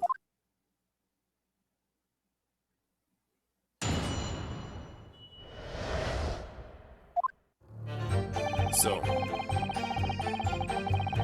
from the prosecutor's office, that's... And you say you don't know who actually issued that directive? Fine, that's right. All I can be sure of is that it was official. But if it was from the prosecutor's office that narrows down who could have issued it straight away. And it wasn't me. I cannot even say we certainly that it did originate from the prosecutor's office. What? There's no telling where it started, there's a fair chance it came from high up the ladder. Basically, can I give you any indication of who was behind it? You can't be serious. All we can say for sure is that the order must have come from somebody in authority, suppose. Like so fast on the ground, as it were, not bother with idle speculation, we just get the job done. Send the convict to the chief warder. Okay. So, Mr. Middleman, you didn't know anything about it at all? That's right, my only role in the scheme was as an scapegoat. That's right, isn't it, Coroner? No? Some poor beggar had to take the rap for it. Alright then, who else did know about the plan? I have no the first idea, ladder. My part in the whole business was basically just dealing with the aftermath. But I wouldn't be surprised if there were other folk in the prison service who'd been given similar orders. So you don't know who else was involved? Aye, that's right. All I can tell you is that the night it actually happened, the person at the reins was Dr. Who is Dr. Stevens? What? What? Dr. Courtney Stevens? Or Dr. Shizo? No, of course, I forgot about this. Why did I have to get caught up in such terrible business? I was responsible for Asagi right up until the night of his execution, but I knew nothing of any plot. Yeah, indeed. Sure. Did you not notice anything unusual happening in the lead up to that night? No, everything was unusual. Exception of the exception. After all, it was the professor. The man had terrorized the country as never before with his crimes. In order to hide his identity, he was forced to wear an iron mask over his head. Hideous treatment. Phil was surprisingly docile for someone who'd taken the lives of 5 of country's nobles. Being the chief warder, I was the only person permitted to approach his cell. I can still hardly believe that I was duped by my own country. I believe you jumped from the window of the governor office when the jailbreak was blamed on you, didn't you? Wintermon, I can't apologize enough. No, Governor, I don't believe you can. Don't change what's happened. And what else can you tell us about the situation, Governor? Barricade.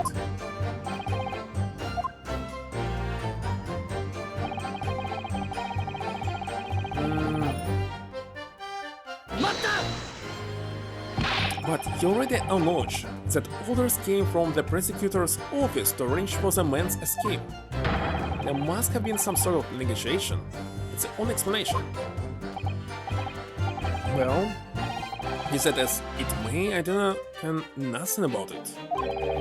The witness stand is no place for telling what you don't know for sure. I can that much I do.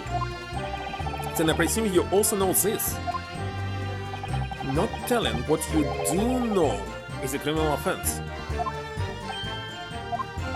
So you were just following orders, isn't it? And find that won't absolve you of a guilt here. A man was still killed illegally, even if he was a condemned criminal. You may very well be found complicit in murder, Governor. So that's what it's to be, is it? Even with the threat of conviction, you won't break your silence.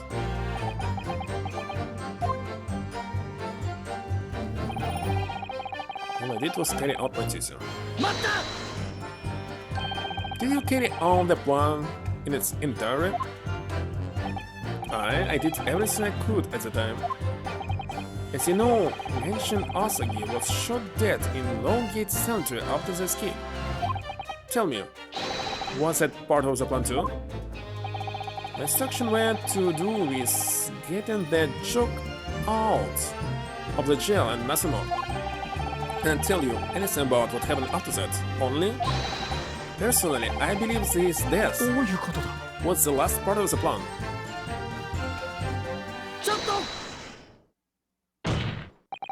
Mr. Wintermon, is something wrong?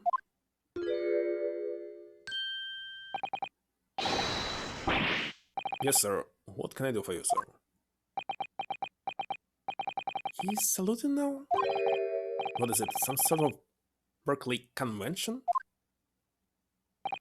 What Colonel Barricades was just saying seemed to upset you. Did it bring something to mind, perhaps?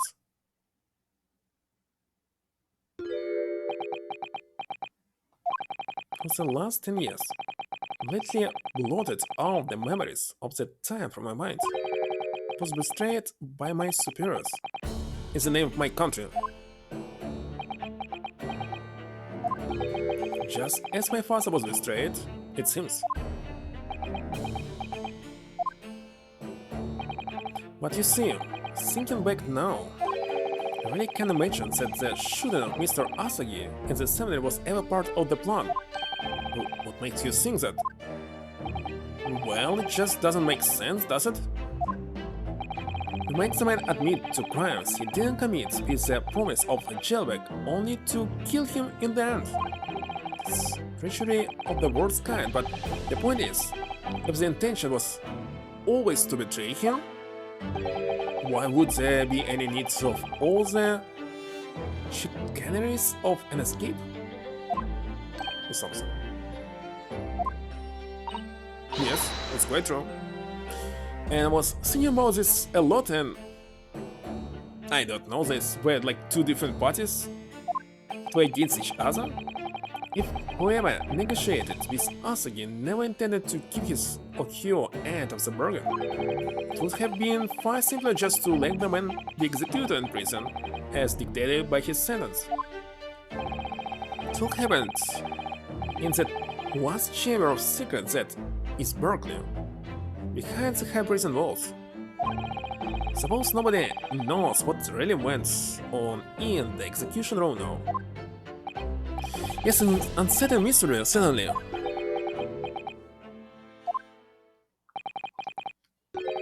Truth be told, there is a main matter that's never quite made sense to me.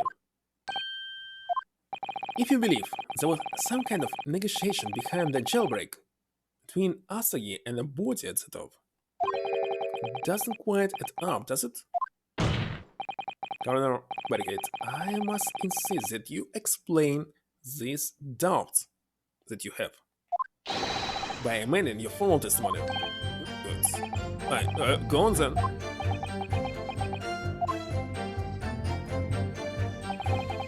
It seems to me that the Japanese fella did not have nothing to bargain with. And what can I present here? Okay, let's press. Master! Admitting to the crimes, that was what he had to bargain with, surely? Can I see that myself? After all, did the prosecution not have conclusive evidence against the Hurley, no? This, you mean? Discarded during the final victim's autopsy? Every possibility of this conclusive evidence was fabricated by Scotland Yard and the prosecutor's office. Possibilities are already well, but nothing has been proven. You can wonder about misconduct of the trial 10 years ago all you like. But if you can't establish what it happened with hard evidence, no one's going to listen. Nice, that's right. So what I'm saying is, the convict had nothing he could use for any kind of bargaining at all. The witness makes an pursued point. Logically, it would seem no negotiation could have taken place. And yet the plan to break the man out of prison was definitely put into practice. So he must have been armed with something that gave him an angle to negotiate. Wait a second, he had some piece of evidence that he hidden, isn't it?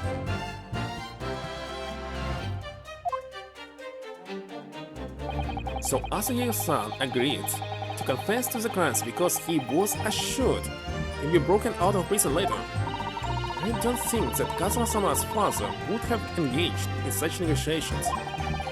Perhaps something compelled him to agree. The terrible thing, using the law to legitimize such underhand dealing with a desperate man. Okay. I couldn't know what they were trying to find in the prison. They were trying to find the papers, but not his papers, but something else. Only to double-cross him in the end. It's quite the opposite of justice. So they were not able to find it and simply killed him after this. Can't have feeling.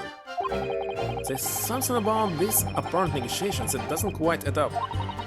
Something doesn't quite add up, Mr. Naruhodo. No, it doesn't, but I can't quite put my finger on what yet. Well, in that case, we must keep digging until we define the problem. The question is, can I show it right now what I'm saying here? We need to do something else. It's definitely about less data. Japanese fellow didn't have nothing to bargain with, so he had something, and this something was definitely hiding in the sword, but right now what else can I show? Except the sword. Something else. But I don't know what. Okay, let's check everything. I can always check the sword, I have like 5 tries to fail. Can I check it right now? Indeed, nothing. But I definitely know how this sword is working. It's so easy to understand. Let's see. It's already used. Passports. Asagi papers. Or maybe I can show papers first?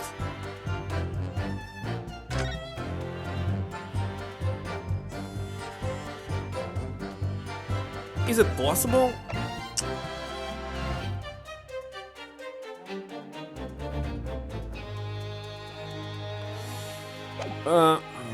Let's try. Confessing under oath to murders he didn't commit on a verbal assurance of later being broken out of prison. Ancient Asagi was taking an incredibly risky gamble. Oh no, they found the papers, thought that it's what they needed, somebody checked, found that it's fake, went and killed him. That's it. Very true. Everything explainable. There was nothing to stop the British breaking their word and executing him behind closed doors anyway. And in normal circumstances, no man would stake his life on a gentleman's agreement like that. Which means that Mr. Asagi must have had a trump card. Something that guaranteed he wouldn't be betrayed. Some kind of weapon. So, well, I couldn't possibly have had anything like that. But you know that he did, Garner. The Asagi papers, the name given to the last will and testament. Okay, he found the papers, but because it was in Japanese, he was not able to read it. Of Genshin Asagi. Turns out that Mr. Asagi was hiding his will in his cell at Berkeley. Chief Warder Mittermon caught him with it one day. He spilled it you. You rats, did I not tell you to keep that a secret? You can't touch me now. When Mr. Mittermon caught sight of that being through the bars of the convict cell, Mr. Asagi pleaded with the warder. Alright then, but what's on that paper? A last will and testament. This will is the only weapon I have left now. A weapon? And after the convict had been killed following the elaborate pretense of the jailbreak, the document mysteriously disappeared, didn't it? Well, yes, all the prison warderers searched through the belongings in his cell, but that will was just nowhere to be found. Instead, an exhaustive search was made for the documents, which became known as the Asagi papers, in this case where they found it. Now, Barricade, I believe you ordered your prison staff to find it at all costs, didn't you? Would I be right in saying that you knew? You knew that the so-called Asagi papers had the potential to make great waves somehow. So blazes, are you blazing a mood? The bill was found, right and proper, in the felon's cell, where I said it would be. But how can that be? Where in his cell? I'll search the place from top to bottom. Do a proper job, huh? With a one mallet. You can't criticize me now. Showed it to you before, did I? No? Your lawyer? Yes, you did. Have the document here. It's written in Japanese and reads the last will and testament of Asagi Genshin, which means everything is as it should be. Not quite, my lord. You see, there's an undeniable inconsistency here. What? What inconsistency? Mr. Asagi described this document as the only weapon he had left. And yet, this will contains nothing of significance at all. Nothing that would have given the convicts any leverage. I suggested, my learned friend, that the last will and testament stored at Berkeley prison all these years is actually fake.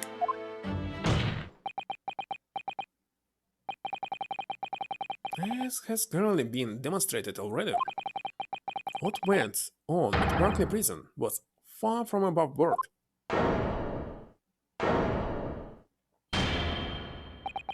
Plus, vilification by the defense was an effort to the entire British legal system. This absurd notion of a weapon is something for which we have only the former chief warder's word. Is he a front? Oh my god. Front. One could quite easily be lying, or at the very least, sorely mistaken. What? No. I definitely heard him say that, I swear. Clearly, we need to get to the bottom of this. We need to know exactly what happened with these so-called Asagi papers. Waste of time. If the will was fake, it's a real document. Mr. Mitterman was stabbed in the back by the judiciary 10 years ago. He lost everything, very nearly his own life. And now you're going to do it again. You're ready to bring him a liar, turn your back on him without even letting him defend himself. It's clear that Berkeley prison is hiding something. It's clear that the jailbreak was masterminded by someone in the prosecutor's office. It's clear that some innocent negotiation took place. So we're just going to gloss over and let disappear. Gloss over these obvious and reprehensible facts. What did you say? Should I know about Rom's chief order? Him testify again. Trial must go on. Man's voice must be heard. It seems that a vocal few here are utterly blind to the truth. Very well then, let the witness testify again. Tell the court precisely what you think you saw of the convict's last will and testament. Yes, sir, my lord.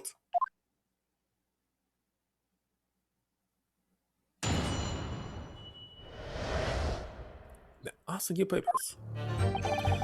As a warder responsible for contained convicts, I intended to Mr. Asagi kept watch over his cell. The night after he was found guilty in court, he was doing something with that will in his cell. Turned the cell inside out looking for it after the execution, but to no avail. He found out about the Asagi brothers when a detective came telling me to impound them. The document was in the fold of the fellow's robe that was left in his cell, a kimono, I think it's called. In his kimono? That's a lie! I searched every inch of the man's cell. We looked through all his clothes. It can't be true. You're not satisfied with calling me Kuluk01's, huh? You waffling girl? What? There's nothing you can do about it now. You don't have any hold over me anymore. Other than the hold you like to take on my cravats, of course. Is that what you're going to do, is it? Are you going to give me a good shake again? Or are you too scared?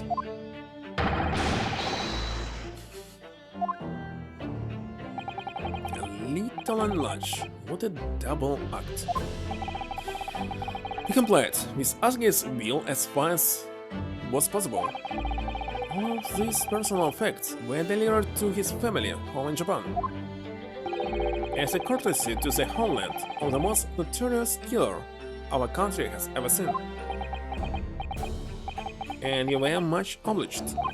I can confirm that all of my father's belongings arrived safely, except the ring. And you cannot deny it, the handwriting is that of your old man, huh? Yes, there's no mistaking that it's my father's brushwork. Really?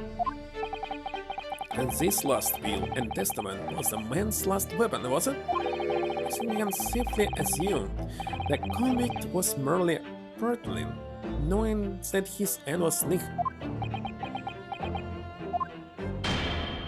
So, counsel for the defense. Your cross-examination, please. Yes, my lord. Let's see.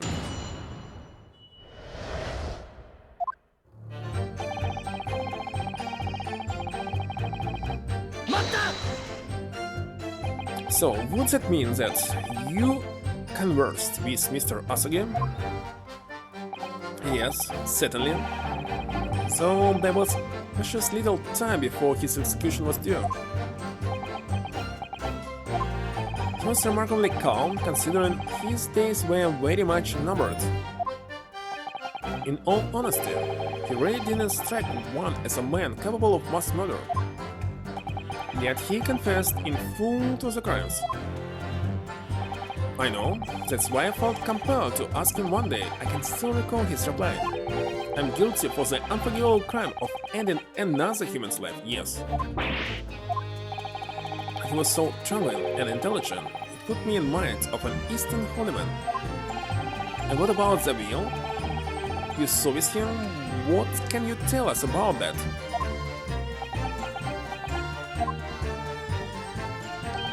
It was the beginning of all the drama. I remember it very well, yes. So, the night after he was found guilty in court, he was doing something with that wheel on himself. And he pleaded with you not to report him, didn't he? Yes, that's right. And like the Bumpets you are, you tell me, a blatant breach of trust that was. Since that the man had noble spirits, I found myself wanting to treat him accordingly. So you can bribe somebody without money, as you can see. But according to what you told us 2 days ago, a convict had been strictly forbidden from having any writing materials whatsoever. Yes, you're quite right. So when exactly was the will penned? It was before the man was remanded in Berkeley, obviously. Yes, at the prosecutor's office under supervision of the relevant authorities. I personally instructed Asagi to make a will for the benefit of his family, his homeland. In that case, why was it found in his cell? What do you mean by that? Well, if it was penned at the prosecutor's office, he would have expected that it would remain there for safekeeping, surely. It's curious. There doesn't seem to be any obvious explanation for why it was subsequently found in the convict's cell. Well, defense makes an astute point. Well, Governor? A prison guard cannot be expected to ken the inner workings of the prosecutor's office. In that case, Lord Strongheart, perhaps you can shed some light on the matter? I'm unable to offer an explanation here now. I would have to consult with the notary responsible for the will at the time.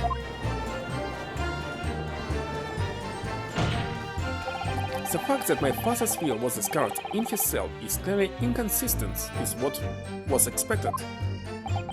I want to know why. Another inexplicable mystery then. Well, the thing is about that will. Turn the cell inside out looking for it after the execution, but to no avail. First, the governor who ordered the search for the will, as I understand it. Is it right? Yes, and when I reported back that we couldn't find it, he grabbed me by the cravats and yelled. Can I have disappeared completely? In my face. Wait a second, if I, right now, will use this myself. Sounds in your mind, Governor Canyon? Break it. Look, I saw you were lost in software for a moment. Can I relax when I'm not at the prison, do you know? I'm all head up worrying about inmates escaping. So that Berkeley was the most secure prison in all of Britain. That's right, it is. I'm sure that I ought to worry. Well, in that case, do you think perhaps you could concentrate on the testimony?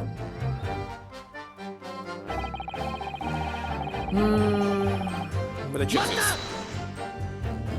And that directive came from the same source and the one instructing you about the jailbreak? Aye, from the top levels of the prosecutor's office. What name was on it? No, can afford. Then I can know. His accents in texts unreadable. So he doesn't know, doesn't. I don't know. All I can tell you is that my orders were to do everything in my power to find that document. The detective said had to be somewhere inside the fellow cell. Document. Was that the warden document, not real? Thermobots? 2 bucks of citric? What? What is thermobot? What are bucks of citric? Oh, citric acid. You using citric acid for cleaning? I think what I'm constantly using for cleaning or something, it's just 97% of alcohol. Indeed. How's it called? Is it related to something? Infiltrated? Let me check it. How's it called? Alcohol 97% is called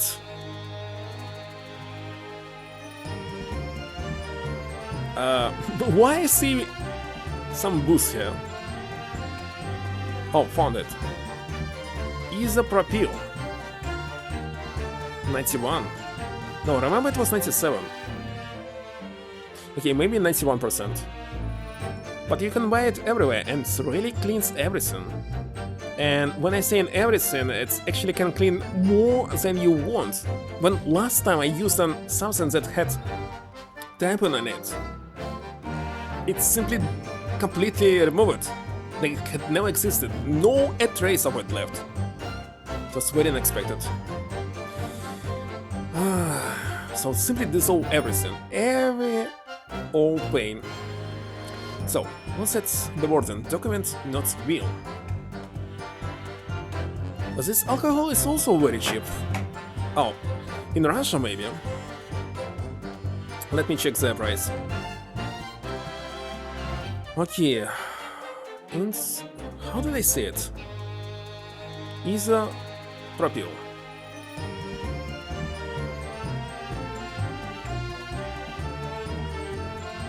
Price.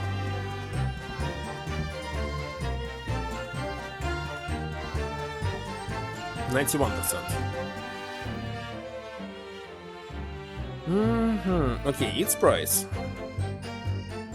in Walmart for 32 ounce. Well, I don't know how many of this. 32, it's something like 300 grams. Just $3. It's very cheap. Oh no, it's 1 liter. So 1 liter of this is just $3. It's super cheap. And it's using like antiseptic when you get a cut or something, but you can use it to clean things. Really, it's clean everything. Even something that you don't want to clean. So be very cautious when using it. It's very dangerous. Alright, let's continue.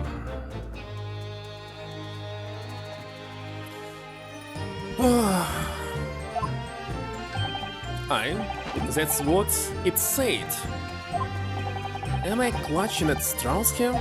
Just wonder if it was really Genshin Asugi's last will and testament that the sender of the directive was after?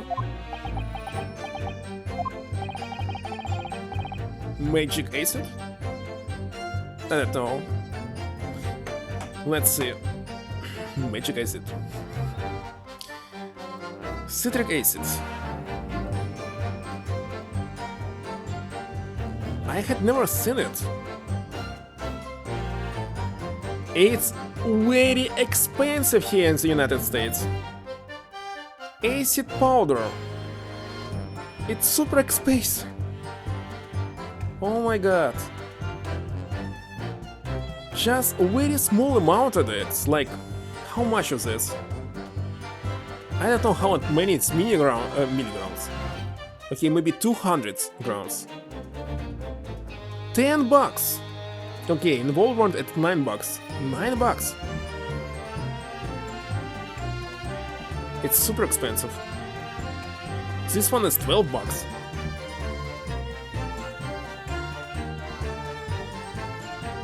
Let's see, can I see how many grams is this? 212 grams of this So about something like 200 grams. It's 12 bucks. So alcohol is much cheaper than this. And magic acid is expensive. Never buy it. Alright, use only 20 grams. So 20 grams is only one of 10 of that, so its price will be like $1.50.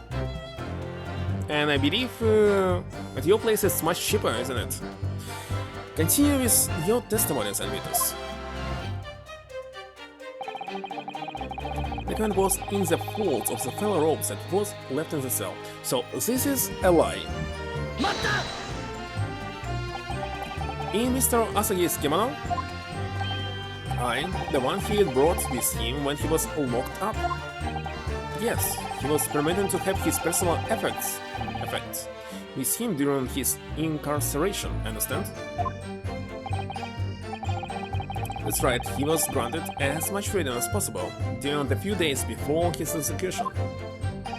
In it, he had a number of items of personal significance. I remember. He was very reluctant to part with them. Some books, that kimono, his sword. His sword? Karma, the famous sword of the Asagi clan.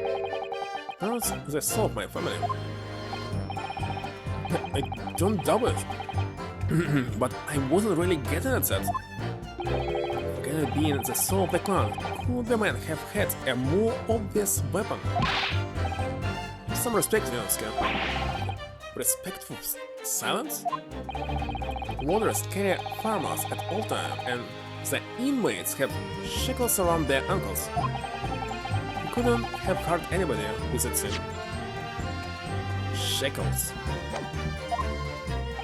Still, he was allowed a sword, but no writing materials? He wrote that will before he came to stay with us at Berkeley, you see? Dr. Mikatoba was asked to bring the necessary Japanese writing implements to the previous prosecutor's office.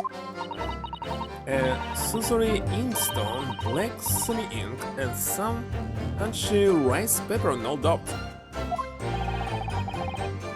I was present when he wrote it, but I'm sorry to say the letters just look like a screaming mass of jet-like air swirling to me. What's going on here? Are you feeling faint, Mr. Mitterman? So I need to make a call in 8 minutes, exactly at midnight. Mr. Mitterman, sir. It was Scarlet, sir. What? I'm terribly sorry. Okay, so the one who wrote it was actually 1-6 himself. Because in his reports it was Scarlet. I mean to blurt it out like that.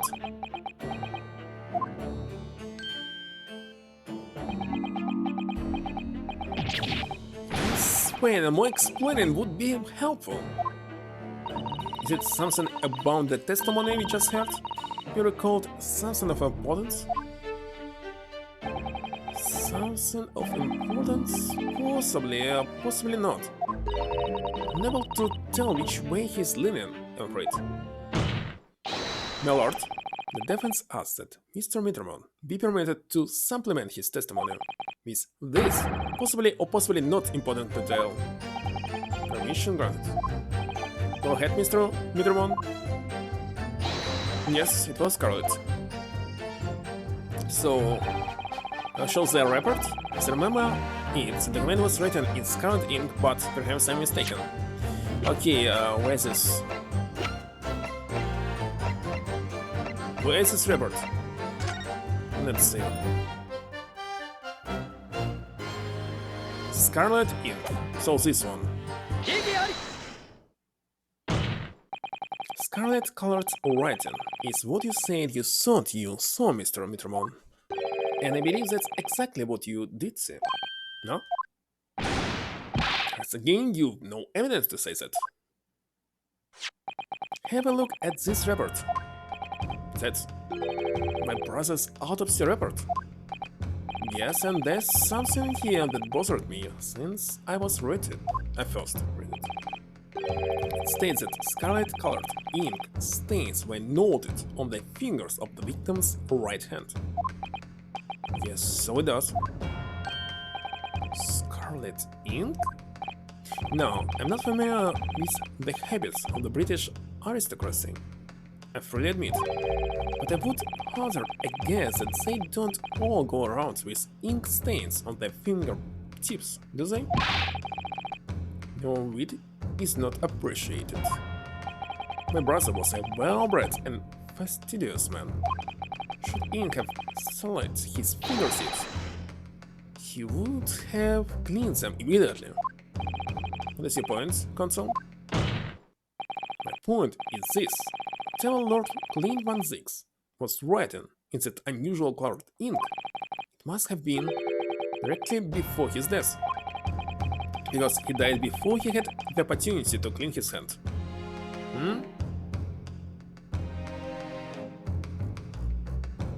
Mineral buildups? Well, I'd never tried.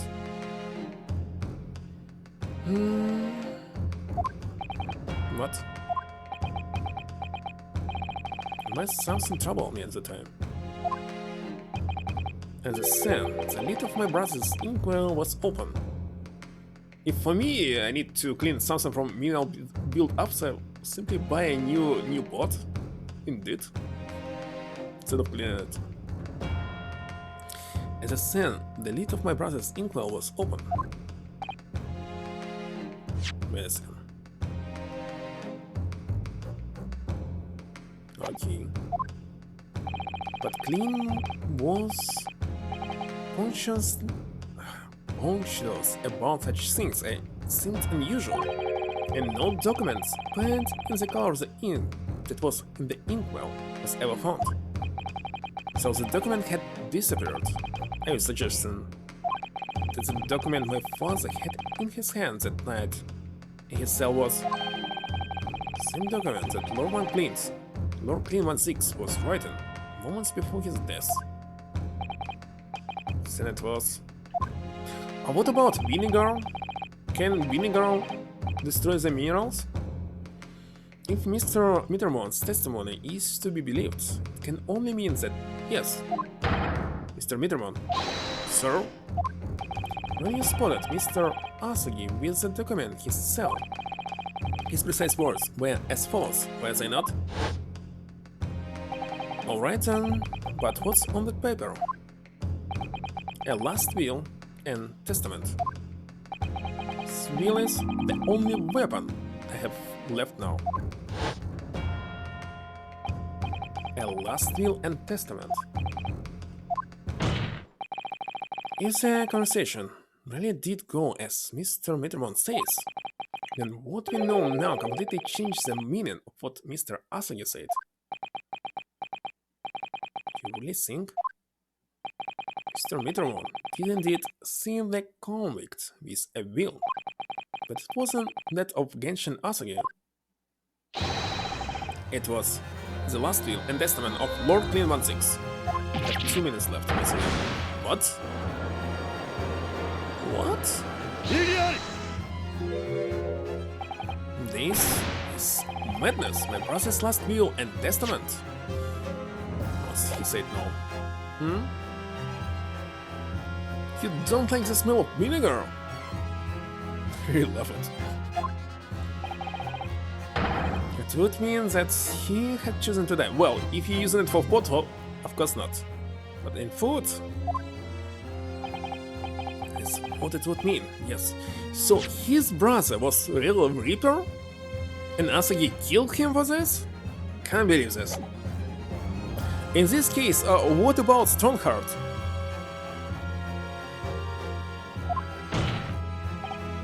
No, impossible. It is utterly out of the question. Lord 16. Clint was pursued, the professor consumed him day and night. No? Whatever happened, he would never have abandoned his investigation before its conclusion, never. Clint was professor. Well, I mean that, but actually the same thing. The one who was behind all the killings. He wouldn't rest until the job was done, until the killer was caught.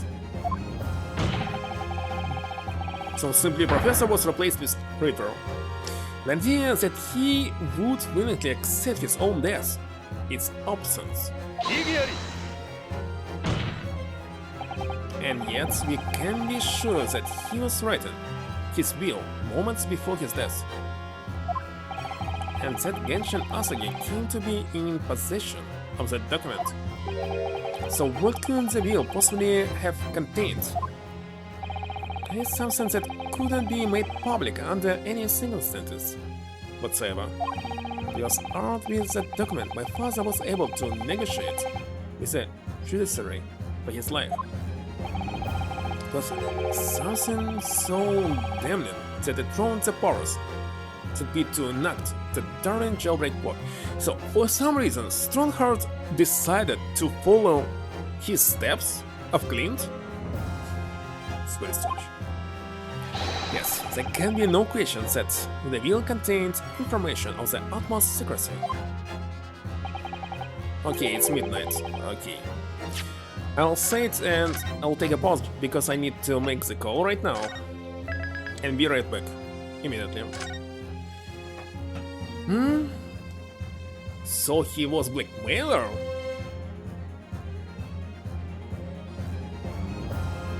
Alright, be right back. 1 minute or two.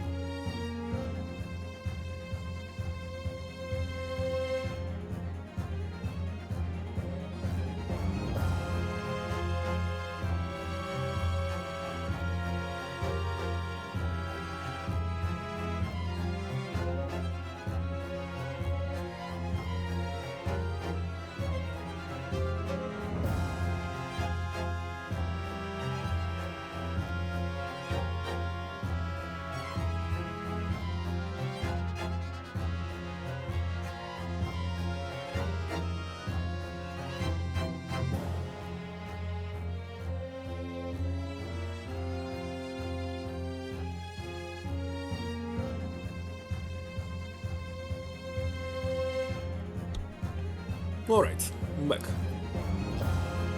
Whew.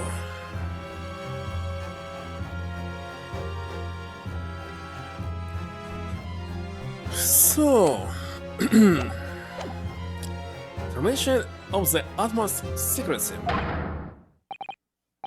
No, it couldn't be. It couldn't be. I heard it's more than enough. Pursuing this notion of a fandom where nobody can attest to having been sincere is absolutely no purpose. No, my lord, that's unacceptable. What did you say, Council? Last will and testament that Genshin Asagi had in his possession was that of Lord Kuluk01's. All the testimony and evidence presented to the court has logically led us to that as possibility, have a duty to pursue the line of reasoning to its conclusion. But is no possible means of knowing the contents of the document. There is no line of reasoning to pursue.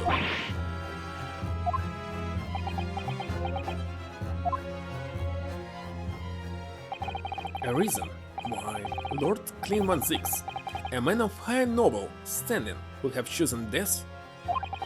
Information so secret people in the judiciary would be willing to negotiate the jailbreak and condemned of a condemned killer? The only explanation that fits those facts is a single truth that turns absolutely everything on its head. but it's just too hideous. Mr. Naruhodo, how difficult the situation might become. You work with your client in pursuit of the truth. That's what you resolved to do when you entered the courtroom this morning, if I'm not mistaken. So hold your head high and keep soldering it on. Yes, you're right. 10 years ago, in his final moments, Lord Kuluk01's left behind a will. A will that Genshin Asagi was able to use as a weapon to negotiate his escape from prison. In all probability, the details in the will were related to the professor's case. Defense's last statement is mere conjecture. What you getting at, man? Bjornsky? As soon as these words come out of my mouth, there's no going back. I believe that the last will and testament of Lord Kuluk01's was in fact accusation. Confession? Of course. You can do this, Mr. Naruhodo. I believe that what Lord Kuluk01's actually penned today was a confession. Confession? Regarding the mass murderer known as the Professor and his true identity. Enough, Consul. What are you saying? Do you even release? Confession about the true identity of the Professor? That would mean...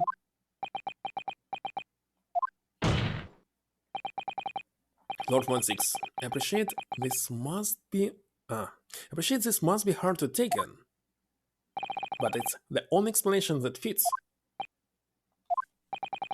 The killer that terrorized London a decade ago and became known as the Professor can be believed to have murdered 5 members of the aristocracy. Wasn't Genshin Asagi at all. You can't be suggestion. It was in fact the man believed to have been the 5th victim. Lord Kuluk01's himself.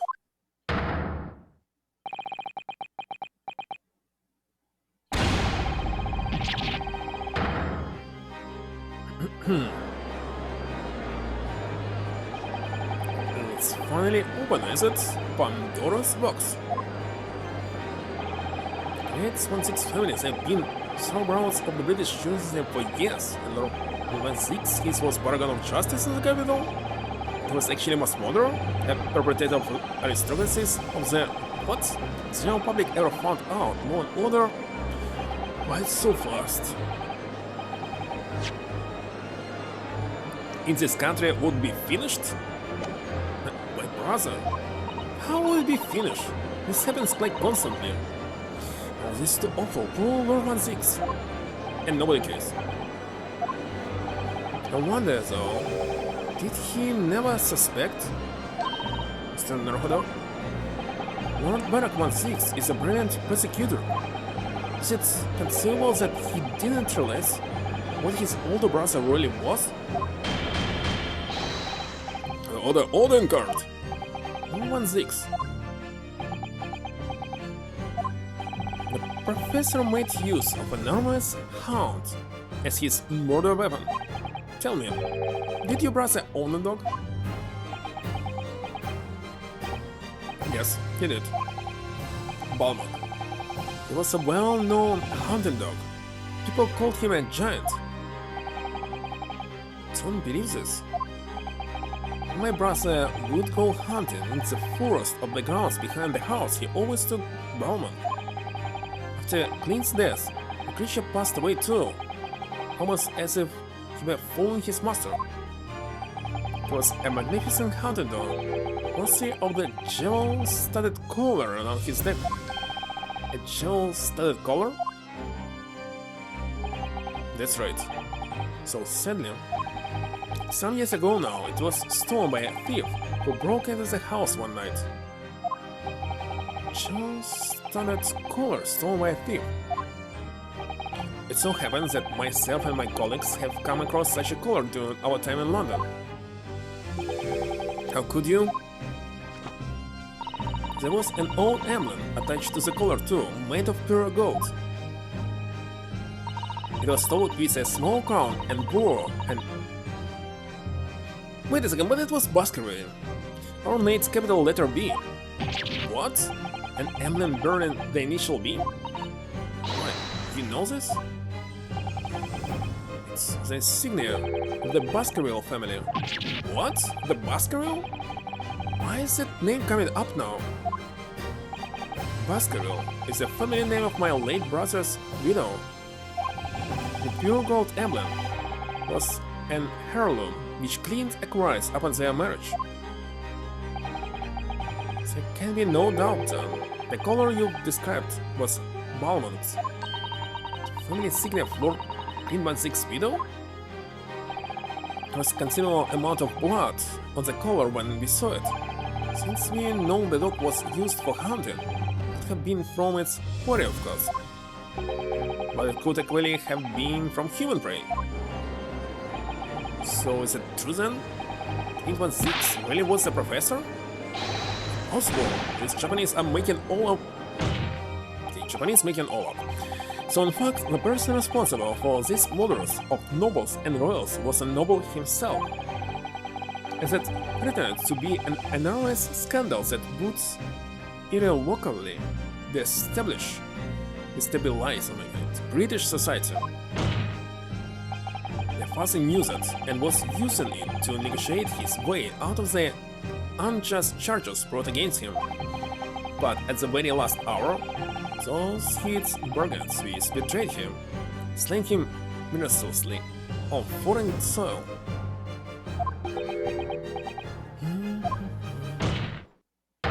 Well, can you deny it, Lord Strongheart? 10 years have passed, and still now the 6 million inhabitants of our great capital rest easy in believing that justice was done. That soon his anonymous remains, diabolic murderer, was caught and executed. 6 millions. Usually it's less than 10% of people who actually care about what's going on outside their own lives. You're in this. Very well, son. You may have the truth. Yeah, even less, that's for sure. Tell me, son. Tell me what Clint really was. Lord Clint01 was too pure of heart. When he became a prosecutor and went in pursuit of the black roads of crime, he drove himself into a corner. He came to the uncomfortable realization that to find the most fiendish of criminals requires one to become even more fiendish oneself.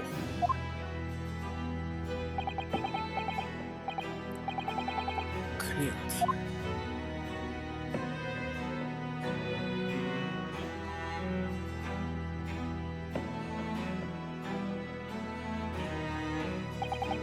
The 19th century was a truly miraculous 100 years for Great Britain, and did the whole world. New industry, new technology, amidst the birth of the Metropolitan Police Service, new law and order. But these dazzling new developments meant ever deeper shadows were cast on society. Water sullied by factories, air big is noxious furnace and crime, growing daily to fill the darkness. Lord Clint01 made it his mission to combat the darkness, but as time went on, it slowly ate at his soul till eventually he was consumed. It's ironic, really, and somewhat surprising that the truth has once again been unearthed by Japanese. Once again? What do you mean? 10 years ago, your father, Genshin Asagi, turned up at my office one night.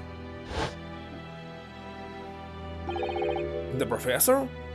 Yes, beyond all shadow of doubt, you must issue a warrant to search his home at once. Hello, Orange Cat. Don't be absurd. The man comes from one of our country's most illustrious families. He's a paragon of justice here in the capital. Yes, that's the point. That's why none of you British can see it. He's using his noble status as a diversion whilst he commits these atrocious crimes behind the scenes. Do you have evidence? Nothing definitive as yet. But he keeps an enormous, savage hunt on the state. He needs the full support of the still don't know how to pronounce it, judiciary. For this, we're up against a member of the aristocracy. So, a large family estate has a fierce guard dog. You should know that's commonplace here in Britain. I'm sorry, but I can't possibly put Scotland Yard into this based on the tenuous accusation of a visiting student.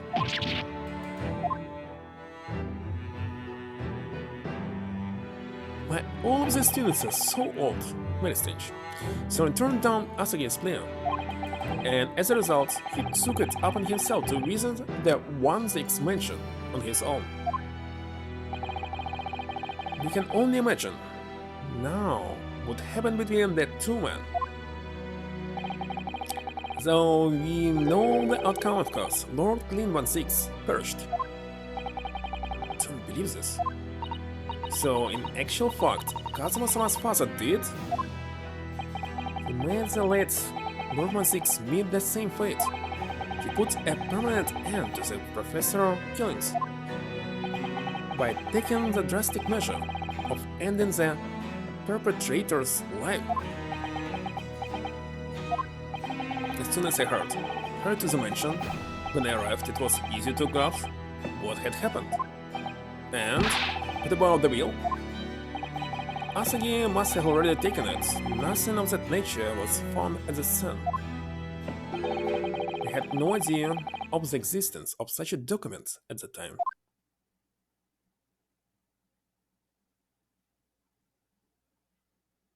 And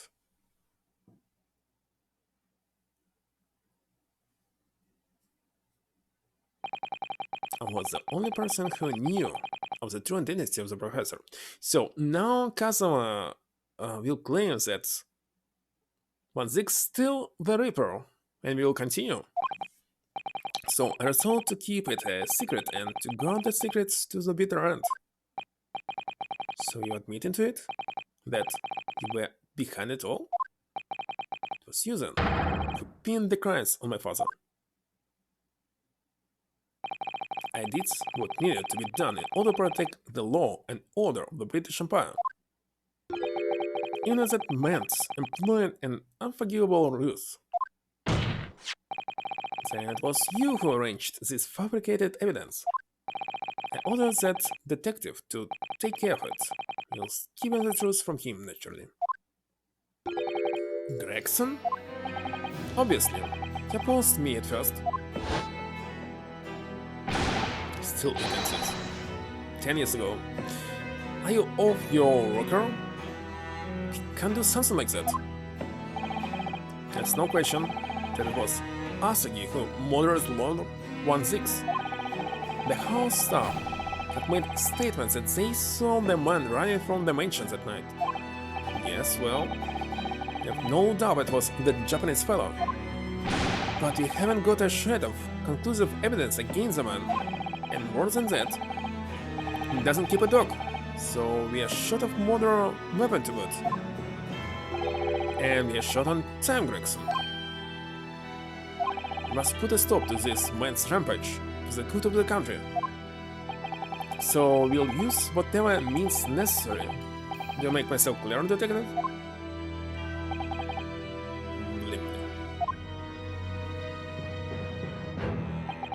So, that night, 10 years ago, when I was attacked by those thugs in the back street, and Genshin's ring was taken, it was him, was it? It was Gregson and some hard help? And the Daisy handed the stolen ring to Dr. Watson, who finds its discovery from the victim's stomach during the autopsy. And in the light of the decisive evidence, Mr. Asagi was found guilty of the charges brought against him. However, behind the scenes, he had actually already struck a deal with his accusers, in which he agreed to soundly accept the charges. But I just don't believe that part. As far as I knew the man, my father despised such underhand dealings. It was extremely easy to make him complain. You see, it's one crippling weakness. What weakness? Isn't it obvious? You? Kazuma asking you. Me?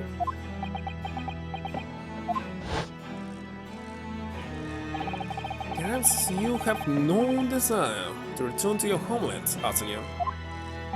What? So I hear you have a 14-year-old son.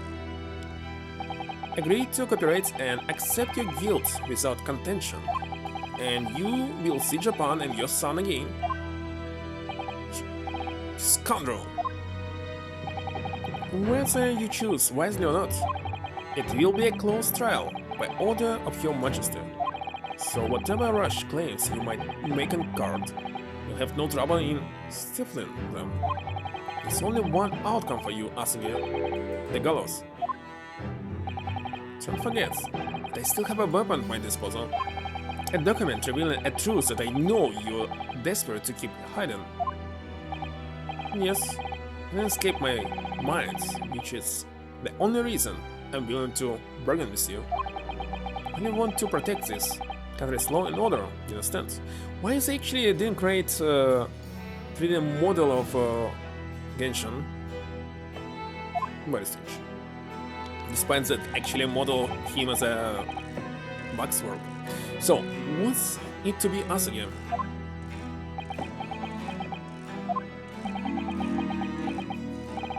Kazuma.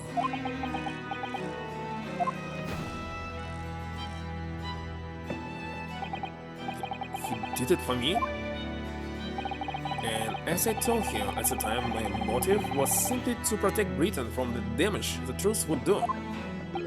To protect this country's law and order at any cost.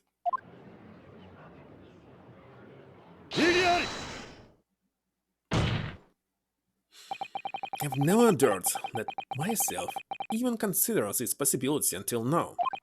But in the light of all this treachery, I have to ask, who is the evidence, isn't it? The mastermind behind the Reaper of the Valley. Was it you, Lord Mal Strongheart?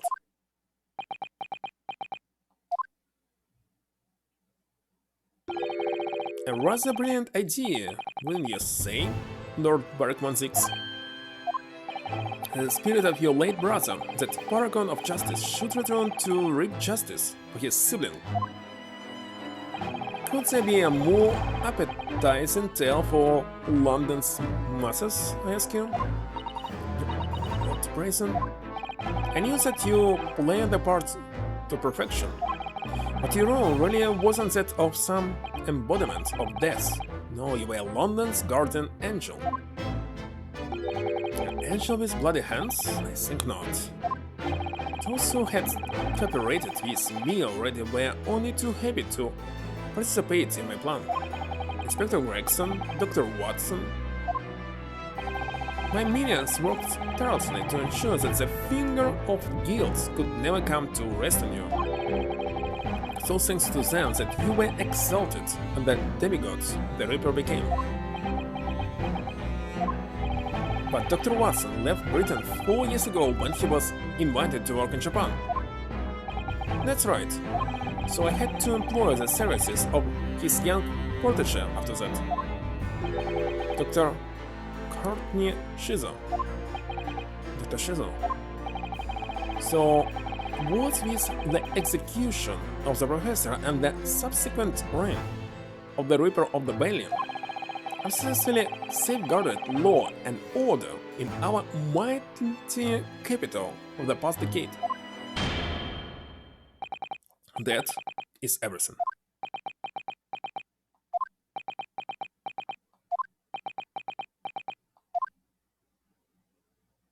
My lords, ladies and gentlemen, I do humbly confess, it was I who served the concept of the Reaper. However, let me say in my defense, it was all for the preservation of law and order across the entire empire.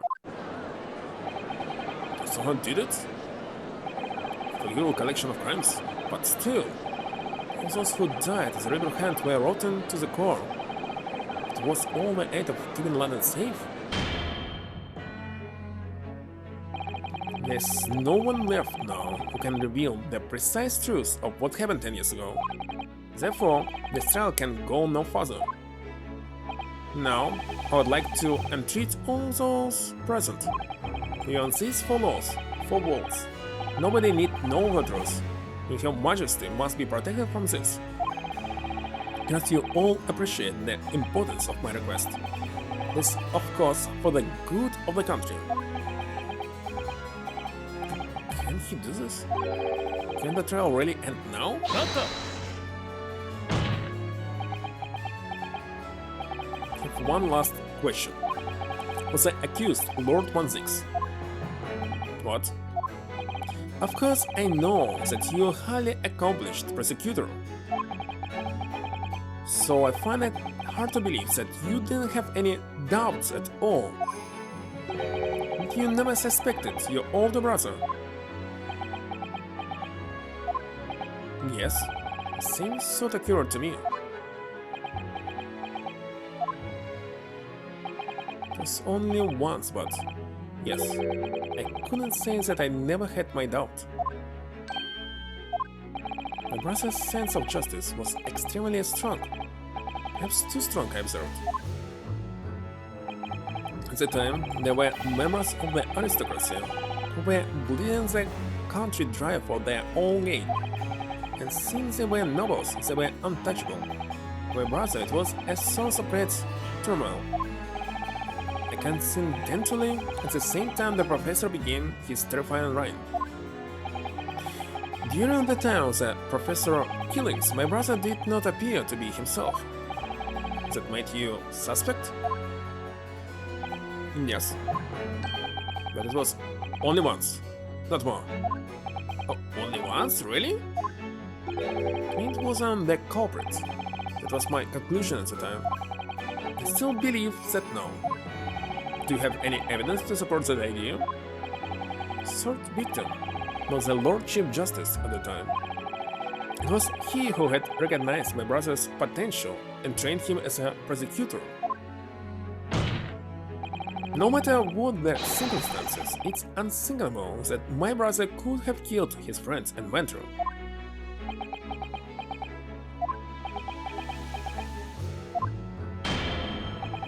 That will do. Music Linked 1-6 no Genshin Asagi still works his arms. However much we debate this matter now, we cannot hope to reach a conclusion. But perhaps there are only two extant pieces of evidence all the time. There were begun rings that acted as the incriminating evidence to condemn Genshin Asagi, and the 3-page last will and testament penned in black ink and left behind by the man. The wretched truth of what happened is exactly as I have explained.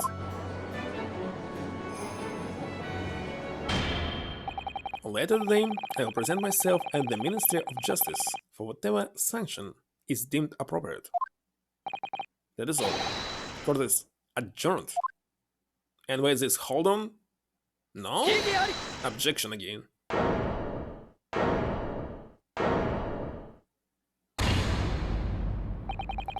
Thank you, customer. Me? If it wasn't for you, I wouldn't have made this 11th hour discovery. What discovery? My lord, I'm afraid I must insist. The trial continues. I beg your pardon? The court has been reminded today already. We must stop at nothing to uncover the whole truth. To that end, one particular statement made by somebody in this courtroom moments ago revealed a very subtle contradiction. What contradiction? But all I did was ask the accused one simple question. Well, it began with Lord 1's and his recollection about his brother. But Lord Strongheart didn't permit the defendant to speak at length. They pointed out that we can draw no further useful conclusion here. So when earth is a contradiction? One of them definitely just said something contradictory. It's time to identify who. Zix, maybe? I don't remember what they said. So we can try this and that and see what will happen. Or maybe Strongheart. Or maybe Zix. Let's see. It was Lord 1's and Shofet. Something about what he said was just a little jarring. Come on, Yosuke, go or again find it. It wasn't the culprit. It was my conclusion at the time. The third victim was the Lord Chief Justice at the time. It was he who had recognized my brother's potential and trained him as prosecutor. No matter what the circumstances, it's unthinkable that my brother could have killed his friend and mentor. No, what he's saying is right.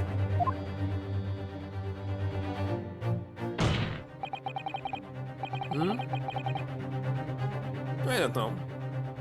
At least they replaying what they said. Lord 1's, would you care to explain?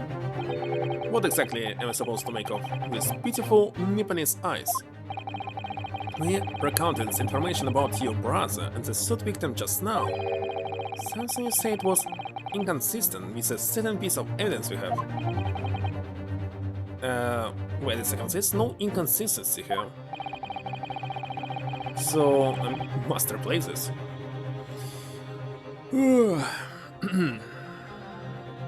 It's kinda obvious, and even so, that inconsistency arose from words out of defendant's mouth. I have a duty here to pursue an explanation. To explain it. Fail to see the defendant's intention here, but clearly the court cannot ignore this new development.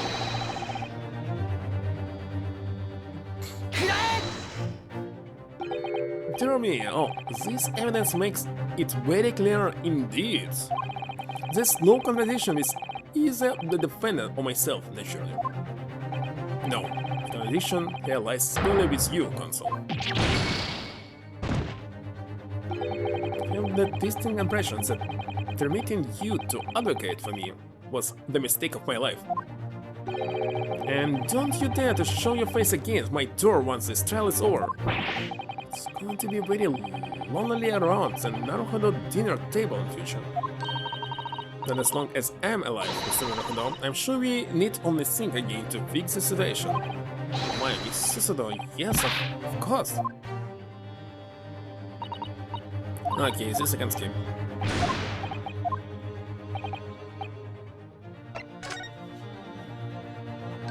It was Lord Strongheart, I'm sure of it. Something he said was slightly off. Let's just think back all his words, find the problem. Okay, let's see his words. Neither Clint 1's nor ancient Athenians still walk these errors. It's alright. How much we debate this matter now, we cannot hope to reach a conclusion. There are only two extant pieces of evidence from the time. One ringed and 3-page last view. Really, it was 3-page? I saw like 2. This only 2 pages. This was a problem.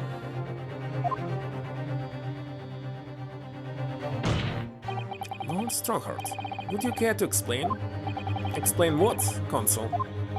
Among the statements you made just a few moments ago, something you said was inconsistent with a certain piece of evidence you have. Inconsistent? And will an inconsistency remain? The defense has a right to pursue an explanation. Why are you making such mistakes? I don't understand.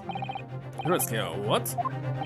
Let me warn you about the statement you're making, Consul. They may very well prove fatal. He will say like, so what? Made a mistake, it was 10 years ago. Claim awards contain a contradiction with which piece of evidence, I ask you? Where is it?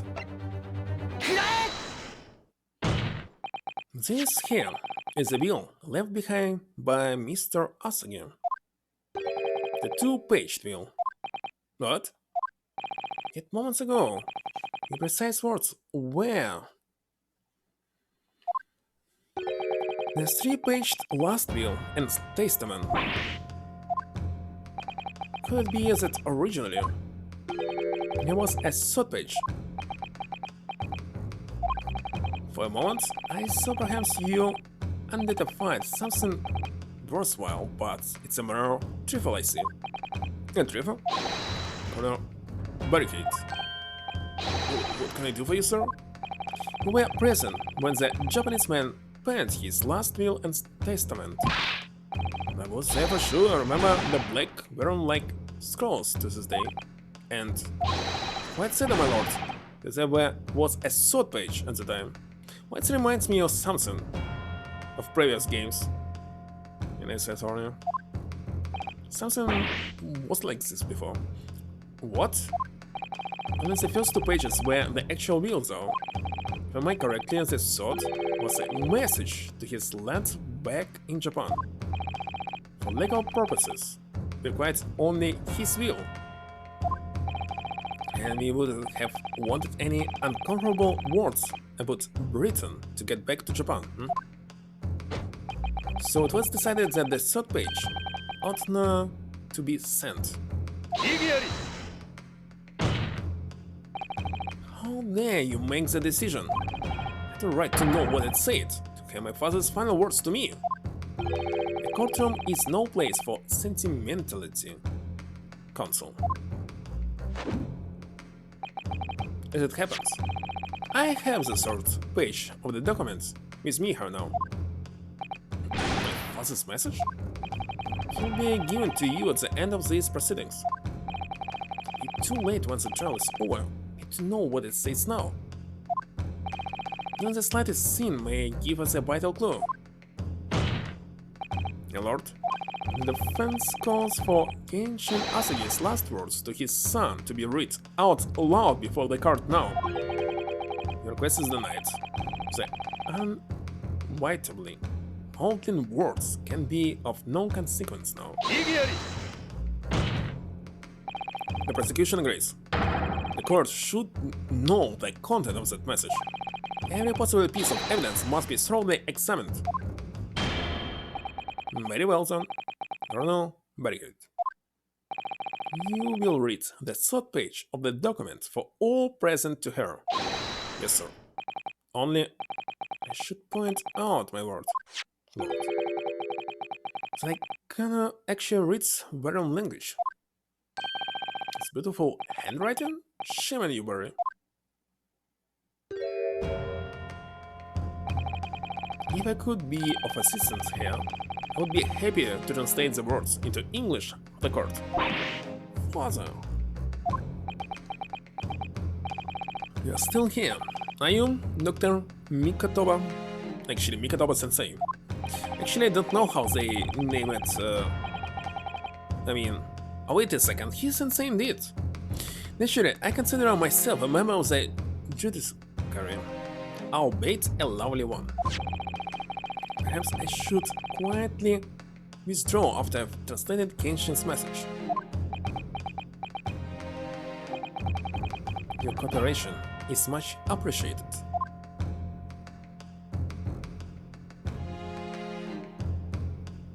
Not sure if Doctor of Medicine and Doctor of some other science can be called a sensei boss, but medicine, yes. Alright, Kazuma, the truth is shrouded in darkness, a darkness only our clan's great sword can pierce.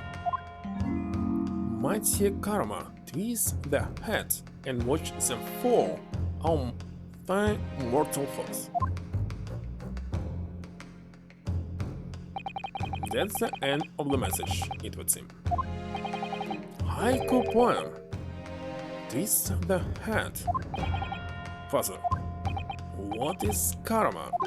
The name of the Asagi clan's famous sword. A rather sharp blade, known to all passed down for generations. It embodies the Japanese spirit.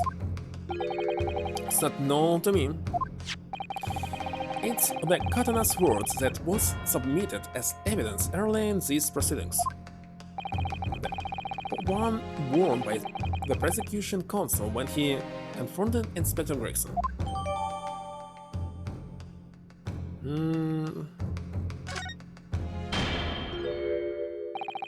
All these procrastinations are beginning to try my patience.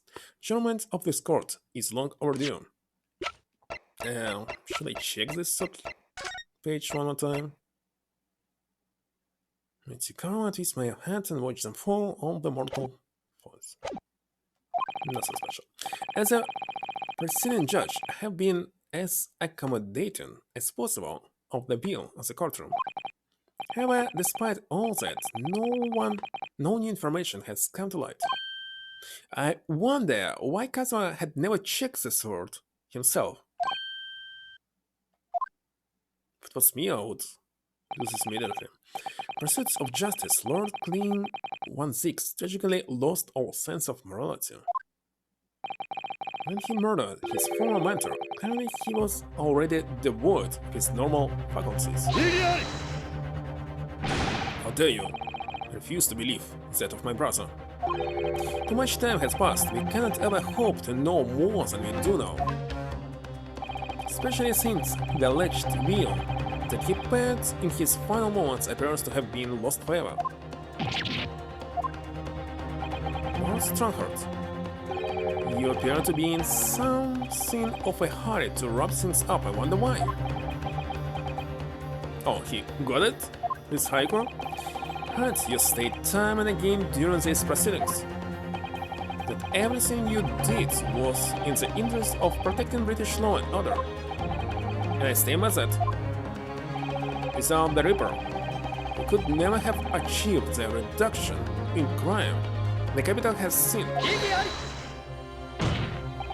What about Inspector Gregson then? And Dr. Watson? They were no criminals. You used them to achieve your ends, and then you had them killed. However, you dressed it up.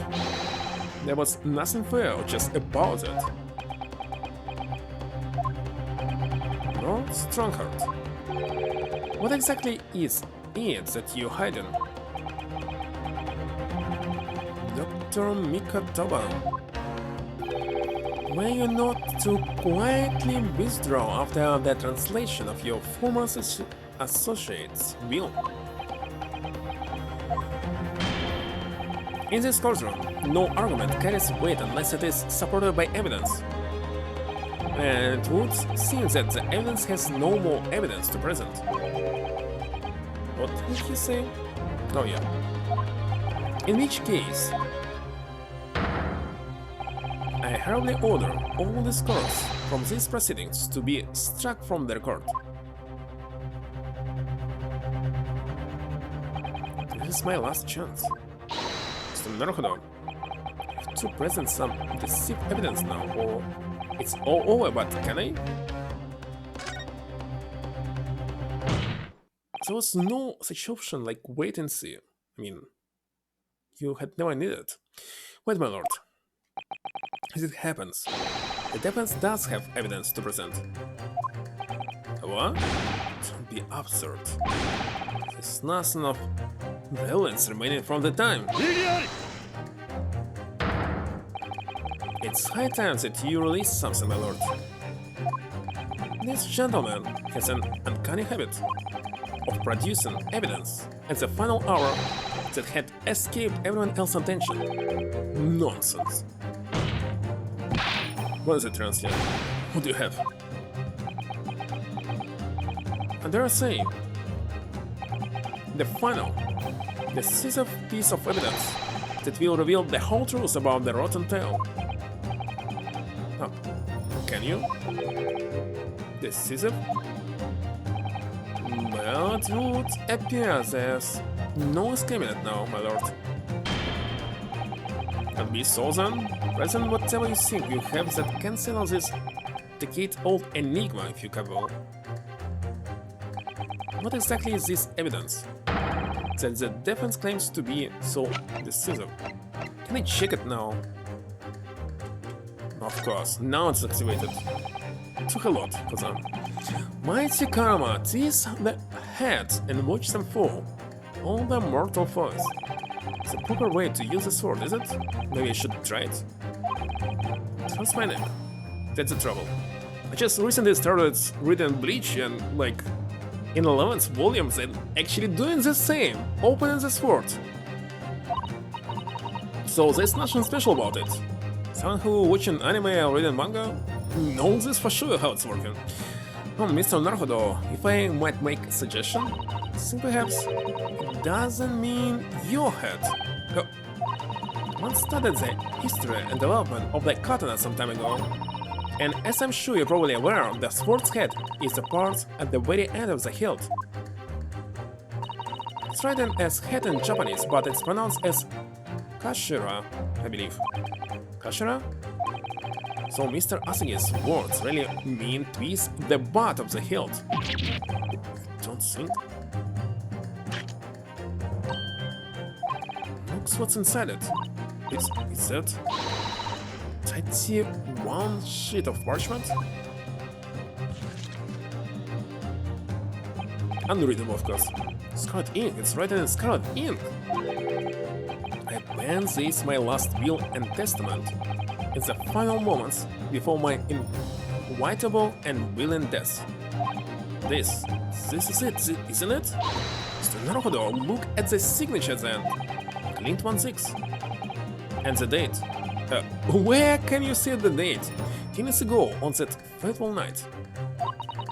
So, for 10 years, it's been silently concealed inside Karama and nobody knew. It's the last will and testament of Lord Kuluk01's. Wait. Oh my goodness. Look at this. It's unbelievable. Can I read it myself?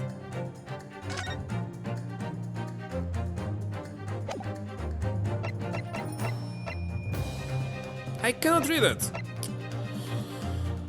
Oh, trump card left behind by Genshin Asagi. The single piece of evidence that can clarify what really happened 10 years ago. The last will and testament of Lord Kuluk01's. Wonderfully astute observation, I'm sure. But in case it had escaped your notice, that document was lost long ago. That's right, it was. Only. I have it right here, discovered just moments ago.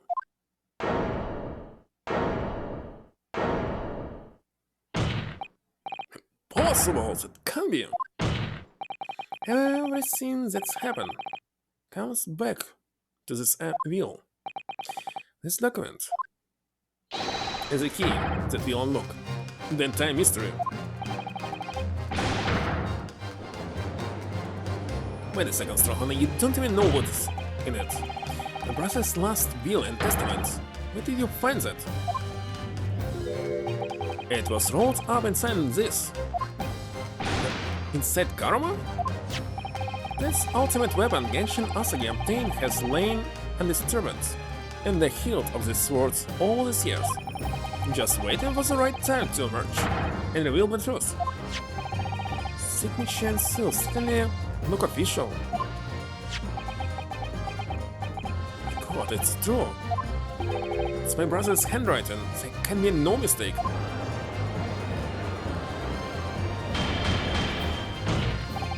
I forbid the contents of that document from being read out. Do you hear me? I strictly forbid it. You need to go? Alright. Thank you for stopping by. Maybe you return back. I don't know how far to the land. 1 hour? 2? Maybe right now? There must be epilogue, isn't it? Alright, you can't do that, my lord. This document could explain everything. The document could literally destroy the meaning of justice in this country. I demand that you hand it to me at once. Why? What are you trying to hide? Could it be that you already know what's written on this page? What are you implying? What are those insinuations? Court is adjourned with immediate effect. Clear the courtroom? Oh wait a second, it's number 8. This chalice. Do that, my lord. And you'll suffer a fatal blow as Lord Chief Justice. Quite close.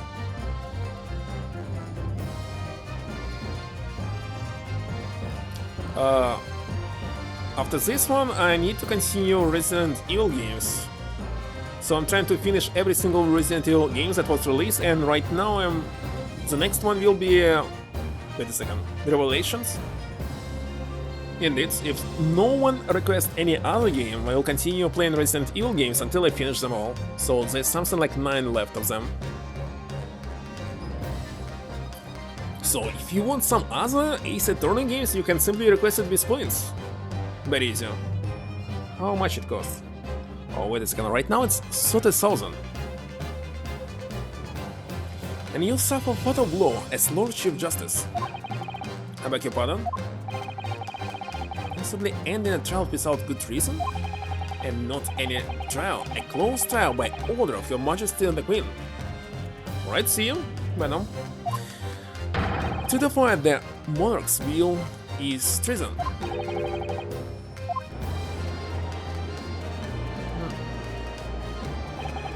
No Kuluk01's really did plan a will. Exactly. Why so fast? Read it out now. We have a right to hear what is that will, a right in a duty. What Kuluk01's really did plan a will that day. It's exactly as the young Japanese man said. Well, my lord. It would rather appear as though proceedings aren't going to go quite as you had hoped. We got already still in 6 hours. You fools! Go ahead, Shensky, read it.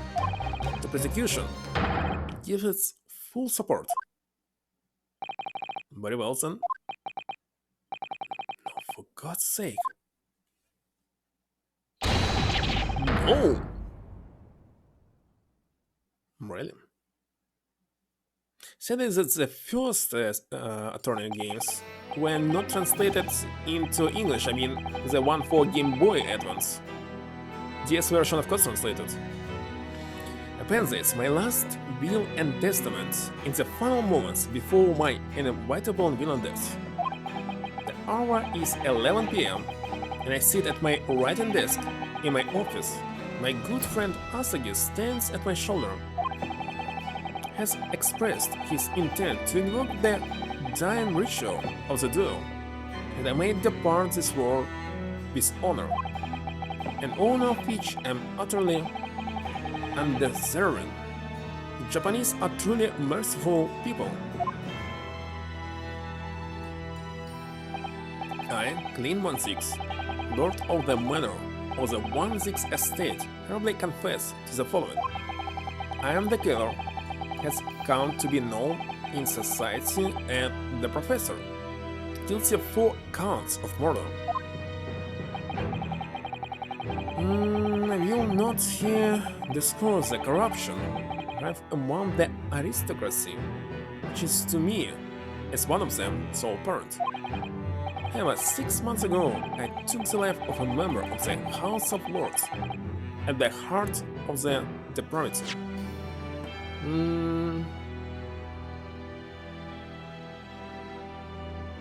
So he killed all 4 of them? A demon who evidently sacrificed the common man to further his own interest, abusing his position of power. The law is impotent against such wild avarice. Only a fellow demon can rid society of this menace. The demon was my quarry, upon whom I willingly set my great hound. But so a hunter with some experience and a poor felon, it seems. My guilt was at once recognized by another, and became subject to his extortion. He helped over me of the threat of exposing my picked crime to my beloved wife and brother. Under that threat, I have done this man's bidding for once now, killing those he demanded I kill. As I watched my former mentor perish before my eyes, and the jaws of the hound I commanded, I realized that I had lost the last shred of decency within me, and sank to the level of wild beast. There's no path back to the lights, but it I or my dear friend Asagi, who dies this night, truly don't. My extortioner, Mel Strongheart, may you feel the jaws of the beast that trots every time you swallow.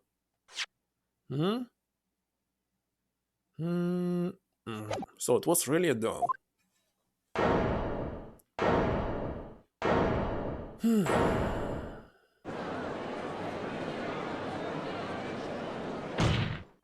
So, now you know, yes, Kuluk01's was a murderer, but somebody was directing him and naming his victims. His extortioner, Lord Mal Strongheart. It was you. Dark sides. Lord Strongheart. A moment ago, you claimed that what the court has just heard could destroy justice in this country. But you weren't trying to protect justice at all. You were trying to do was conceal the secret of your true nature and the countless lives you sacrificed up till now.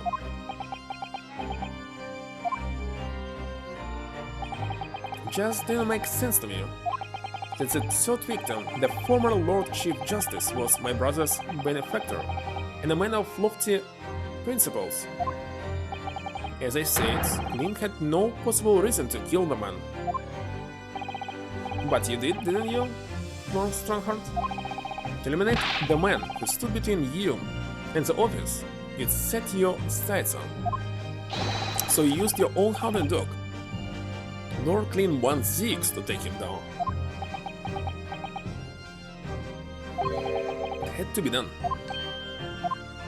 London's unsavory shadows are deep, and the arm of the law fails to reach their depths.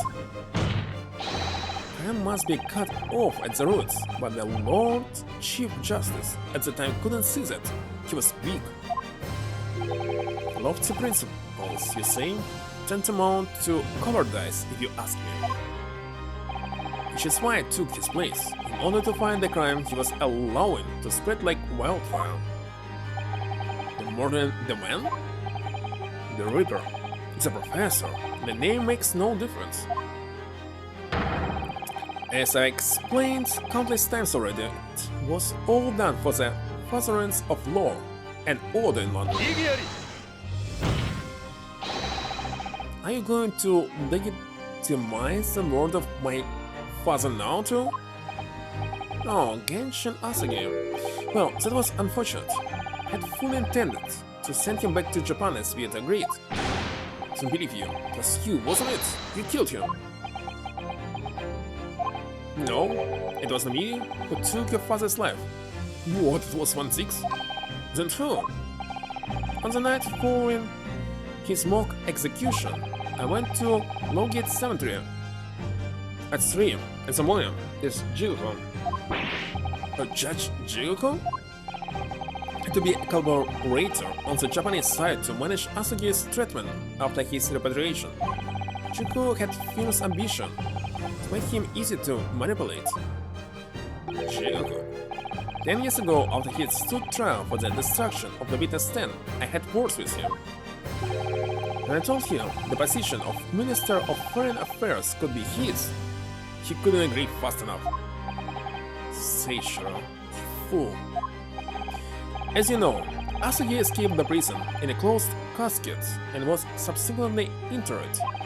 He intended to dig him out of his grave before he runs out of air. But sadly, all did not go to plan.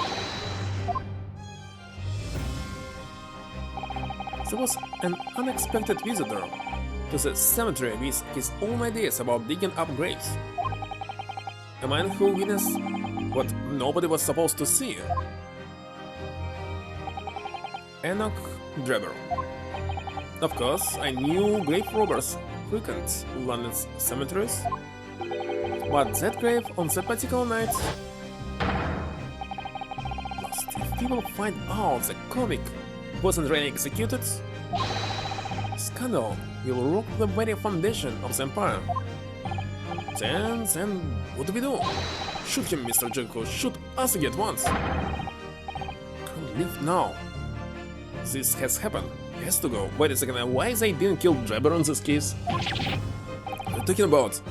You had an agreement. You promised him. He returned to Japan. Everything has changed now. The rules got out because of this. Both of us would be finished forever. Can't you do it? Pull the trigger. Shoot!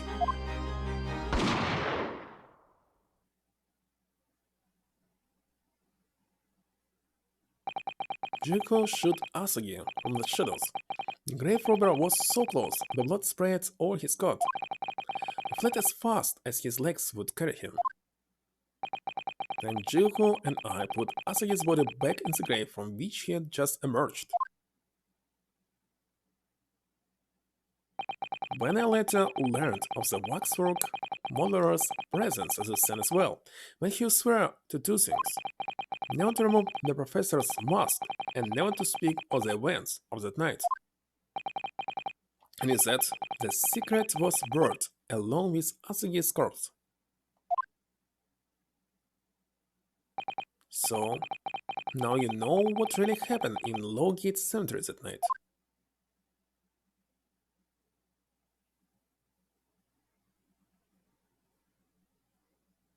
Strange.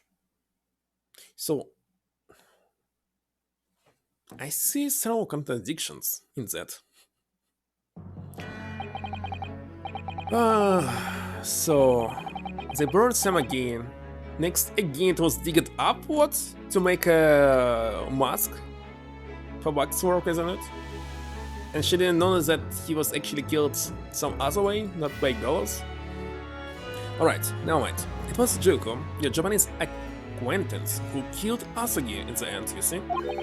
He claimed to be the man's friend, but when push came to shove, he pulled the trigger. Just before Mr. Jigoku left the courtroom earlier, he said that the assassin exchange proposal was a demand from his British counterpart, not a request. So you cursed him too? Given what happened in the graveyard? At that time, Jigoku was the Minister of Foreign Affairs, negotiating international treaties with Britain. You can imagine what would have happened if it came to light that he had murdered a compatriot 10 years earlier. He'd have lost everything. I merely reminded him of that. How do you sleep at night? These past 10 years I fought tirelessly with the darker recesses of London's criminal underworld, and have used whatever means necessary to ensure that justice prevails and law and order reign supreme. That couldn't be farther from the truth. The fact is, you haven't fought crime at all. How dare you? Save Kuluk01's from dishonoring his death. Because behind the scenes, you systematically burned anyone who stood in your way. And then, you made my father take the blame. It was unavoidable. It was the only way to protect our justice system and public order. Let's not forget the others you had killed as well. setting the defendants up as the Reaper to cover up their truth behind the murders of countless more. That's enough! Do you have any idea of the conniving that led to the acquittals of those wretched criminals? We have to fight fire with fire. Our courts can't function without a Reaper. Can't you see all I've done for the country? This has been my struggle. Done nothing. It's Lord 1's here who worked tirelessly and justly in court, whilst enduring the disgrace of the Reaper name. And Inspector Gregson fought with anguish for having sallied his hands through a desire to do the right things. Not to mention Genshin Asagi, who risked his life going to proceed of the truth you tried to hide. No, the darker recesses of London's underworld were largely fueled by you. You get it through your thick skulls. That it was all for Queen and country? I'm tired of that excuse. And this slight twist of the truth for bargaining power to make others do your bidding, nothing more. People who willingly twist the truth and caress others have no right to call themselves part of the judiciary.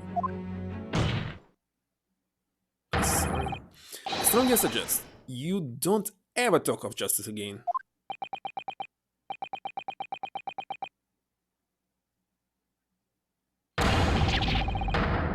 Now what? Oh yeah, we still need to use this Usagi. Isn't it? When?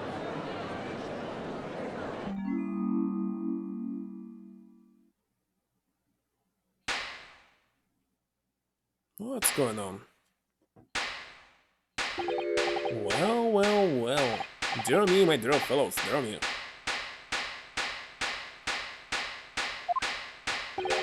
And well deserved round of applause, I think, for a quite marvelous performance. What are you talking about? Those delightfully grave expressions that beautifully pronounce Queen's English. Really, our friends from the Far East acquired their picture of industriousness.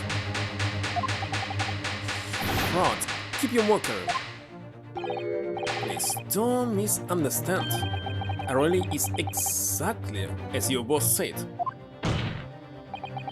What are you trying to say? Have occupied the darker recesses of London's underworld and, how do you put it, done nothing? Confess it's a little embarrassing to have it pointed out quite so starkly, but yes, we have done nothing, which means I can be indicted for nothing, no? What? That's wrong. Personally, I have committed no crime. I've merely been surrounded by fools who've acted very rashly indeed. You can't get away with that. You consistently preyed on people's weakness. And what? Treating them? Are you sure it wasn't just bargain?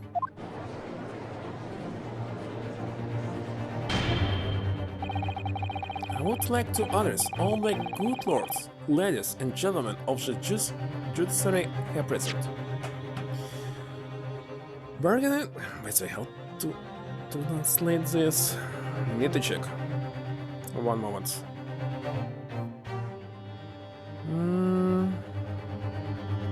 And it's what I thought. So he just was using negotiation. Alright. I'd like to address, okay. You all know of these darker recesses in our great capital, and deep down I believe you also know that to fight those who dwell there requires at least some of us to occupy the darkness ourselves. So let me appeal to your good sense now. Consider the situation with me. In this catalogue of horrifying revelations, were to become common knowledge among the 6 million inhabitants of London, what might happen? Nothing. To learn that the infamous murderer of royals and nobles was a respected member of the aristocracy himself, and evidence was fabricated in the scapegoat trial amid secret negotiations with prosecutors to effect a jailbreak. The Reaper of the Bailey was an organized group of assassins managed by a Scotland Yard inspector. And finally, that it was all masterminded by the Lord Chief Justice himself. If the general public of Britain knew the truth, all faith in the police and the prosecutor's office would be completely lost, without doubt. How? I don't know. Public order in the capital would completely break down, be cast back to the lawless days of the last century. Don't tell me that it was all translated by some kind of TV. By Sherlock Holmes. Precisely as it was 100 years ago when 1 in 10 of the population were criminals.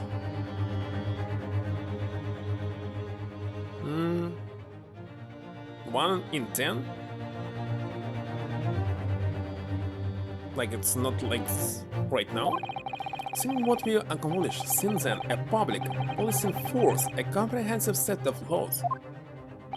And if we want to continue to protect this new era of law and order, I say again, we must at times occupy the darkness ourselves. Captain successfully identified and apprehended the man responsible for taking Inspector Gregson's life. It is all that was expected of this trial. All these other matters that have been discussed be eliminated from the minutes of these proceedings in the interest of preserving law and order, and to protect Your Majesty, the Queen, of course. Well, my lords, ladies and gentlemen, what say you?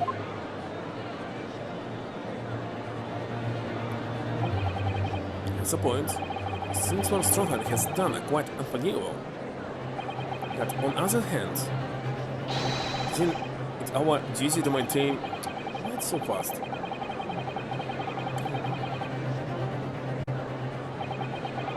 I'll just wait and read them all.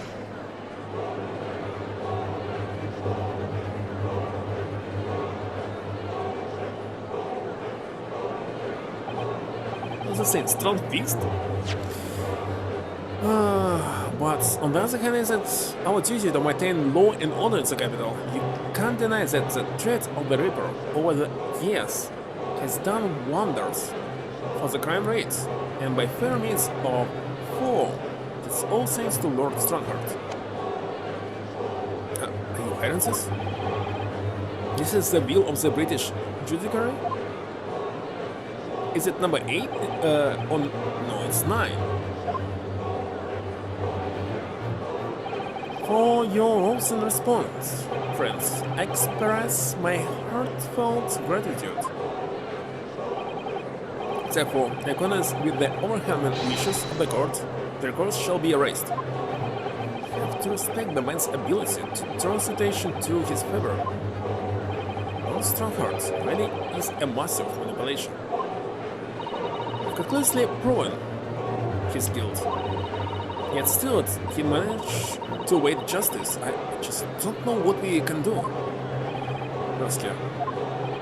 Looks like the trial really is going to come to an end now. I'm almost out of options, I think.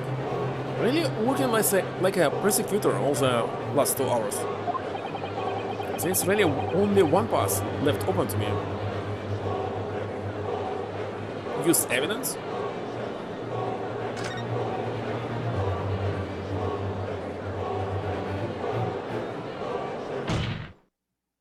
Yes, as I know only too well, the only thing that carries any weight in court is hard evidence. But Mr. Naruhodo, what evidence is there to use at this stage in the trial?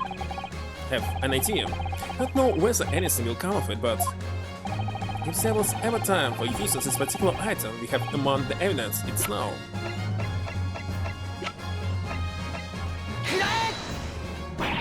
Oh my, yes. Mr. Holmes asked if you had said with you earlier. Exposed all of Lord Stanford's wrongdoing now. I have no doubt that Mr. Holmes had already deduced exactly how the truth would unfurl. So I think it must be time for the great detective to take center stage, don't you? Yes, absolutely. Let's take the hair by the earth then, and hip. Alright, here goes.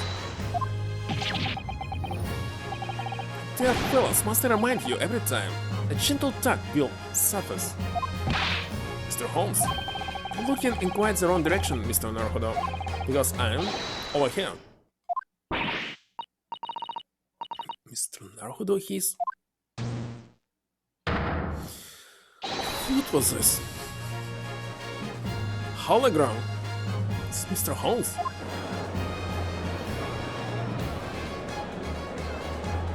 I was expecting you back, Holmes.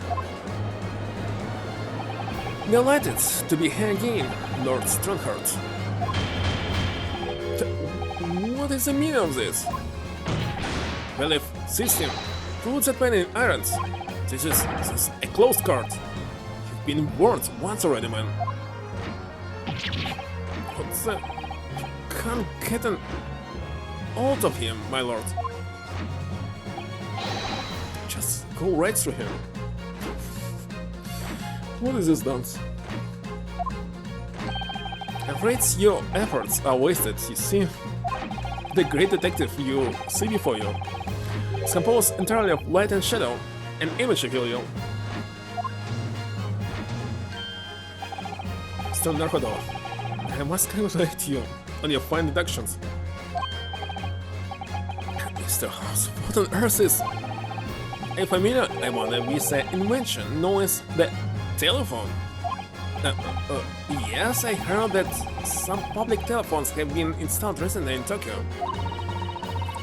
The sound of the speaker's voice is converted to an electrical signal and transmitted instantly to another place. You're trying to justify how it's possible? Well, sounds are transmitted. So could that images keep them company amused? Iris and I did some modest experimentation to develop such a device specifically for this very day. Modest experimentation? Mr. Holmes, what a modest description! And somewhat incidentally, I thought we might just as well transmit an entire scene. Somewhat incidentally, Mr. Holmes. Now you're just being immodest. Do you mean to say you're not actually here, Holmes? You, my trusty partner, will have no trouble grasping the concept.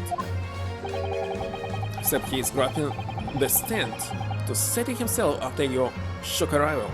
Poor father, I have hoped he might have been Florence, being the great detective's great partner. Leave my corner at once, get out, or I swear to you. Dummy, you on the other hand, Lord Strongheart, appear to have a very poor grasp of the situation. Allow me to reiterate. I'm not here, which would, I hope, lead naturally to one asking. Why exactly are you? The very question I was awaiting. I'm at present enjoying the air in a rather splendid garden. A garden? Just any garden, you understand. A garden is Buckingham Palace. What? You can't be Buckingham Palace? Buckingham Palace, Mr. Soto. I've never heard of it. Do you ever read the news, Mr. Naruhodo? Mr. Holmes. Is Iris with you there? Well, no. Iris is currently enjoying some tea. Is Your Majesty. Your Majesty? Not just any Your Majesty, you understand? Your Majesty, the Queen of the British Empire. What? What on earth is all this about? Buckingham Palace is Your Majesty the Queen's residence in London, Mr. Naruhodo. Order cards, I demand immediate silence. Your Majesty the Queen? You can't be, no. There's some sort of unforgivably distasteful trickery by so-trained detectives, that's all! Unforgivably distasteful trickery. What an apt description. A closed court session attended by elite members of the judiciary is a rare event. I presumed that Her Majesty would be more than a little curious about the proceedings.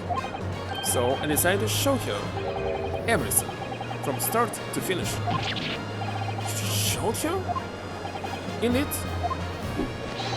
By Dean of the Sherlock Holmes Remote Cinematograph.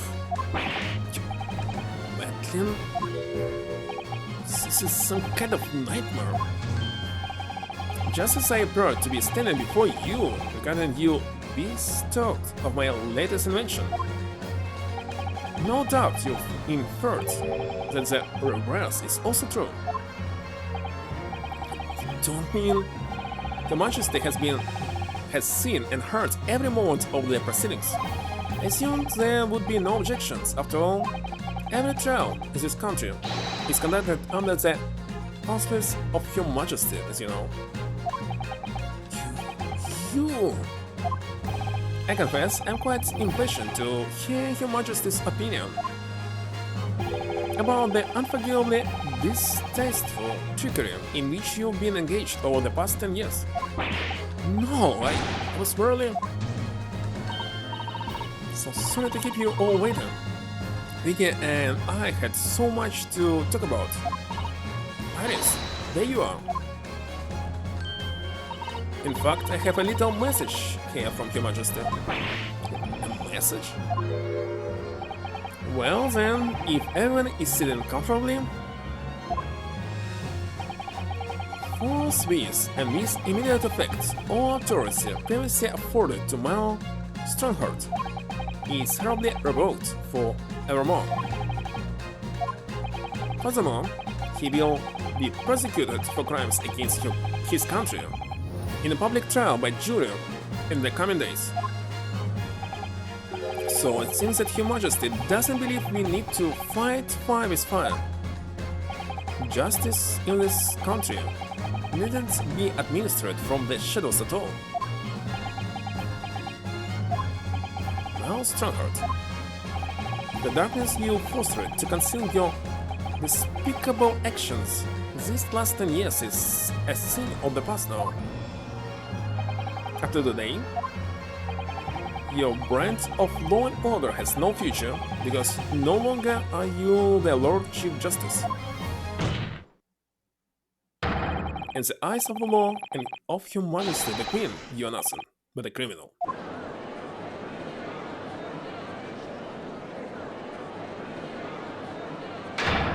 Adjourned. What is adjourned?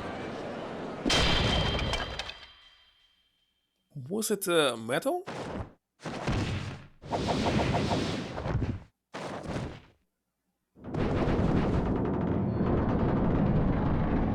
What's going on here?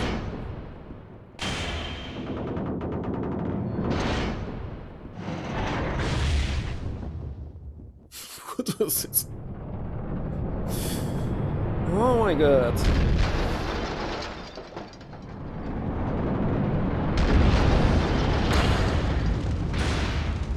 What a grand finale.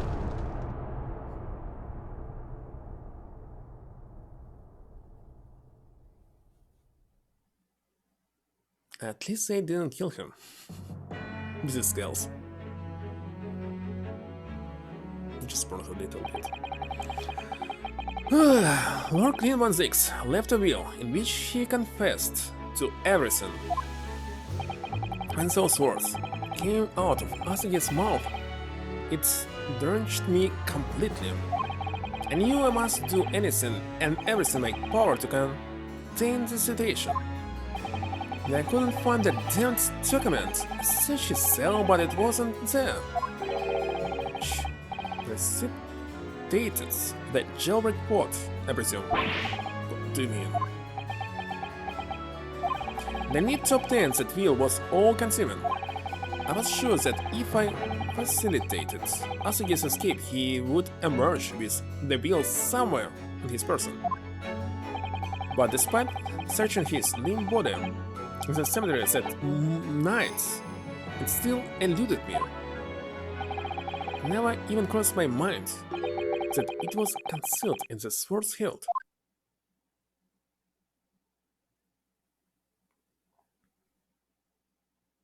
Hmm?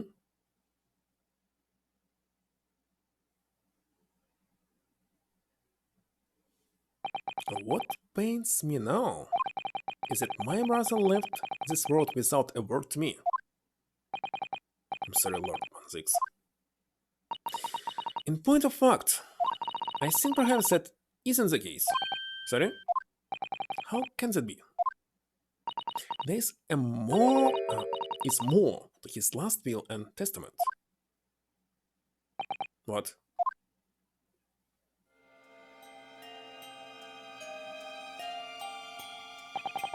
As I confront the prospect of my demise, feel bitter regrets for my younger brother. Barak, you have always looked up to me, and now you follow in my footsteps to become a prosecutor. His fervent wish that my unspeakable deeds should not hinder your advancement. I ask not for understanding, for none could understand my depravity. Ask only for forgiveness.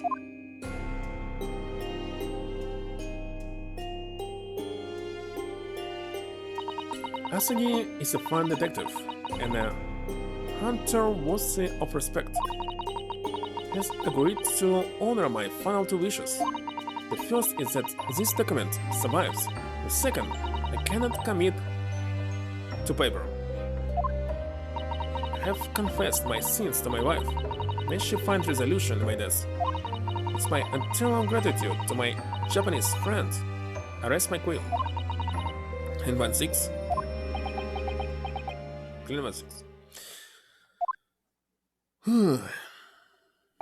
Clint.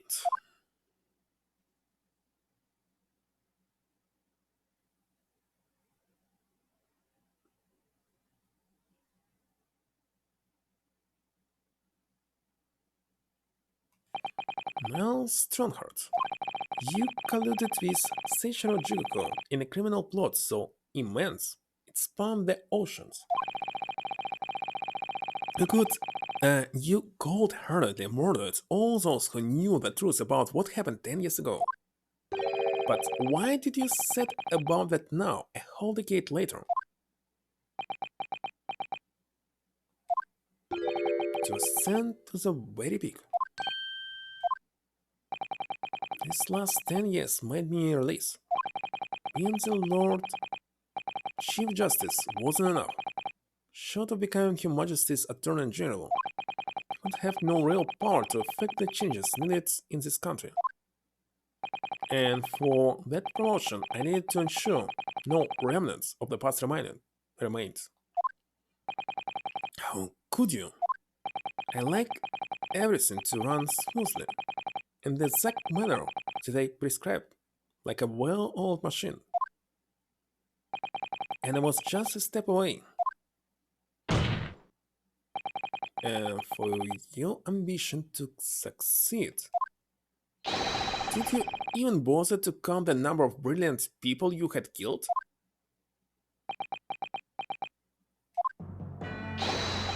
Mr. Ripper, and not forgetting something, such as you've very much adopted your usual prosecutor-like demeanor in the proceedings now. But the reality of the situation is that you are the defendant in this trial. However, the presiding judge would appear to have fallen from the bench, as it were. Messages, therefore, that we entrust the final adjudication to an old friend. My lord, as a member of the judiciary, I have been following the proceedings from the gallery, and I must say, I shan't ever forget the extraordinary battle between good and evil that I witnessed here today. The darkness that has blighted justice in our land these past 10 years has at last been dispelled, thanks in no small part to the efforts of a bright young star from the east. Defense Council Naruhodo. Yes, my lord? On behalf of everyone here, present in the Old Valley, I give you my heartfelt thanks. My god, almost 7 hours. You too kind, my lord. First time I faced you in courts just under a year ago now. And the faintest of intimations. Yesterday I thought there like 4 hours left, but 7! And it's still not all. That of British justice, how wrapped and twisted over its long history, was finally to no change. This might just be the man to do it. But at the time, I wouldn't allow myself to launch the possibility.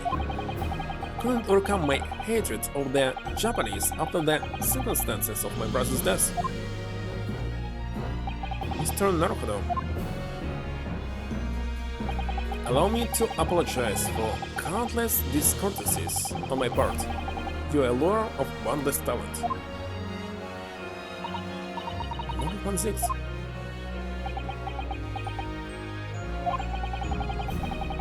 I first arrived in Great Britain.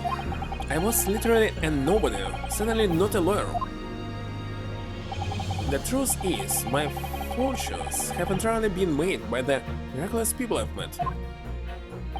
My best friend, Kazuma Asugi, who led me here to Britain in the first place. My loyal and ever-patient judicial assistant, Miss Susato, who helped me study to become a lawyer. The brilliant Lord 1-6, who never failed to challenge his Nipponese rival.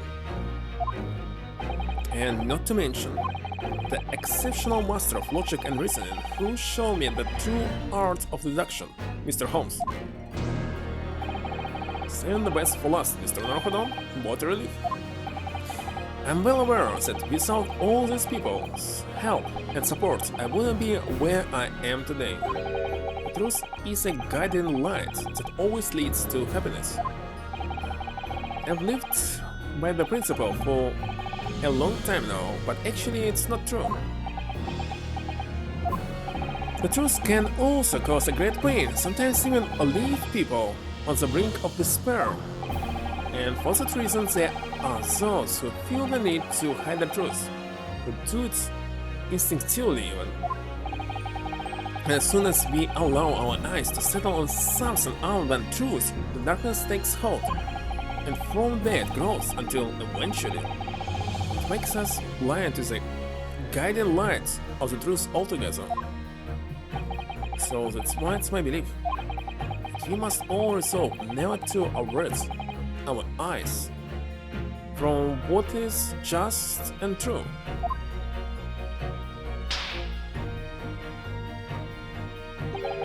So that we can continue to walk the straight and narrow path ahead.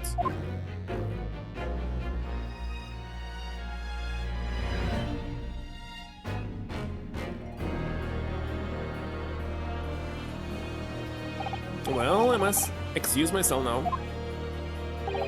But before I go, Mr. Naruhodo, let me compliment you on your grand opus. What?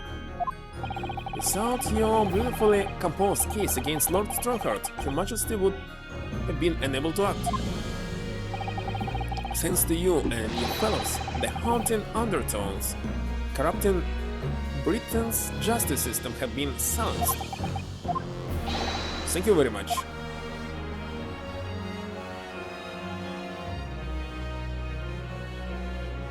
So, until our paths cross again somewhere. Well then, it would appear that this long trial has finally come to an end. My apologies for any anxiety caused, my lord. I'm quite sure we shall meet again here, in the courtroom before long, Prosecutor Kuluk01's. In conclusion of these proceedings, I hereby declare the defendant Kuluk01's meet again here. Not guilty.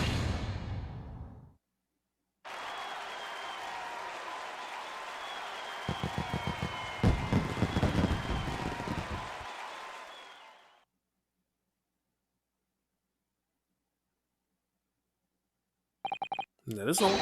Court is adjourned.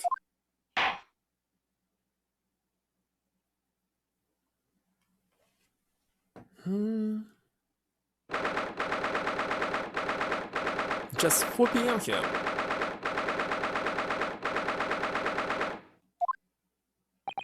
It really is all over.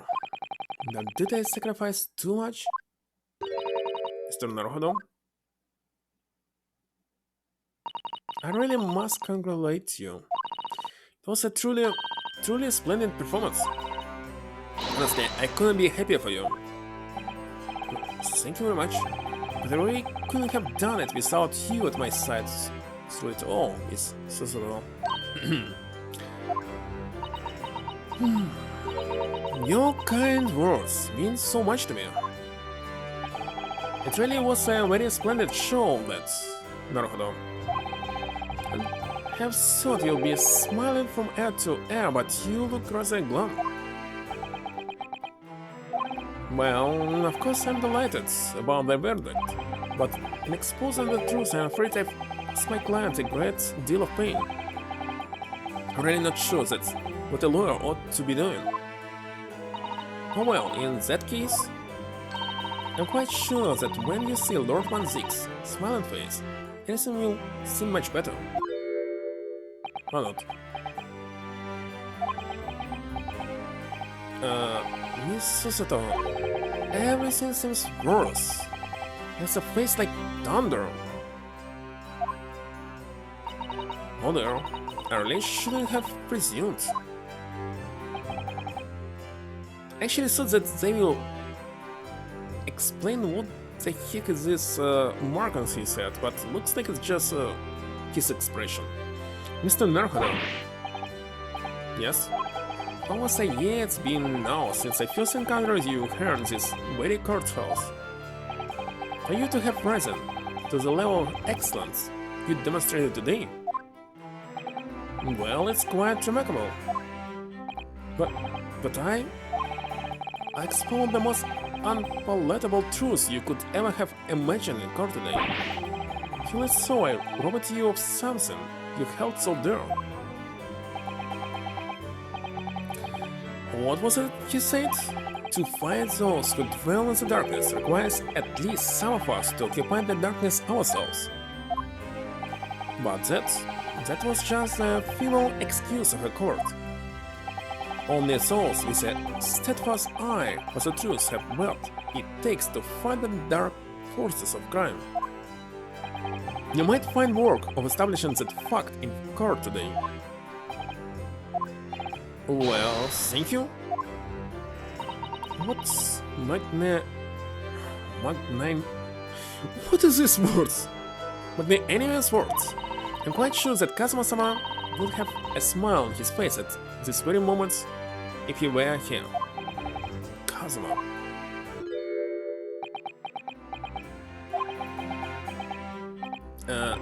Miss Susudo, there's another face like thunder here.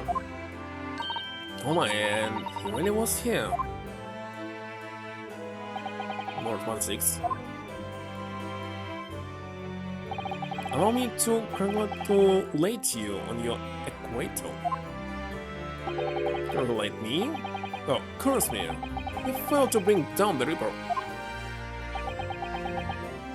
I owe you an apology. No, it's I who should apologize. Your father, Genshin, if I had been stronger, then perhaps I made an unforgivable error in judgment. Can offer no excuse. And I can offer no forgiveness. That said, I suppose you fought for justice and the truth. For that at least, I can't withhold respect. Your words mean more to me than you could know. I hold them there. Kazuma-sama. Actually, Kazuma-sama. I must say, there's one thing that still bothers me. What's that? The wheel that Lord Kuluk01's rode before his duel with my father.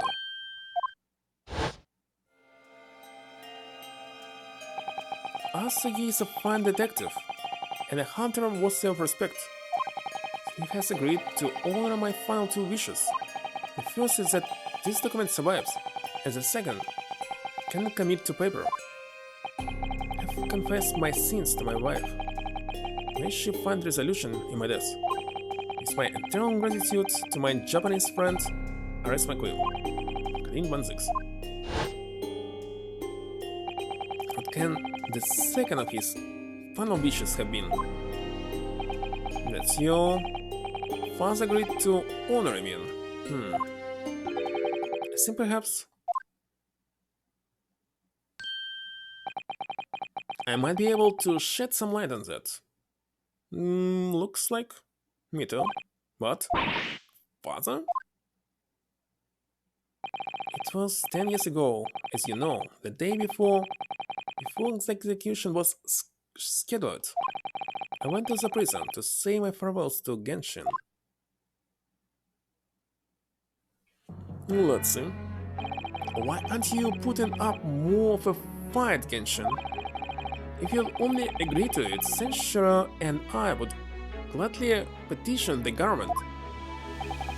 You through this already. You don't need to worry about me. Anyway, Eugene, I have a favor to ask of you, something of great importance.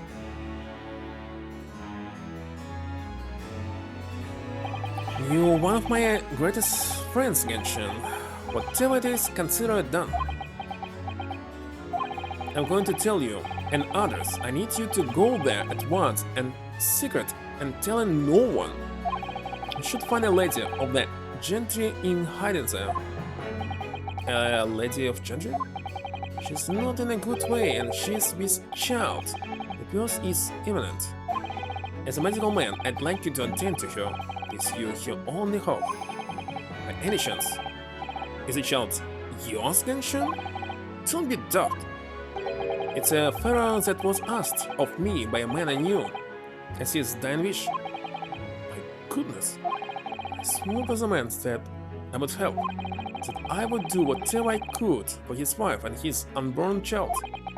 But if something should happen to me, I need to ask you that same favor. The only person I know that I can truly rely on. What do you say? If something should happen to you? Tomorrow night you're going to be... You never know though, do you? What life will bring. Alright then, tell me the address. I'll head there at once with Seishiron... No, not with him. Pardon? This is a favor I'm asking of you, and only you, Eugene. Right, I see. Very well then.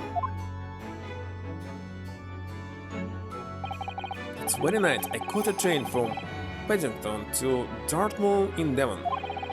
Found the old house, in the middle of nowhere it was. An old hunting hound lay asleep in the grounds.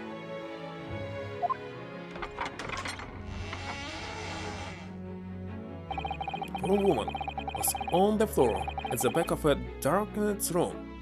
She was in mortal danger. I broke her waters to precipitate the labor before she became father. It was a torturous birth. I did everything humanly possible for her and her child.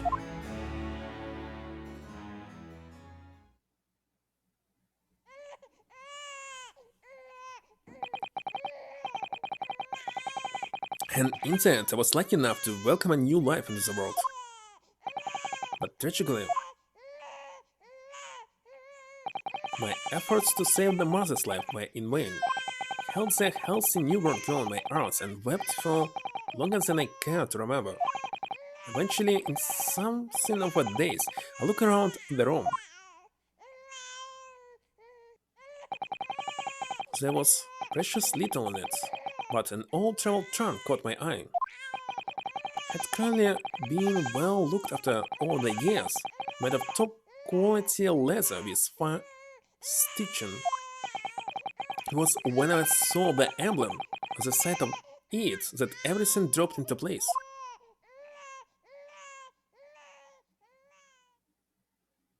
B for Baskerville. Baskerville? You mean the woman was the wife of Lord Kuluk01's? That's right. The newborn was his daughter. But that makes no sense. On earth wouldn't Clint have entrusted the child to my care in that case? He's completely unaware that he even had a daughter. I suppose he didn't really have any choice. But, well, your brother said that he'd confess everything to his wife, so she must have been beside herself with worry for her child. If the true identity of the professor were ever to be made public, the girl would be forever branded as the daughter of the infamous mass murderer. So the only solution was to distance the young girl from the 1-6 family as much as possible. I don't believe it. Imagine that in his final hour, Lord Kuluk01 made the obvious choice. He would have thought to himself, this Japanese man is someone I can trust. I honored my promise to Genshin, of course. However, only a month later I was summoned back to Japan, and without disclosing the parentage of the child, I couldn't obtain permission to take you with me. How awful. I was completely at a loss. In the end, I had to ask my great friend. I asked him if he would be a father to her. That'd be Mr. Holmes, I presume. Yes. He took one look into my eyes and agreed to it on the spot. Mr. Holmes, he has a heart of gold. Really, all that can be said that I did for the child was to give her a name. Oh. When I came to Britain, I was trying to escape from the grief of losing my darling wife. So it was her name that I gave the little girl. Wife's name? Professor Mikatoba, in other words, the name of my mother. I am a Mikatoba. That's right, I am a, or in English, Iris. Iris. I had no idea. Mr. Naruto, what's wrong? This little thing just pinched me on the behind through my trouser pocket. Hard. My dear fellows, can you hear me? Mr. Holmes, is it you? Yes, we can hear you. You see what excessive tugging can do. Let that be a lesson to you. Mr. Holmes, we weren't able to thank you properly before, but you were simply marvelous. Your checkmate move was a stroke of genius. Indeed it was, wasn't it? I surprised myself, I feel. It had become apparent to me that to stop the lordship injustice would require such measures. Susan? Oh, Iris. I'm so pleasant. What a wonderful outcome. Her Majesty Queen Wiki said she thought my special blend was delicious. And she did. After all, no one brews a more delicious tea than you do, Iris. Let's have a party to celebrate. And Mr. Reaper, you simply must come too. I'm afraid I couldn't.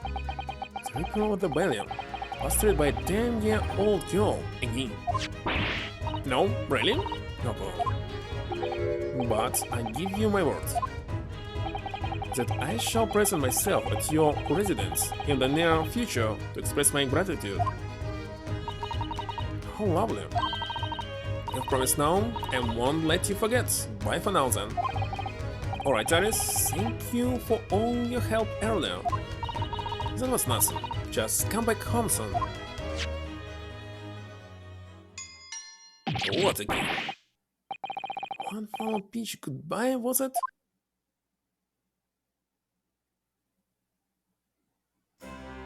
Now this one. Well, I think I ought to be leaving. Kuluk01's, would you care to accompany me? Certainly. Mr. Naruhodo, allow me once again to express my deep gratitude to you. I believe you saved my life.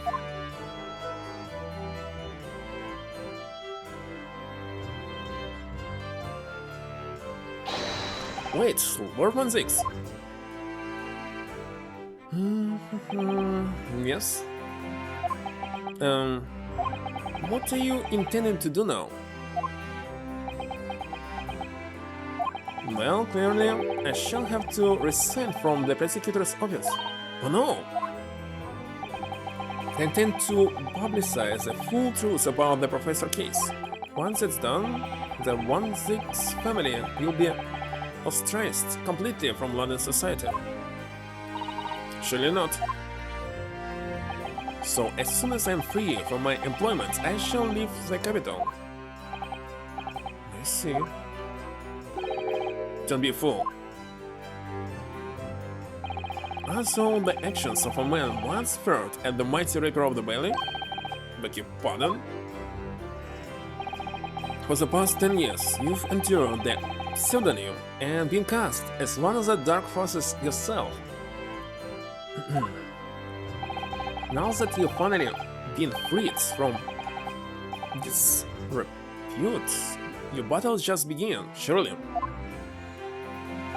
Well, I certainly never expected to hear those words from your lips. I waited a very long time to come to London. Now I'm probably here, intent to learn all that I can. Anyway, goodbye for now. Skin Naruhodo. Kazuma Asagi. Seems although he's really matured suddenly. He's not the only one who's matured, Mr. Naruhodo. Well, I think we should make our way back to Baker Street. We must help Aris with tonight's dinner. We must. This will never end. It was then that I came to an important decision about my future. To go back to Japan, of course.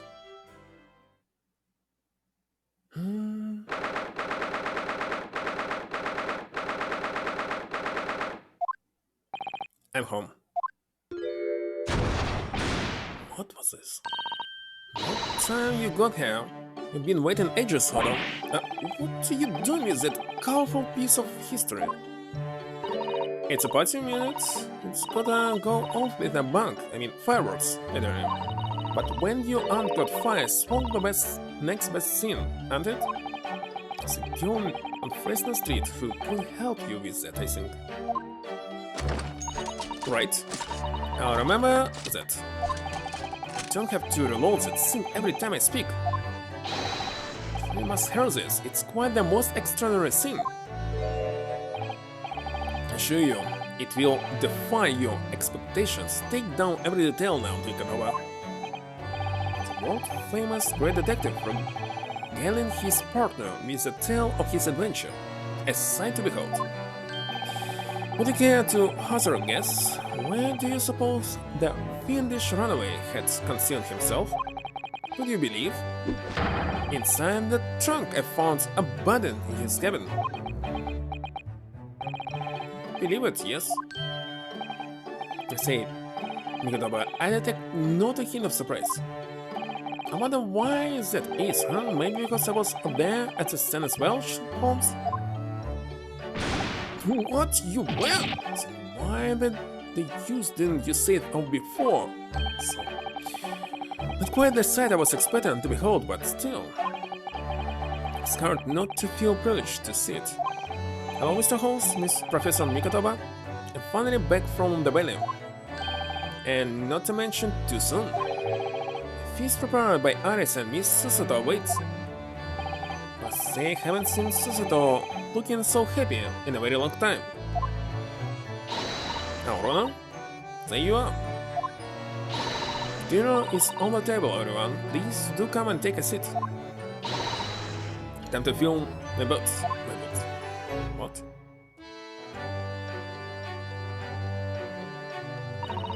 Goodness, is it really true, Juno? Yep, I'm losing my copper clobber and going back to what I know best. It's a diver's life for me. You really did the police force, but why, Juno?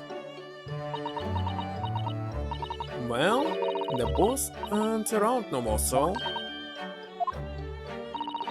And anyway, no matter how hard I'll try, the trigger aren't never gonna accept a diver turned dick, is he? Well, people can change, you know? Oh yes, that reminds me.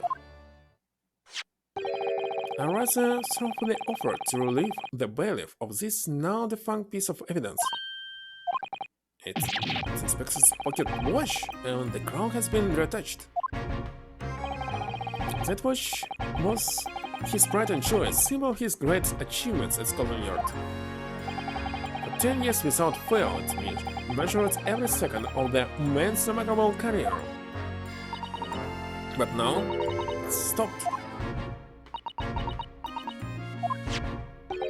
Someone needs to keep the memory of Inspector Gregson's career alive by taking on the great responsibility of winding that watch every single day again. Yes, someone with an equally fierce detective spirit.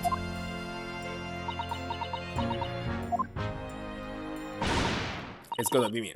There's no one else. Quite right. I mean, after all, the boss was... Well, he was my boss.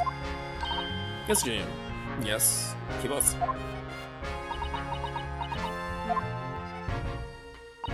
Oh yeah, and I made you promise and... Oh, didn't I, Aris? That I'll become a proper detective one day and track down your old man. Alright then. It's decided. I'll do it. And I swear, I'll find you that and bring him in kicking and screaming. I'm not entirely sure that would be appropriate. Yes, I think, Gina, it might be best to, well, I think I'd like you to forget that promise, Jenny. Iris? Well, obviously, I've already wondered about who my real daddy is. Of course I have. I wanted to know where I've come from. I thought it might tell me something about myself. But I've caused such a lot of trouble trying to find out for so many people. Homeschool, Rona, Professor Mickey. No, not at all, my dear. Really, you owe no apology to anyone. Well, anyway, I've decided to give up on it, because I finally released. My daddy is the greatest in the world.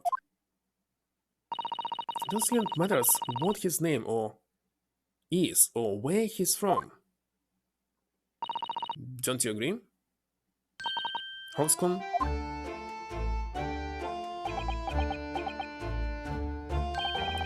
Yes, every word, Aris. Thank you, Homeschool. Thank you, Daddy.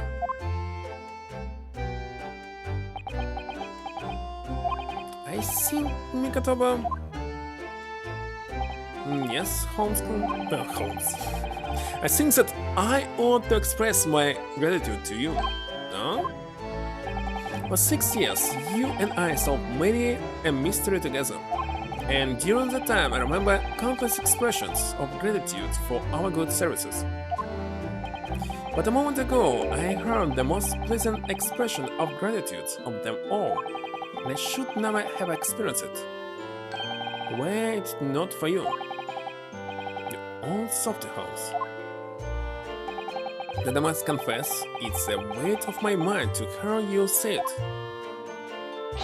Well then, I think this calls for lengthy violin recital. Wouldn't you say? Well, the food would go cold, that's the only problem. Maybe next week, homeschool.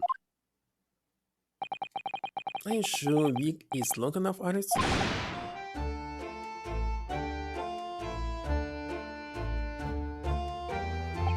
Even amidst the most troubling of cases, even redeemed from the most shocking of revelations, returning in the evening to this suite of rooms is always wrongs and happiness to be had. The home as the world's greatest detective, and my home too is my greatest family.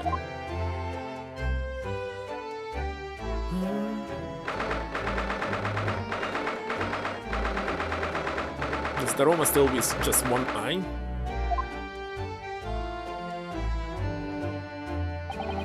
This attic room has been my home and office for almost a year now.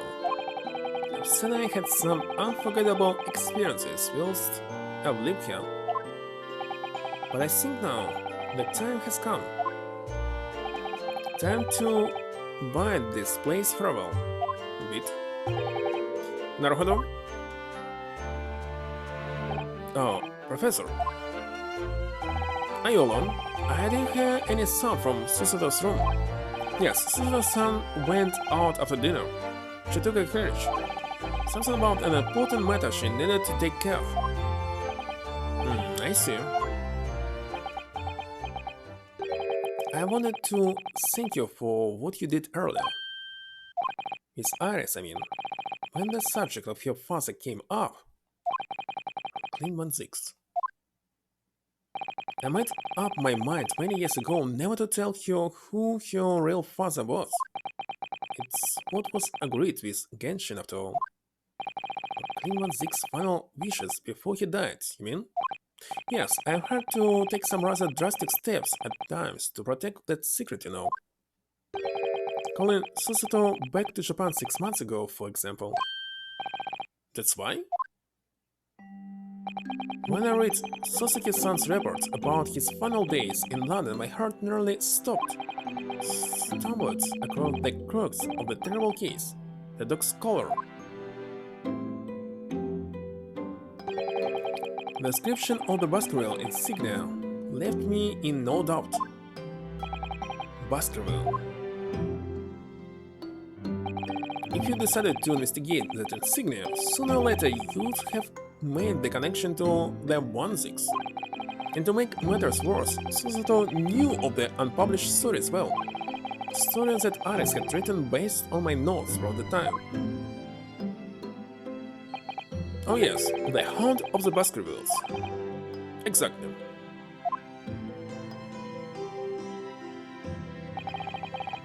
It was a work of fiction, but based on the grim reality of a huge beast of a dog being used as a murder weapon. A dog with the Baskerville family emblem around its neck. Armed with those two clues, I thought you and Susato might arrive at the truth. So I invented that story about having collapsed to justify you leaving London and returning to Japan at once.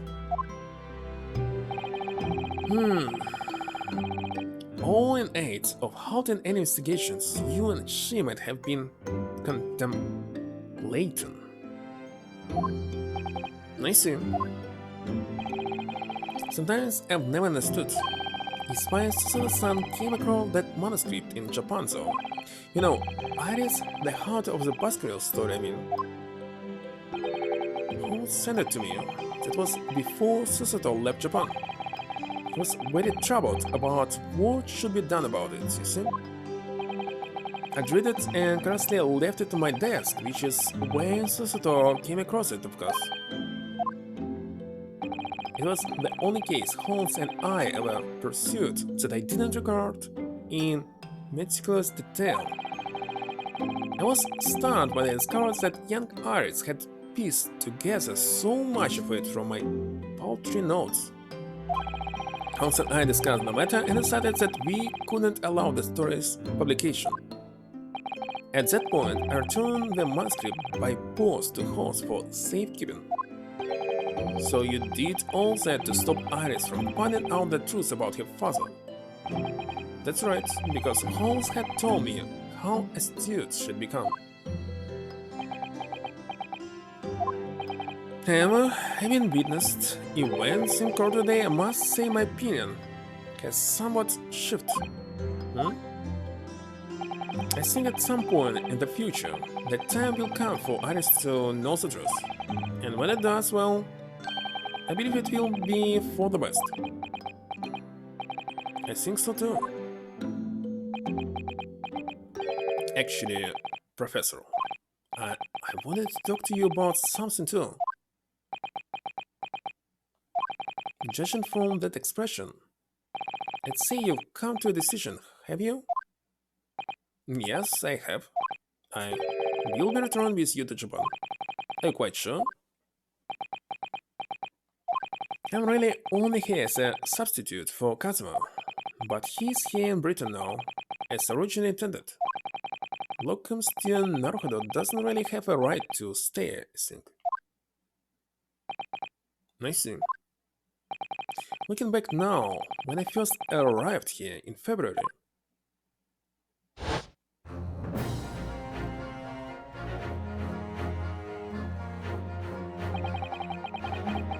I'm becoming a lawyer just seemed to be the way things turned out. Miss Kazuma, Suda-san, and Mr. Holmes all gently pushing me in the direction.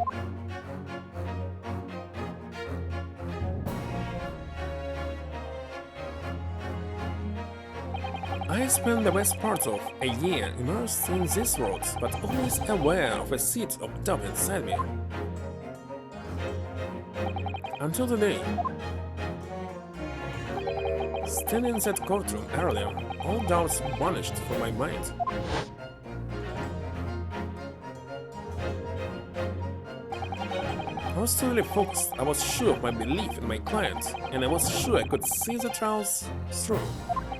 And at that end of it, I finally realized no one else chose these parts for me. I chose it myself.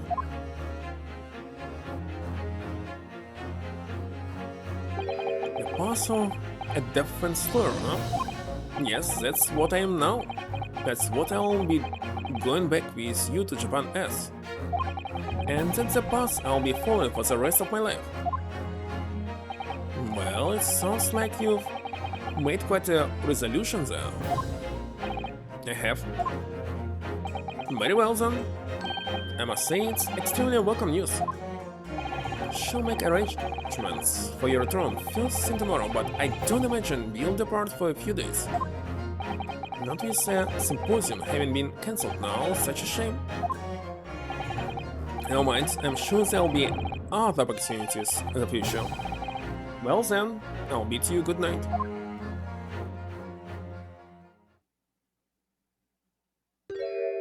How long is it still? Susato-san. I just wanted to let you know I'm back.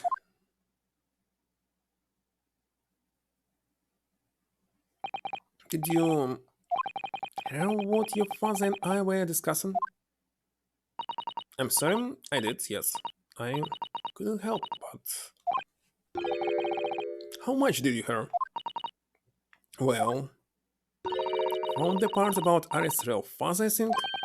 In other words, from the beginning. So, you've made up your mind. You'll return to Japan and continue working as a defense lawyer. Yes, I'm sorry. I should have consulted you about it. It won't too early this evening, actually. But you're already gone out. No, that's quite alright.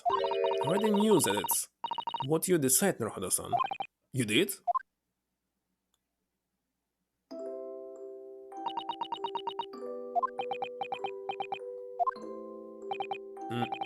Susato-san. Yes? I suppose this means it has to be farewell soon. I suppose. He will be a great help to Kazuma going forward. I mean, I know he's a brilliant lawyer, but he's new to the British courtroom. And certainly benefit greatly having a brilliant judicial system on his side. I do my very best. I wish I could say it, but I just can't. I can't ask you to come with me, after all. She was always supposed to be coming to Britain as Kazuma's assistant. It's grown late. And suspect here. We should both try to get some sleep. I'm sure you must be exhausted after today. No, yes, you're right. Before I retire, let me just say one more time. You really were quite splendid in court today. So if you ask me, anyone who thinks if you are substitute or locum should be ashamed of themselves. Sato-san. Thank you. And what's the difference between locum and substitute? Is it synonymous? How can I check? So if I check locum, I don't know. Port of Dover. Oh, it's already the end, isn't it? Then the parting. Can't believe this day finally come.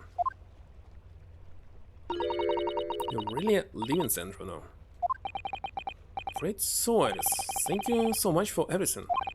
Don't know what I'll do without your wonderful cooking and delicious tea. I wish you weren't going, but you have to come back and visit. Say you will. Of course, I promise.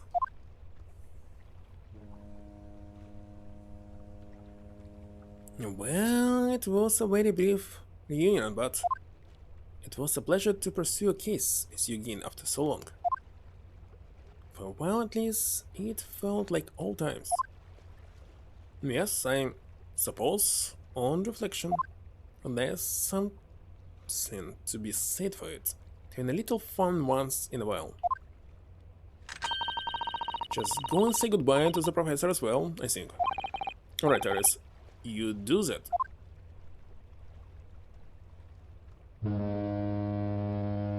Honk?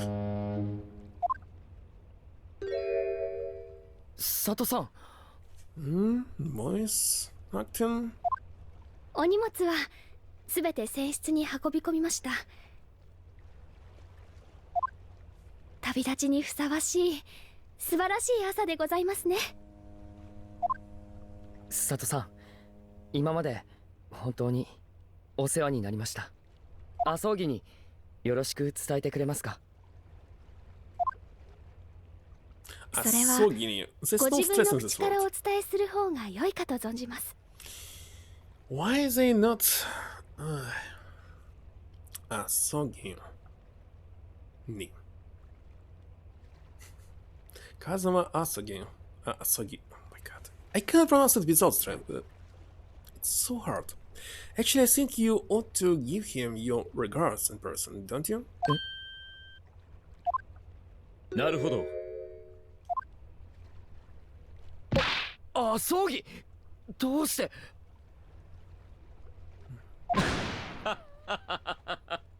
親友の旅立ちだ。見送らぬわけがないだろう。ありがとう。女王陛下の国でお前と大暴れするのを楽しみにしていたけど。うん。どうやらそいつはまたの機会だな。貴様と再び法廷で向き合う日を楽しみにしている。あ、でも弁護士同士じゃ向き合うのは無理じゃないかな。俺は検事になる。しばらくはバンジークス教の下で勉強する。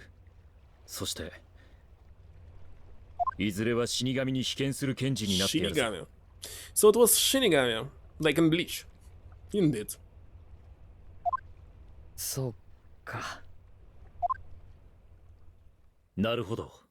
一つ頼みがあるのだが。なんだ？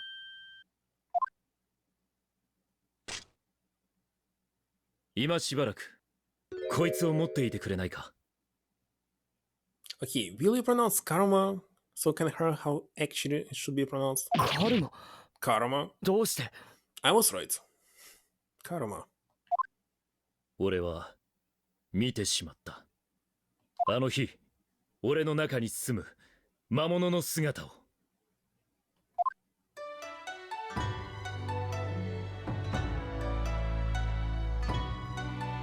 あの刑事と対峙した最後の時、瞬きにも満たぬほんの刹那。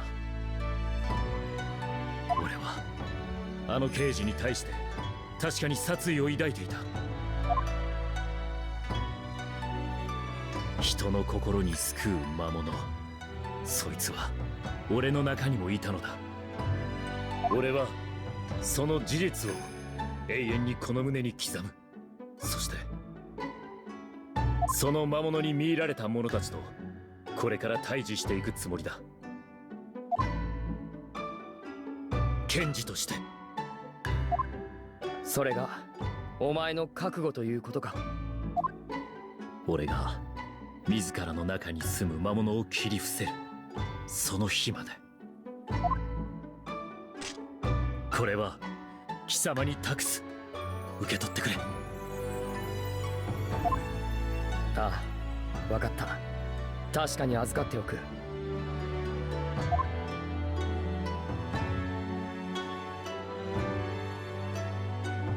それではその日まで僕は僕の道を行くよ。なるほど様。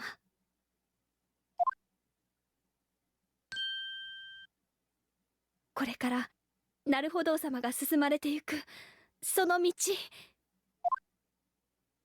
私がお供してはお邪魔でございましょうか。それは僕だって一緒に来てほしいです。でも佐渡さんは思った通りだな。あ、葬儀。本当に変わらない。お前らしいことだな。なるほど。思った通りってまさか知ってたのか。あの日バンジークス教の裁判が終わった夕刻、彼女は一人で検事局を訪ねてきたのだ。御言葉教授と話したあの日。なるほどと共に日本へ。はい、勝手なことを言って申し訳ございません。それを言うためにわざわざ。義理がたいことだな。それであいつは何と？あの方は何もおっしゃりません。もしかしたらご迷惑なのかも。あいつも義理がたい男だ。言えるはずがないだろ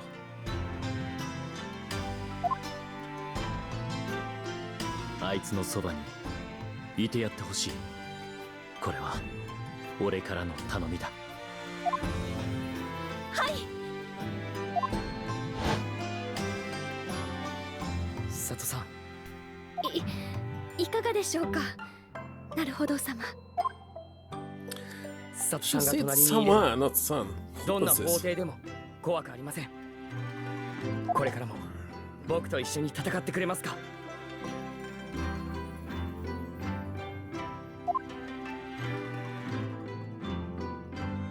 ふつつか者ではございますが、よろしくお願いいたします。僕の方こそふつつかっぷりでは負けませんよ。どうかされましたか。でも佐渡さんの荷物はもう出港の時間です。あ、それならば心配ございません。スサタの荷物はすでに船に積み込んでございますので。さすが優秀なホーム女子だな。な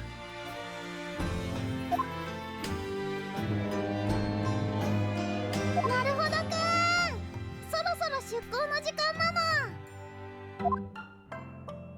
それでは行くがいい。達者でな。なるほど。アソギ、剣を抜け。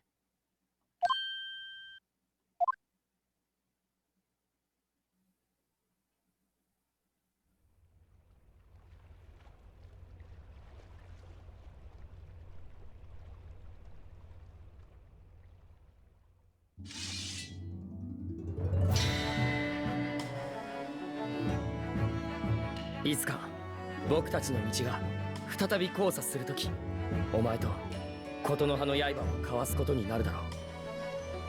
その時を待っている弁護士として。その言葉を聞きたかった。相棒。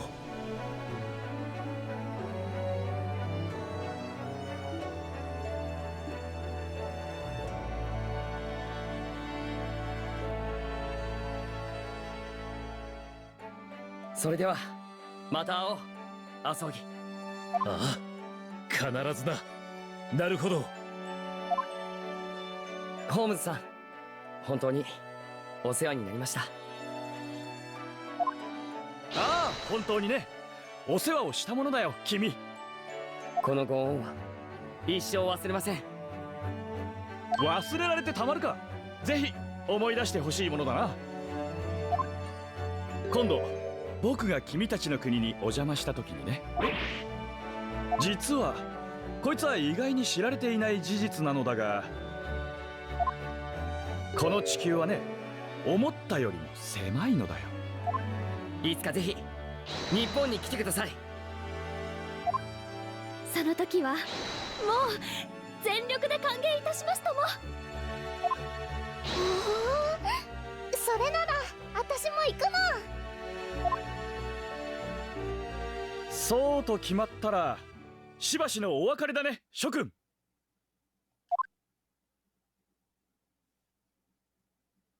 これで僕の物語はおしまいだ。不思議な運命で地球の裏側まで旅をした僕は、一生をかけて旅を続ける僕だけの道を見つけた。この長い旅のどこかできっとまた彼らに出会う日が来る。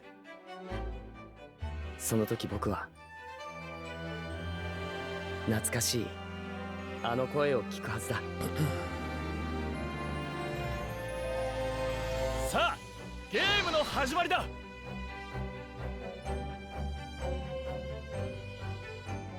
Is it so? 東より訪れた友を乗せた船が水平線の向こうへ遠ざかっていく。だがホームズの顔は明るかった。時代が流れても友情は変わらないよ、ワトソン。彼らに会いたくなったらそっと目を閉じればいいのさ。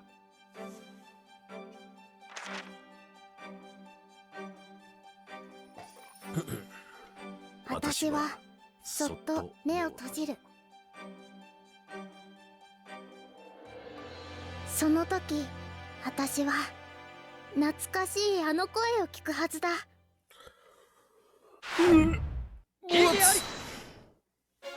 Alright. また会おうね、なるほどくん。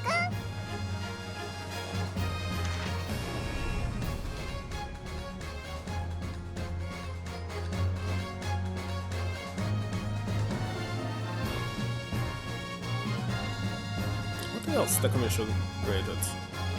Can check it right now. What? It's not all?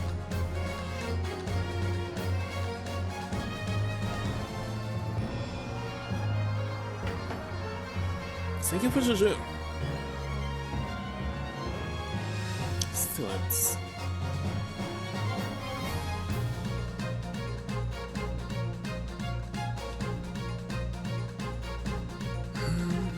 And it's still not over.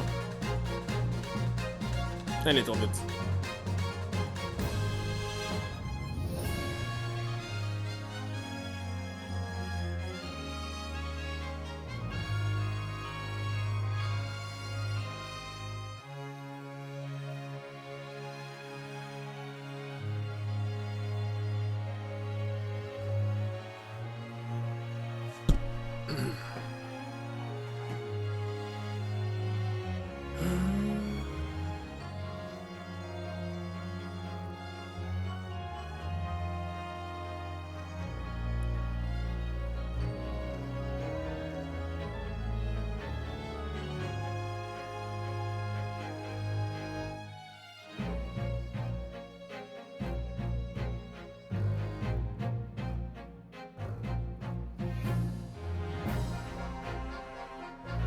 Well, at least he explained why he was absent for several years.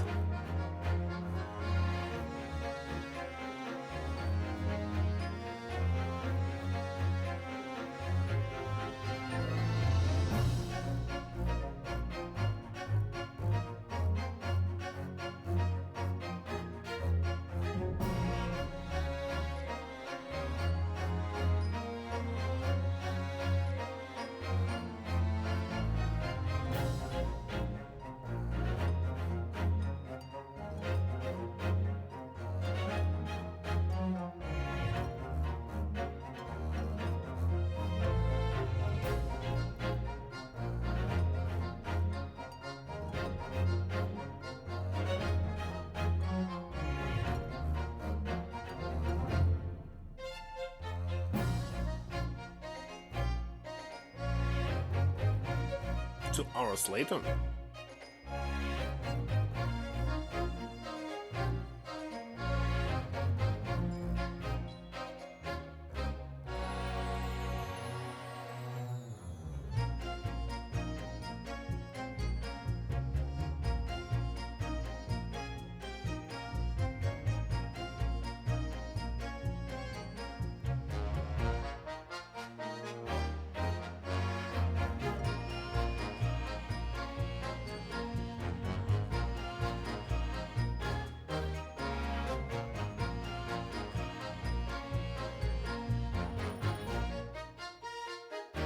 Still here.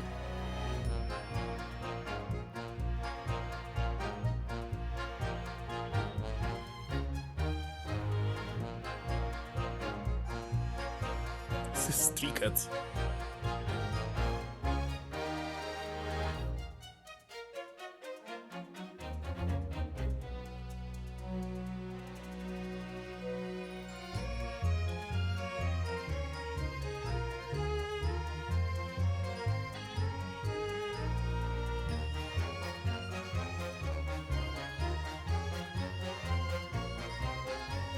What? That's funny at all? No!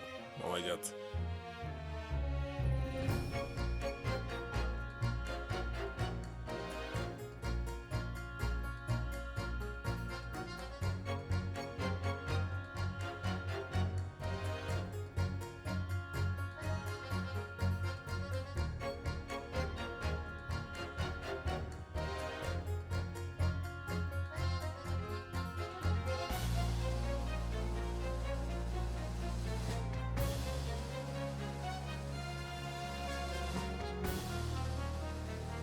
Of course. Looks like they're going to show everyone who was here. Indeed.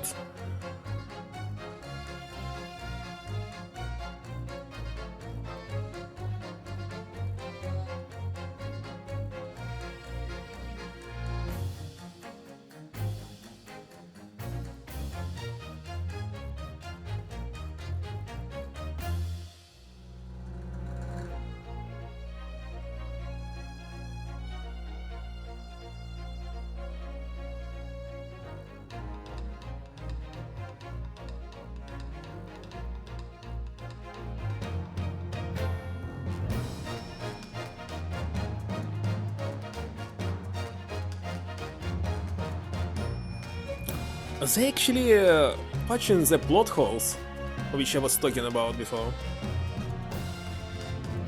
in this epilogue.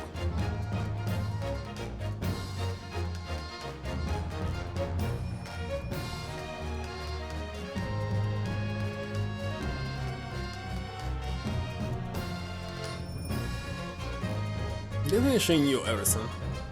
Definitely.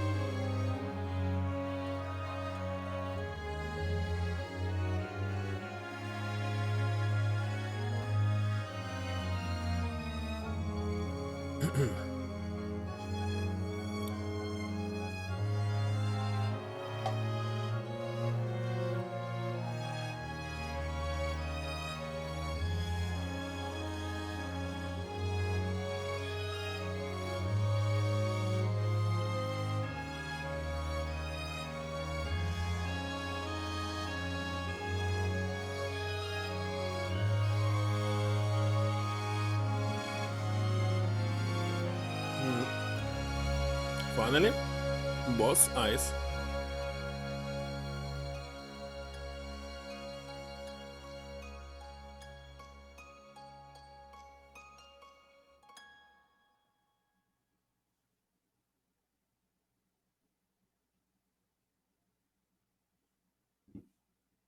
And that's not all. I can't believe this. What time is it? Soon it will be 3 a.m. Soon it will be 8 hours. Oh my god. Can't believe this.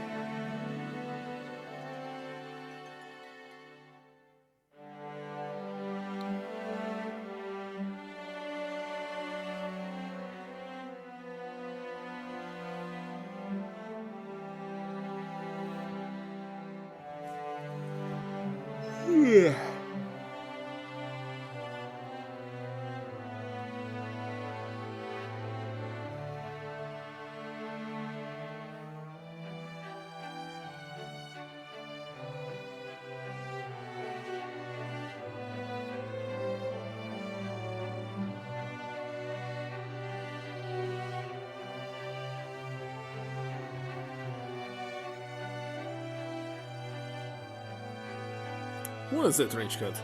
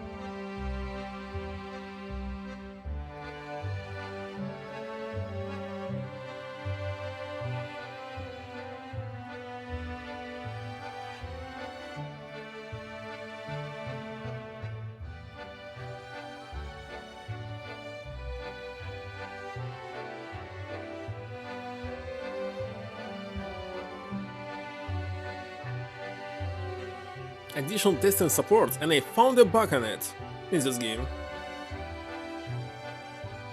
What a testing.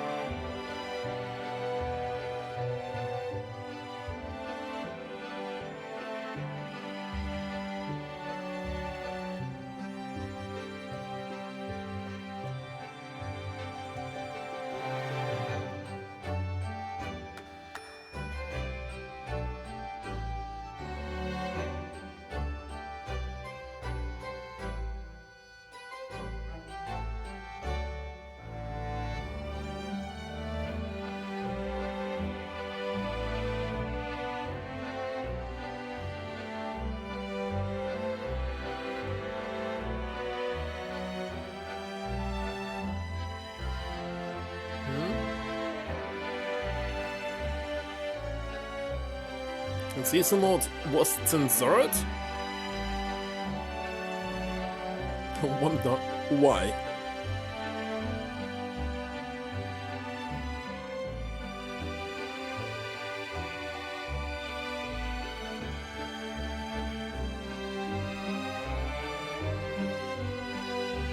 Let me check it closely.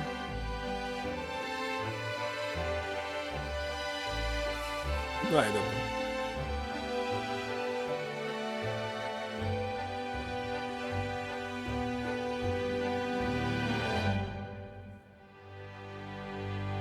Tell me that's all. Fin. What's fin? Not an ant. Who knows? Alright. That was it. It's not all. Look at this. Now you can create a screenshot of it and put it on desktop. It's a wallpaper.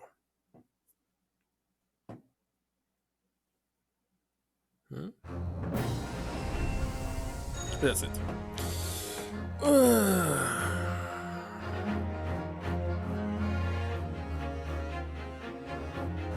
What?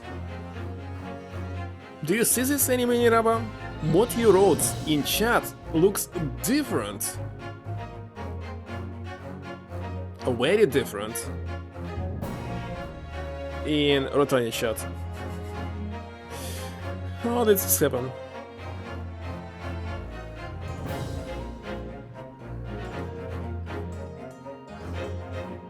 Nobody? And here? Wait a second, it's also Ryu. It's the same, just different font, right? Alright, let's see who will rate. Who's still online?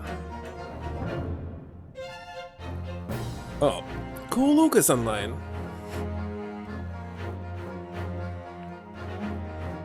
Yeah, Finn.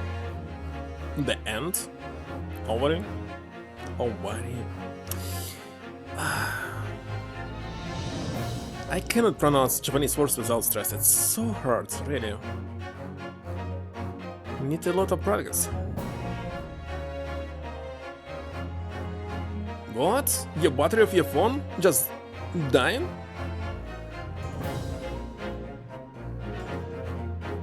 How's it possible? Alright, it is.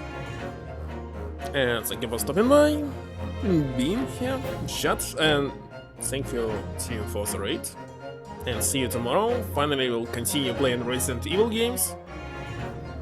Maybe tomorrow. So, bye. Good luck. See you.